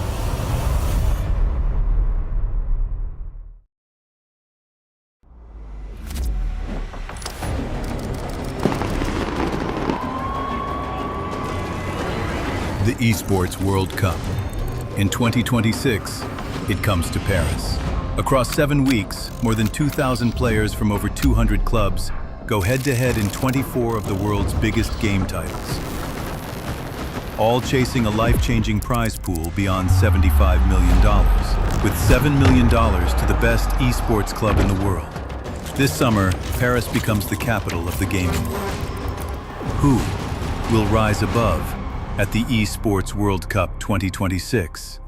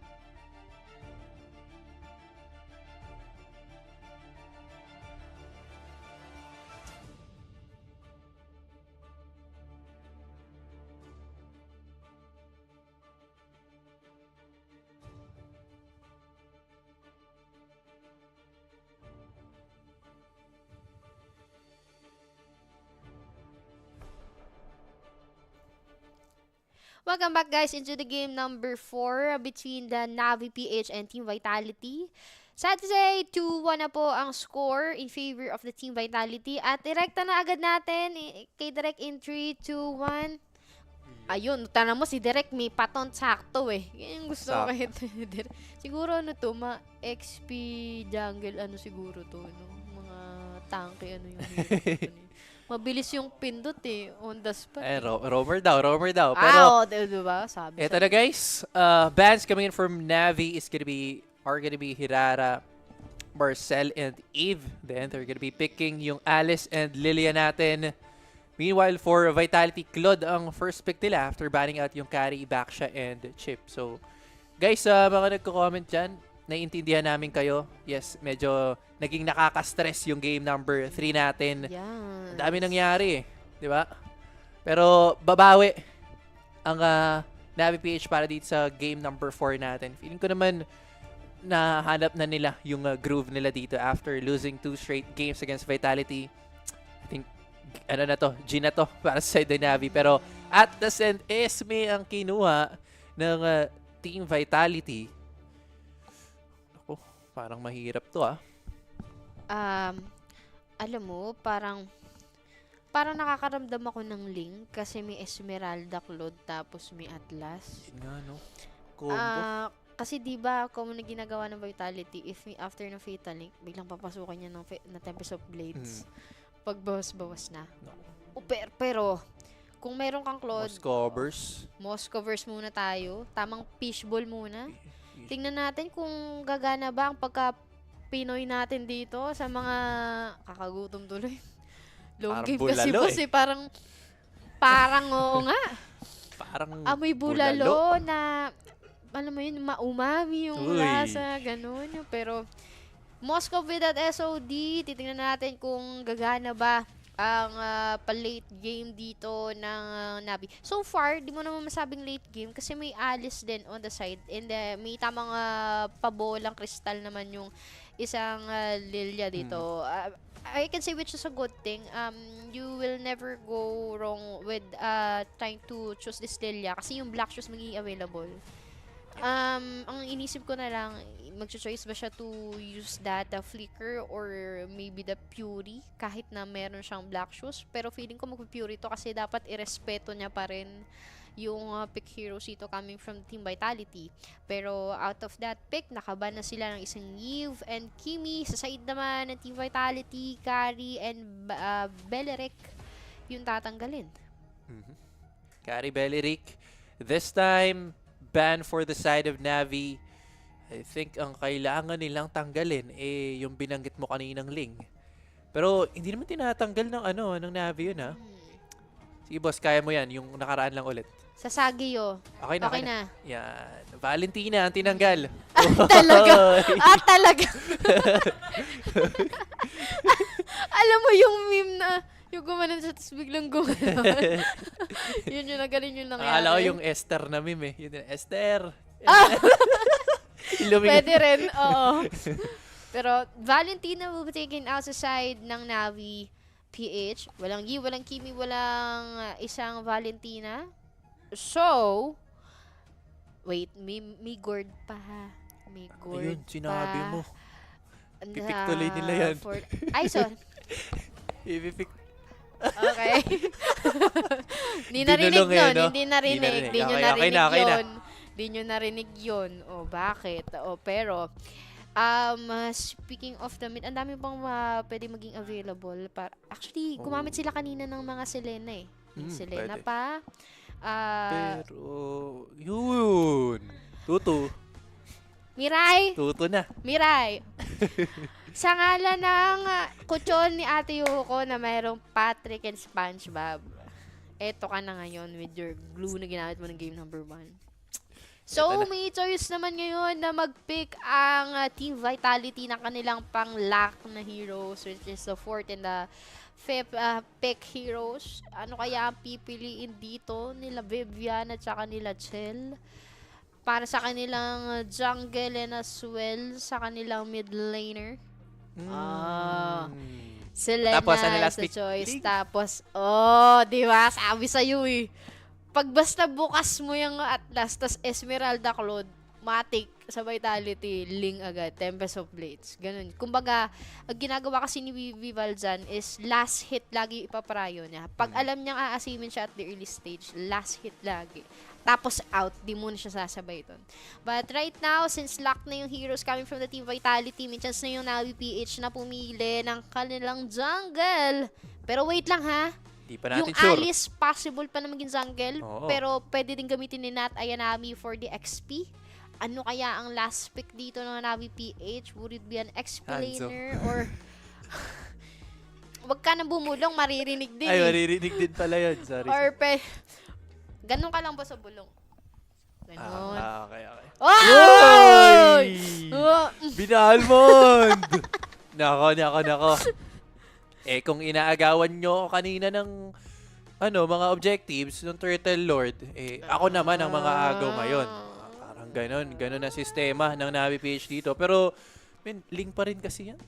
Oo, may tawag na nga, may name na talaga si Vival nung introduction pa lang nila na Queen of the Assassins. Ganun. Isipin mo kung ikaw sasabihin ng ganun, sobrang laki ng irerespeto mo sa'yo. Kasi, again, you will try to consider kung ano yung kaya i-provide. Pero, humihinto pa yung screen namin dyan dahil sa internet connection. So, pwede nyo i-scan yung mga code na nakikita nyo sa screen. Direct in 3, 2, 1. Sinan. Bubudburan yan. Yung mga code na i-scan dyan. Nawala tuloy. Nagtampo yung director namin.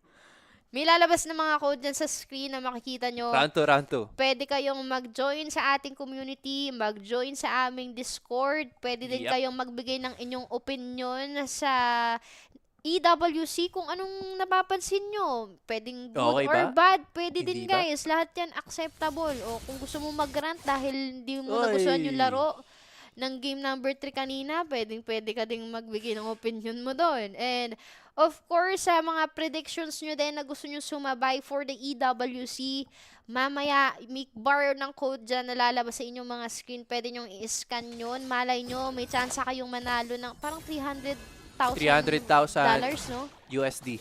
Pero part lang nun, guys. Kasi syempre, hati-hati naman, no? Hati-hati naman tayo. Grabe naman kayo, inyo lahat.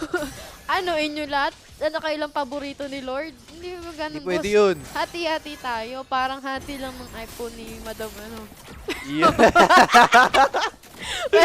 Nag-comment ka na ba? Hindi, daw nag-comment, boss. Okay na ako dito, boss. Okay na ako dito, pero okay, pause muna. Pause muna. May nangyayari ata na technical difficulty between the teams. Di natin alam kung sino nag-call ng break. Ramdam din nila yung lag dito sa Pinas. Meron din doon. Grabe ka na talaga. Pero eto na guys, scan nyo na yung code para mag-join kayo sa ating creator program. Mabilis lang yan. Pwede nyo screenshot or picturean. And of course, to join the Discord community, scan nyo na rin yung code na nakikita nyo sa inyong mga screen. Makipagkulitan kayo dyan. Pwede kayong magtanong. Pwede din kayong magbigay ng inyong mga sagot. And of course, sa MWI survey, kung may napansin kayo, may nagustuhan ba kayo or may ayaw kayo, tinatanggap yan ng EWC. Scan nyo lang dyan. Dyan nyo ilabas yung mga rant nyo sa laro. And of course, to join the EWC play, mag-predict ng mga winners, and may chance nga kayo na manalo sa $300,000 USD prize pool. Boss, hindi yan sa'yo lang. Hati-hati lahat ang makakapag-predict dyan. Scan nyo lang yung code. Malay nyo, node lang kayo, nag-scan kayo, tapos pag-predict nyo, sumakto, diba? Oo, diba? Malay nyo, tama yung hula nyo, bigyan nyo na lang din kami. So, sunod ng QR nila, yung QR natin. yung QR namin, PPM na lang namin sa inyo, ha? O PM nyo kami. Ganun lang naman yun. Pwede naman yun. Kunyari, sinabi namin na, ay parang lamang sa comp dito yung pili kayo ngayon. Pili sila. Nanalo. Ngayon, mag-PPM sa page. Caster Shake. Search ngayon, Caster Shake. Madam, Madam goods. Panalo, lumusot. Lumusot. Ganun. Madam lumusot. Tumamis. Ganun. Madam tumamis. Eto na, At di sana naging mag-best friend na tayo Madam, ngayon. Anong copy mo? Mga ganun lang. Mga ganun lang. Mga ganun lang, di ba? Okay na ako doon. Okay na yun Copy lang. Mga ice caramel latte lang. Uy, yun, Okay no? na ako, boss. Wala bang ano, ang kate? Parang angkatin na, ha? Parang ang kate. Pero, before that, let's talk about the playstyle of the Team Vitality. Alam mo, kahit sabihin natin na right at this point, hindi binaba ng NAVI PH yung mga main heroes ni Vival. Hindi rin naman ganun na madalas i-pick ni Vival yung mga main heroes niya. Actually, nagtatry din siya ng mga ibang jungle heroes such as yung Balmond, and then yung Akai na not into the utility mostly si Vival. Pero sumasuccess. Ano ba yung meron sa Team Vitality Oblivion? Well, for Team Vitality kasi, I'd say it's more of like team talaga sila dito eh. Feeling ko ang ganda ng communication nila. I think they've been for so long na mataas yung tiwala nila sa isa't isa. And at the same time, alam din nila kung paano nila laro yung each roles nila dito. So, they're not overstepping over their roles. And I think nakastick lang talaga sila sa kung anong kailangan nilang gawin. Well, for Vival, objective, check na check yun. Especially nung last game, nung game 3 wherein lahat ng Lord siya yung nakakuha. Lahat ng Turtle siya din yung nakakuha nun. Pero I think for Team Vitality, para talunin mo sila, kailangan mong ma-take advantage yung macros na ginagawa nila dun sa game. Kasi they're playing really hard macros for the side of Vitality. And considering dun game number 3, they were really disciplined dun sa game na yun na, okay, since advantage tayo, let's play around dun sa advantage na meron tayo kung saan basag na yung mga Tori ng Navi. Hindi naman natin kailangan ipilit every time. As long as we have the Lord, yun yung gagamitin nating extra equipment, kumbaga, for us to probably end that game. Pero for Navi PH, I think kailangan nating i-commend din yung puso nila dun sa game number 3. Nandun yung ano eh, no? Yung eagerness ng pagiging Pinoy sa pagdating sa MLBB, no? Na we can still defend the base kahit na basag na nagagawa pang linisin, na may mga potential comeback pa. And I like the idea na sinabi mo about the Navi PH, yung dapat makayanan nila yung pressure over the macro play ng Team Vitality. Actually, gumagana yun kanina pa. Paano ko nasabi? Kasi during the second and the third game, nagagawa pa nilang linisin yung Evolve Lord yun, ha. Hindi biro yun para sa isang team or para sa mga heroes na walang item, walang damage, pero nagagawa pang linisin, nagagawa pa yung mga potential comeback. It's just there are some parts, especially considering pagdating dun sa Lord, na dapat automatically kung isipin mo over Balmond and Nolan, yung retribution dapat Nolan yun, di ba? Considering na ang ganda na ng pwesto mo, wala nang tune na kumukuha sa'yo, pero again, respeto mo pa rin kay Vival kasi hindi niya nagamit yung retribution niya. Ulti na lang yung tumama dun, nadalip. Ngayon, ang question for the side of the Navi PH is paano nila babasagin yung gantong connection or confidence na meron ang Team Vitality. Guys, nga pala yung mga nakikita nyo po na nag-cheer doon sa venue para sa side ng Vitality is possible na mga mismong supporters coming doon sa may Paris. Possible din na kasi may mga kapatid sila sa ibang game eh. So, yung cheer, di naman malayo yung venue. So, sama-sama kayo. Isang ano lang yan. Konting lakad lang yan. Konting lakad lang. Pag 5 km nyo. Pang 5 km nyo na yan. Paano nga po? Paano nga po? Kayo nga po yung mag-record. Sa Paris po yung record doon. Pero, habang inaayos muna yan, guys, I think mag-call muna tayo ng quick break. Tapos, huwag kayo mag-alala, irerekta namin agad yan dun sa mismong gameplay pagbalik or maybe on the draft habang may troubleshooting na inaayos para sa ng ating dalawang teams. Again, this is Shake It with, alongside with Miss Oblivion for the game number 4 of the Navi PH and Team Vitality. And let's see kung paano babawian ng Navi PH ang kanilang score na possible bang maging 2-2.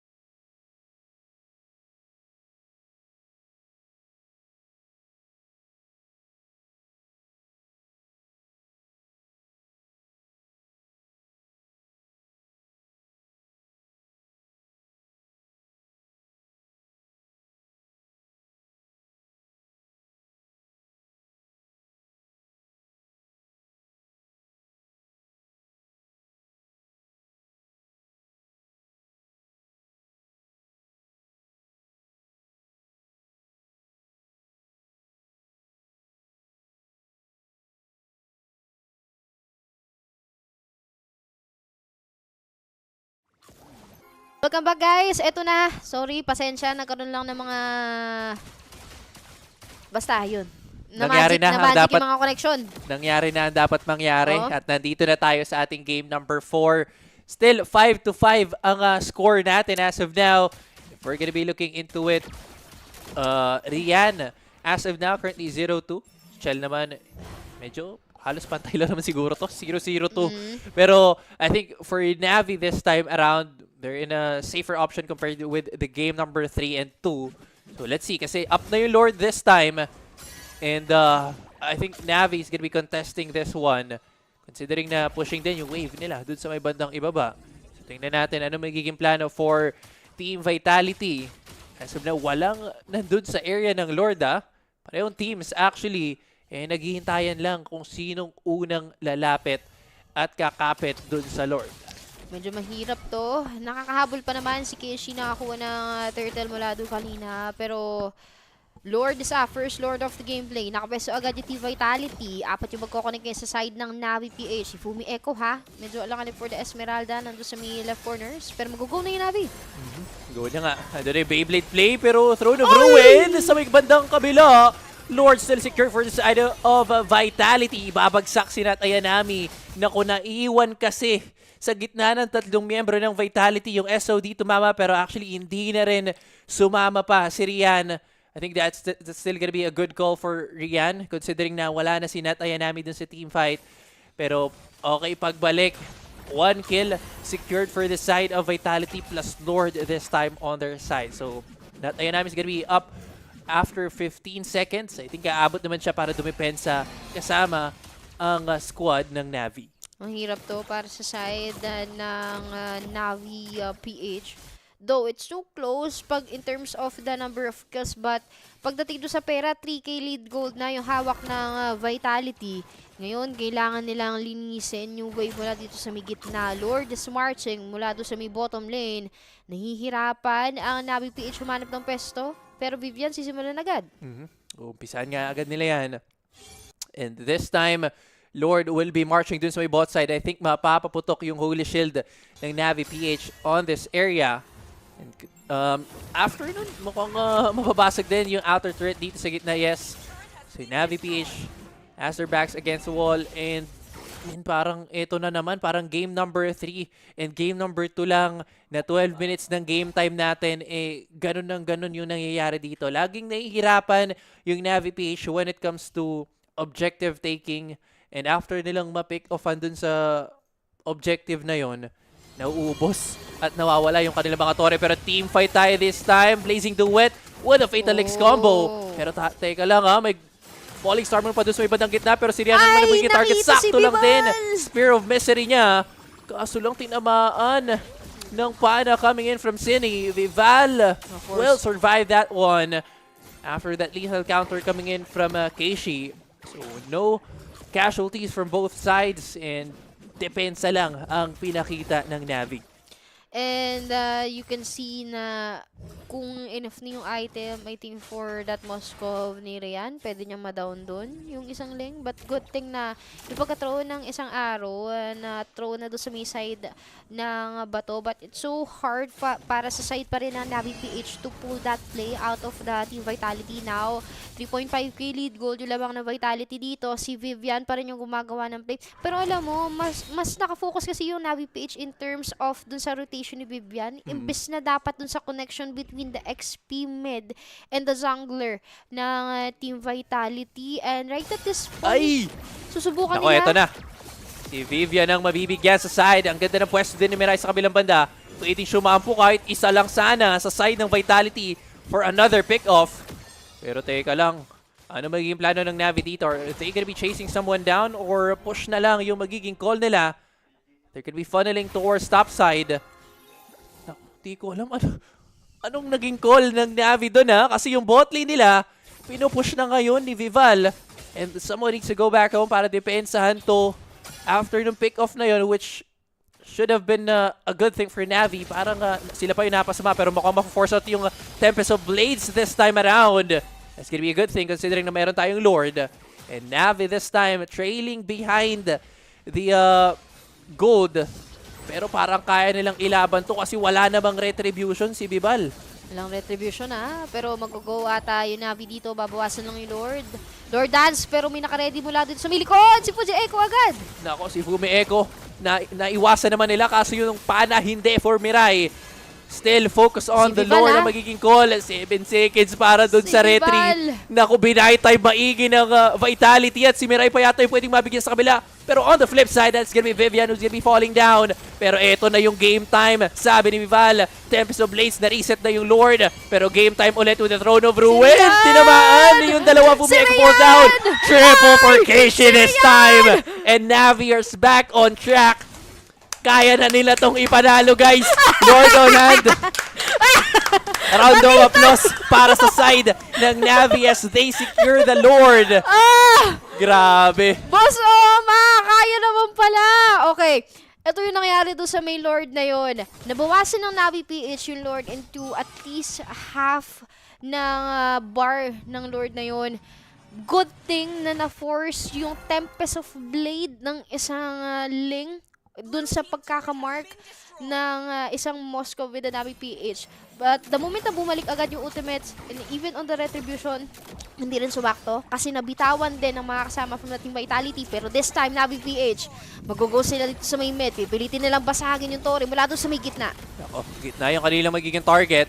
Still have the catapult on hand, so basag ang inner turret sa gitna ng Team Vitality. Lord on the top side. Wala nang Holy Shield to, guys. So parang pwede nang butasin ng Navi PH itong tarangkahan ng Vitality. So basag yan, yes. Pero teka lang, may Fatal Links na gagamitin. Isa nga lang yung mahuhuli. Pero para sila pa yun na delikado bigla as Fumi Echo falls down.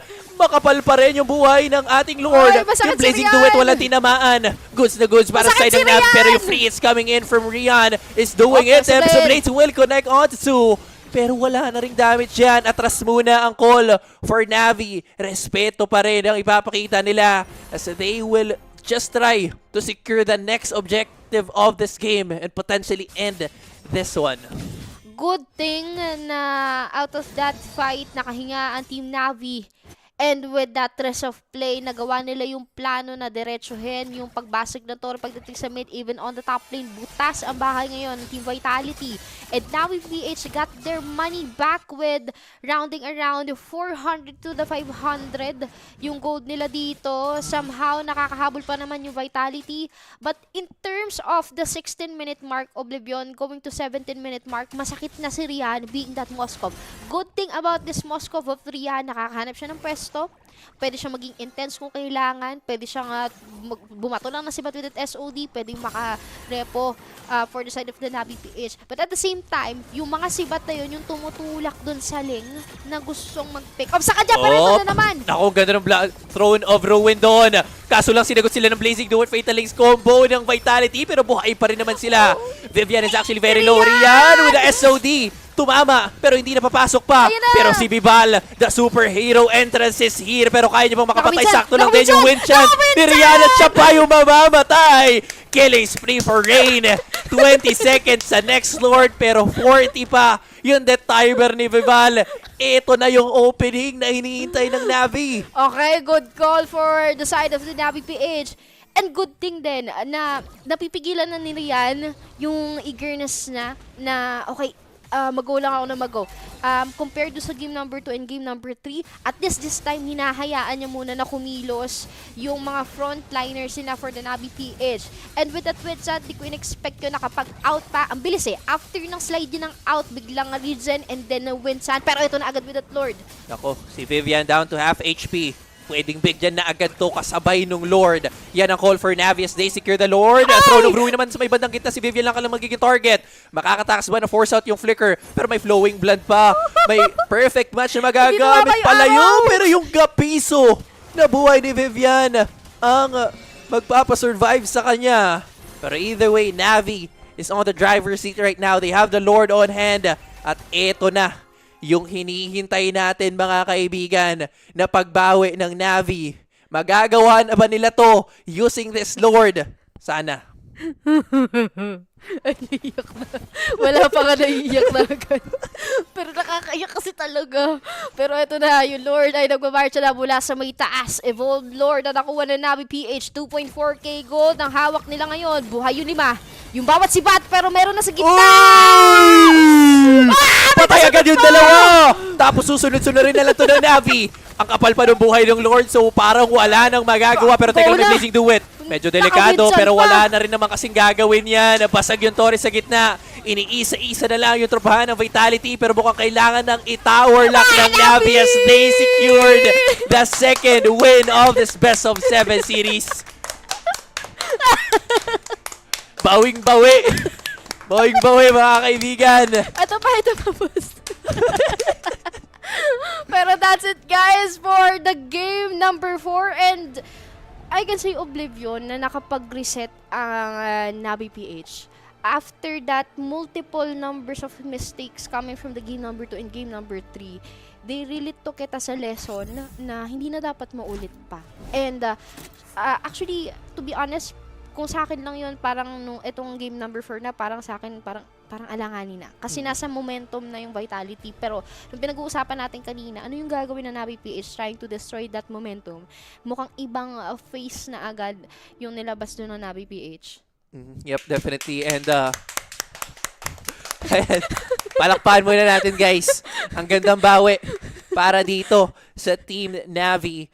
Pero, I'd say, props talaga dun sa team fight na pinakita nila. There were a lot of team fights. And I think, at this point, we're gonna have to say na Balmond is really up dun sa meta natin. Really great at contesting, really great at securing objectives, and I think that worked well din para dito sa side ng NAVI PH. So, considering Balmond has win a game for the side of NAVI and has win a game for the side of Vitality, I think game number 5, tingnan natin kung ipipick pa ba nila to or kailangan ng iban for both teams. Hindi ko na mag-match point ang Team Vitality, but definitely PH got their win back dun sa game number 4. Quick break lang. Mabilisan lang to, guys. Babalik ulit kami for the game number 5 and let's see kung sino nga ba makakuha ng 3 point para ipanalo yung round na yon. We will be right back. He thinks he can come in here and play my game. Let's go. He knows nothing. Let's go! Tyler Wine, you're done. This is my ladder. You can't climb it. It's better than me hard sucking masters.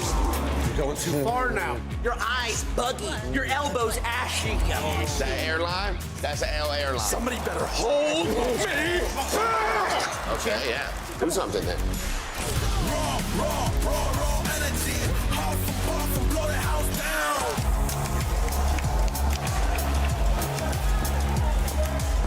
You look nervous.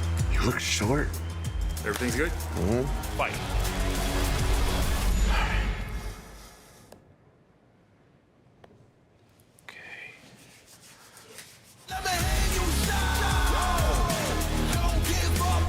Do you really need the wraps? Yeah, that feels like overkill to me. Streamers! You can earn rewards just for streaming the Esports World Cup. And the Esports Creator Program is doing exactly that. You can co-stream events, and that will let you earn points, which can be redeemed for amazing rewards. Hey, Tyler, you okay? Stream EWC, get points. Redeem points, unlock rewards. I stream EWC, I get points, I unlock rewards, I live forever! I'm the best player in the world!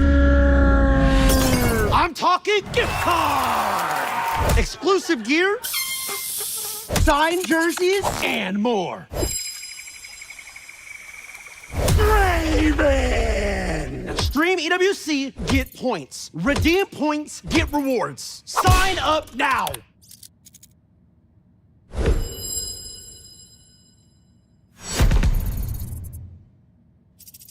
Wait, how do I set up? Not everyone can win.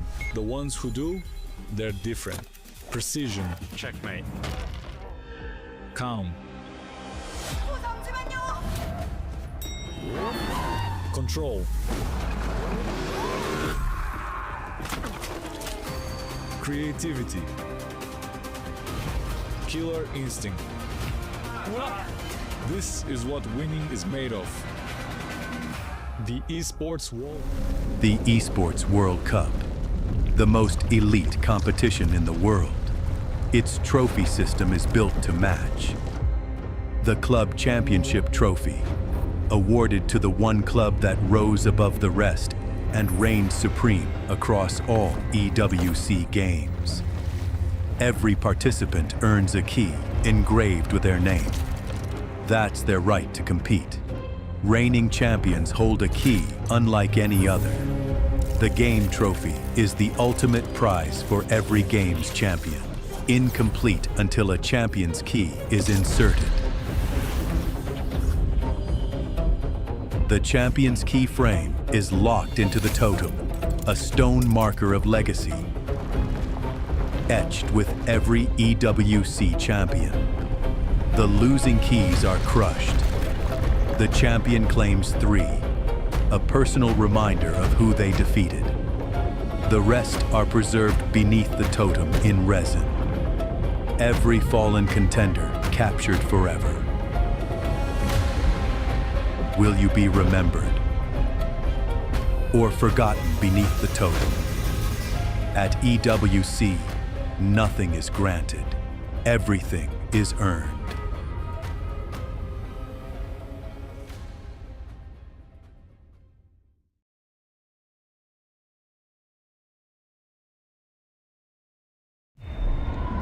$75 million, 25 tournaments, over 200 clubs. Only one club champion. The club championship is the beating heart of the Esports World Cup. Over 7 weeks, esports clubs send their players to compete. Every placement, every win, every podium earns points for their club. At the end of 7 weeks, every point counts. The club at the top walks away with $7 million and the title of Best Esports Club in the world. It's not about being the best at one game. It's about being the best across all of them. Depth, versatility, consistency under pressure. One championship trophy, one title. Who will take it? Watch history unfold in Paris at the Esports World Cup 2026.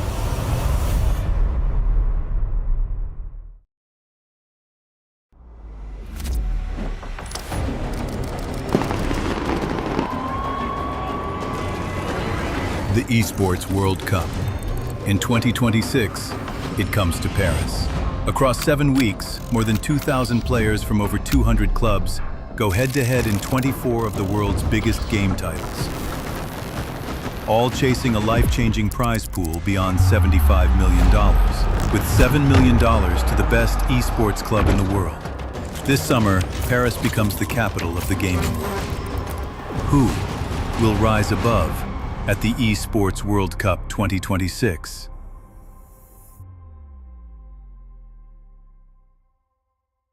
Team Vitality, how are you? I'm good. I'm having a blast here. You're having a blast. How do you feel watching MWI so far? Yes, I watched the semifinals yesterday, and I'm watching today, and also, you know, with the team as well. So it's really nice to see the BTS of what's happening, and it's a big fight, so I hope we prevail. Yes, now, MVL, I gotta ask you, do you play any other games aside from chess? A few, like I played a bit of FIFA mostly. I tried Rocket League, but not so too difficult. It's not for everyone, I understand. So, you know what, I gotta ask you, what do you think about, you know, MWI and all women's league? How do you feel about it? I think it's great. You know, in chess we have a lot of tournaments also only reserved for women.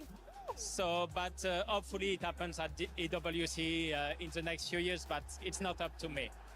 Okay, that's interesting. I never knew that there was a lot of female-only tournament for chess. Yeah. You know what? I love the women empowerment. So, I want to ask you, is there anything you want to say to the girls from Team Vitality who are playing in this grand final stage? Oh, I mean, I believe in them for sure. I see they win almost every match. They're big favorites. and I can see they play well, and it's a big fight, and I think we will prevail. Oh, wow. Thank you very much, MVL, for dropping by our stadium. Thank you. Good luck on your match when it comes. I wish you the very best of luck. That's it from us, guys. Throwing it back to you guys.